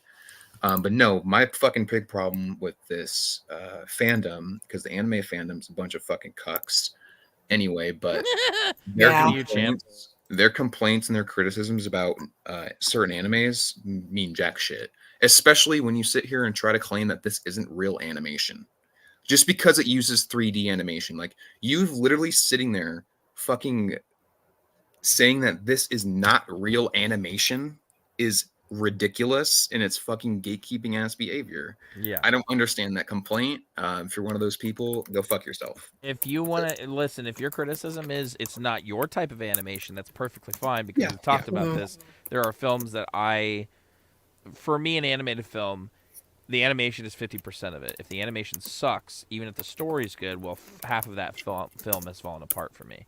And I can think of like very few that hold them all together, and things like Don Bluth films, where I said the animation's great, but so is the stories. They don't hold your hand as a little kid when you're watching those things grow, when you're growing up. And so stuff like that, it's like, I think that's important to realize, is that there is a difference between, saying that it's not real animation versus it's not your cup of tea. Yeah. Cool, whatever. Exactly. Well, what's great about this show too is like they really hyperfixate on the animation like looking good and being blended well and having some sort of unique approach and feeling to it. But the strongest part of the show is the writing and the characters. It's amazing. Like every single character, there's not one character I hate. And the creator of the manga actually course corrected, because there's two characters in the show that are like the main character's best friends, quote unquote, right? They're fucking, god damn it, fucking Inosuke and fucking, I forgot the fucking blonde little bitch's name. What's his name? Damn. Zenitsu. Zenitsu and Inosuke, I think, are their names. And Zenitsu is like this annoying fucking, just annoying ass character. And the manga creator and the show creator took note of that, and they are very heavily put on the side burner the last few seasons. Like, they're barely in the fucking show at all anymore. But Inosuke is one of the greatest characters ever made. And so is Tanjiro. But yeah, the writing and the characters are fantastic. Yeah, that's my last one. That's my number 10. And I do have one dishonorable mention. I'll let you guys say yours if you guys have one. I did not come up with this. I didn't think of one, no. I kind of already did one, I guess, in a sense. Dishonorable mention? Mm-hmm. I've got one. Go for it. My dishonorable mention is He Who Shall Not Be Named. Okay, yeah. We know. So, yeah, that's my dishonorable mention. You made the list. You made the list. Congratulations. Is that the only list he's on? Right. I was going to say, yeah. No one else? No one else has one? No, I don't have one. I have one. And it's Gladiator 2 trailer. That trailer sucked dick. Oh,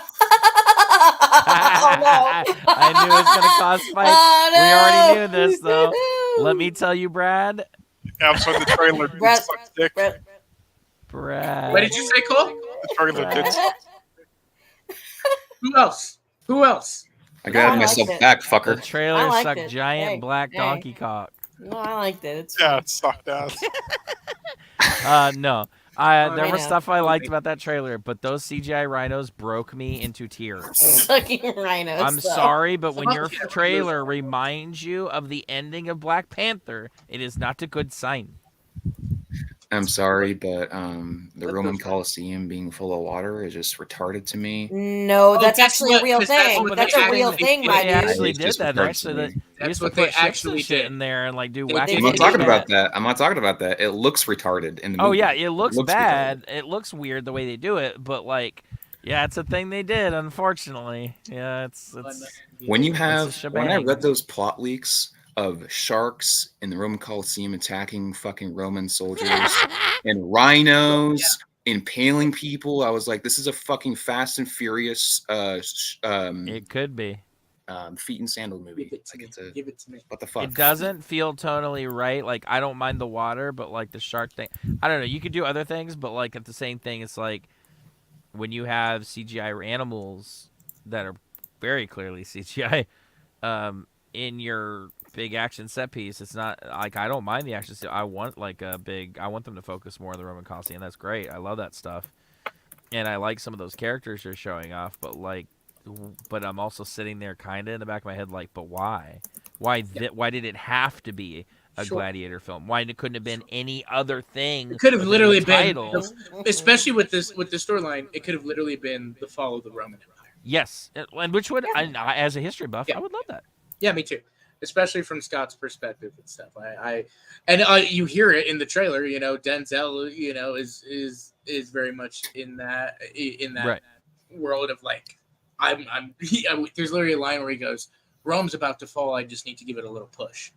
And I was like, ooh. Right. Yeah. Denzel, you dirty dog. He literally sounds like he's from the fucking Yonkers in this movie. Shut up. Good. He does not.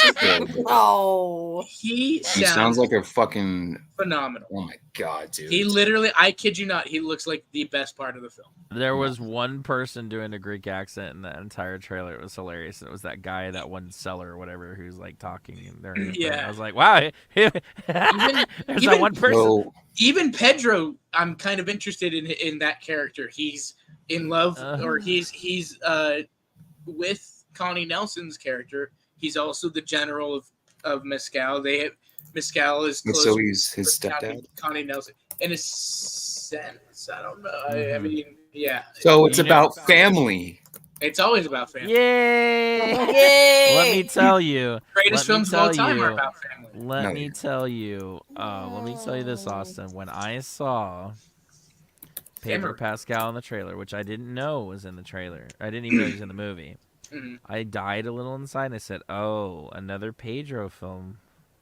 I said, "Oh dear God!" I was really interested, and then I saw him, and I said, "Why?" And then I saw the rhinos. I said, "Well, I don't know what's worse." I feel that. I definitely felt that way when he was cast, because I knew he was casted and all that. So I felt that way leading up. The trailer kind of changed my mind on it, because I was like, okay, they can maybe do something interesting with that character there. There's going to be that conflict of. He looked like he's kind of a set of like Game of Thrones and went straight to there. It's like, what the hell? We'll see when it comes out. It might not be the worst. I don't know. Like, it looks well shot, and that's really it. But a lot of things look well shot now, and they don't. Yeah, that's fair. That is fair. But is the story good? I trust. Also, too. Listen, Mescal hasn't picked a bad project yet. Denzel rarely picks a bad project. Do you want to talk about that Equalizer trilogy? And my yeah, I mean, even he came out and said, "Look, I know these aren't the best things. I want it to be a fucking action in an action movie." Fuck, like, okay, he knows that. Yeah, he's badass in those movies. He beats the shit out of Pedro. And why aren't people talking about that's Denzel and Pedro's reuniting after that shit fucking second movie? Yeah, he beats the shit out of him. It's great when he kills him. It is. That's, as I was stroking it to that scene, Brad, when Denzel kills the person I hate the most in Hollywood, that makes me happy. I'll be honest. I didn't even make it to that part because I couldn't finish it. Oh, what? Oh my God, it's amazing. No, the first movie's not that bad. The second movie's generally really fun. I haven't even seen the third one, but I've heard like mixed. I don't know. I haven't even seen the third movie, so I can't say. But I enjoy the first two movies. I especially enjoy the ending of the second film. Me too. I mean, I like the first one, so the first one's the best one. That big battle in the rainstorm is just I love it. Awesome. Love it. Way too much slow mo though. Well, yeah, I'll give you that. All right, Zack Snyder would, if he did it, no, I'm just kidding. Well, it's like John Wick has those like gratuitous shots. So just like, okay, go, stop. I don't need to see the fucking wall of the club. Just fucking fight. Mm-hmm. You can refer to the beginning of the stream in which the Gladiator trailer did make one of my favorite.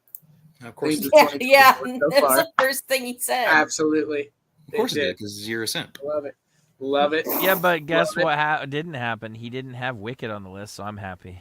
That's right. You better not have that fucking shit on that list. The trailer is all right, but they give away way too much. I'll repeat what the guy said in the theater when we saw the trailer that one time. What the fuck was that? What the fuck? This is for kids. All right, babe, you're number 10. I already said Demon Slayer. Oh yeah, that's right. Okay. Oh yeah, and then so then my number 10. My number 10. All right, so my top 10 was getting to get back into some film this year and stuff. Me and Brad got to be on set for a upcoming Vince Vaughn film. Totally forgot about that. That shot here. How could I had to forget. It was such a great experience. Right.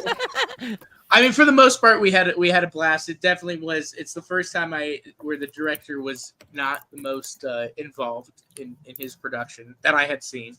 I did Jason Bourne, and I did one of the Hanovers, and I did Burt Wonderstone, and all those directors, pretty big directors, were all very, much involved. Mm-hmm. Paul Greengrass was yelling at us with a microphone to run away with Jason Bourne running through the crowd. So like this guy was very very in his own corner and stuff, but it was definitely a great experience to work with Vince and to see him. Simon Rex was also really cool. He was there.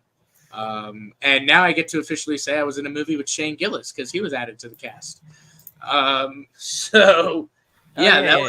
That was a pretty great. Everybody on the set was really great. It was, pretty well run production and stuff. And it was just, for me, I love being on a set and stuff. And it's that's my happy place. So that was my highlight of 2024 so far. But nice. Yeah, any last honorable mentions or any? I did not expect this to go for nearly 5 hours. I weirdly did. I'm gonna die. I know. I I'm got sweating over here. I I do too. It's midnight and I haven't eaten. I cannot thank you all enough for your time and for being here. This truly was a blast. This is why, for me, this has been a great experience returning to YouTube because this is what I want, being able to have these just fun, open conversations. I don't care if anybody's watching and stuff, but I just love having it with all you guys, and now it's out there in the world, and hopefully somebody else will get some sort of enjoyment as much as we did out of this. Oh yeah. I actually do have one last thing I want to share. What do you got, Cole? What do you got here? Oh no. What are you doing to me? What does that say? I can't read it. Oh, fuck yeah, it's coming. Oh. The director's cut. Yeah. Fuck yes. Oh, yes.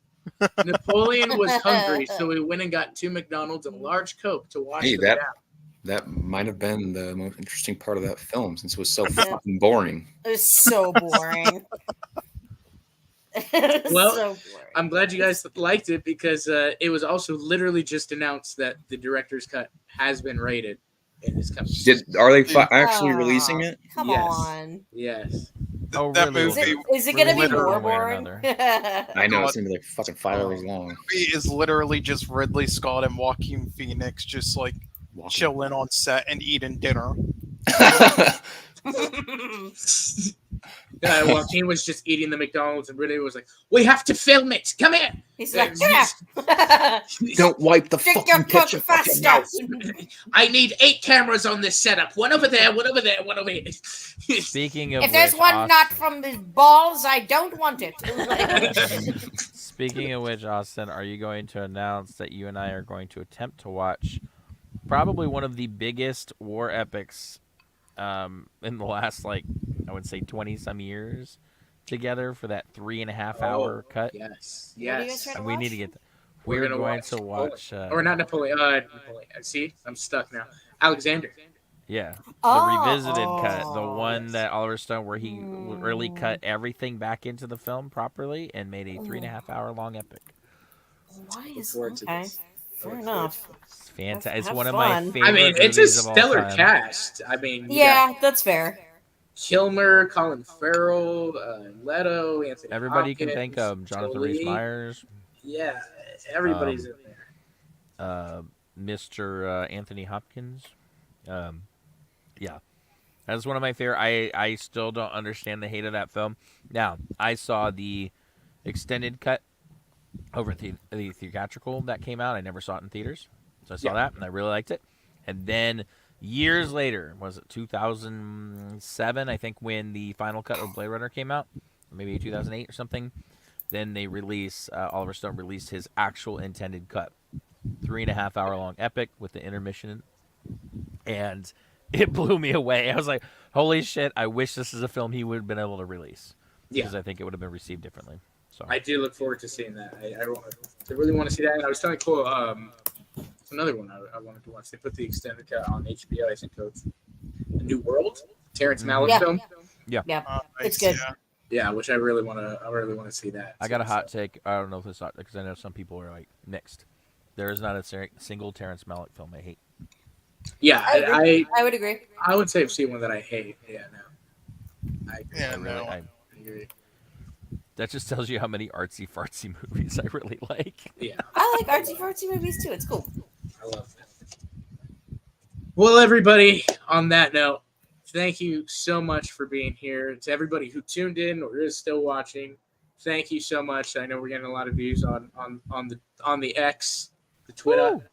So thank you guys so much. Head on over to the YouTube, subscribe, check out more content coming soon. There will be some reviews of The Acolyte, Bear, and The House of the Dragon, Oh My. And that should be fun. And Bradley, I know you've got something coming up. I don't know if you want to plug yourself.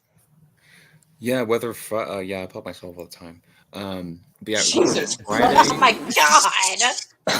See what happens when he just wakes up and comes on the stream, people? Good God. I love it. I mean, fantastic. No, but either Friday or Saturday. I'm not sure right now. I'm trying to look because I'm doing a show with someone that lives in the East Coast, and then I'm wanting to do it with Tim and someone else that lives in the in Central. So I'm trying to find like a perfect fucking time for all of us to do this because it's right now it's chaos. But yeah, I'll be recording something this week, and I'll be editing it. It may or may not be including a big giant lizard with a giant cock and a giant tail. Say it. Say it. The thick glizzy Lizzie. There you go.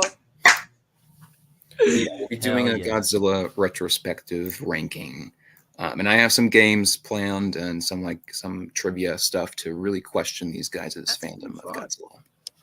That's gonna be a lot of fun. Can't wait. Oh no, we're doing a trivia quiz. Well, I'm only doing one thing. I want to make you guys guess. One. I'm so fucked. Well, I was gonna make it hard, so I won't tell you what I'm gonna do. I'll save that. Yeah, you were. But the thing I was originally going to do, I was going to take excerpts from, because you know how the Godzilla main theme has so many variations. Mm-hmm. I was gonna take the same part of each of those variations and make you guess which one. But I could probably actually do that. Yeah, I might have to put that together and do it like in Discord or something because I don't gosh. want to get copyright for Toho. You know. Oh yeah. I might be able to do that one. I don't know though. That would be really hard. But yeah, that'll be out. Hopefully by next week. You can find me on Compatible Cinema. And there you go. Ooh. Cool. Compatible Cinema on YouTube. I put all the links in the descriptions and stuff. You better. Caitlin, did you have anything to plug? Anything you got? I know Cole and I are looking at starting a podcast. I don't have a lot more information on that. It is an Oscars podcast where we're talking about going back and watching films each year and like which ones were nominated and talking about which one should have won. But I have me on as a guest. Yeah, for sure. I'm still hashing out some details. I'm trying to figure out how to make it go faster because it's gonna take for fucking ever otherwise. And I have to hash out some details. There's also some films that are fucking lost to time that I have to figure out where we can watch them. So yeah, like there's the first Best Actor winner ever, I believe, or the second one is filmed. There's only like 15 or like a few minutes left of surviving footage. Exactly. So I'm like, shit. So yeah, the idea is watching every year's nominated films and then each host getting to also pick a film and then kind of figuring out which should have won. Cole was like, yeah, I would actually like to do that. And I was like, cool. I just need to sit down and do details, but I've been so fucking busy recently that I haven't had the chance. But I'll let y'all know when that happens. Heck yeah. I look forward to that for sure. And then Joker, what can we expect from you in the future? Okay, an hour goes by. So no. Joker's Corner returning on the 15th, possibly. Who knows? It might, and it may not. And if it doesn't, who gives a fuck? Literally, we're gonna come back. The new season, the other mid-season break here. We're gonna try to aim for the 15th. If not, obviously I will update everybody. But that was what we're gonna try to aim for. We'll see what goes on with that. I know Bob has a new segment. I'm excited to see what he does with that. And he's got some ideas to evolve that. And we have some other little tidbit segment in there as well. Yeah. And Mason and I are working on a few things. I can't quite disclose, but I'm very, very excited. And yes, we are prepping for Halloween already. Why? Because July 5th is Freaky season, and that is when it starts, the day after my birthday, and that's what I'm going to do. I'm going to literally build, reconstruct, and decorate this entire goddamn house before October. And then that way, when October comes around, I don't have to touch it. I don't have to touch it until November 1st, and then tear it all down. If I tear, I mean, some of it's going to stay up, but not all of it. So, yeah, we're getting ready for that. I'm excited. And we're going to do also our 31 Days of Horror Halloween Festival thing, where we're going to, huge banner, a list of movies, one movie for for every day leading up to Halloween. And it's going to be all kinds of subgenres. It's going to be really, really fun, all highlighted, kind of like those, you see those banners that Shudder does, where they do the thing of the release date. It's like that, but like a list of films on each date layered out. You guys can watch them on hosted nights, or if you want to, you can watch them on your own time. And then by the end of it, we're going to do a big stream sometime in November or something, where we're going to talk about what our favorite ones from that list were and why. So that'll be awesome. That's awesome. Well, with that, guys, that's okay. Cole, did you have anything else? It's like I think I kind of skipped you. I know you're saying. No, it's fine. I don't have like anything else going on at the moment. But you mentioned you wanted to watch the Bike Riders tonight, so I'll do that. I'm being asked to go to bed. Cole's also come. He promised he'd come over and do me too after he do. Is that a promise? I'll show up. I'll watch. You can record the camera.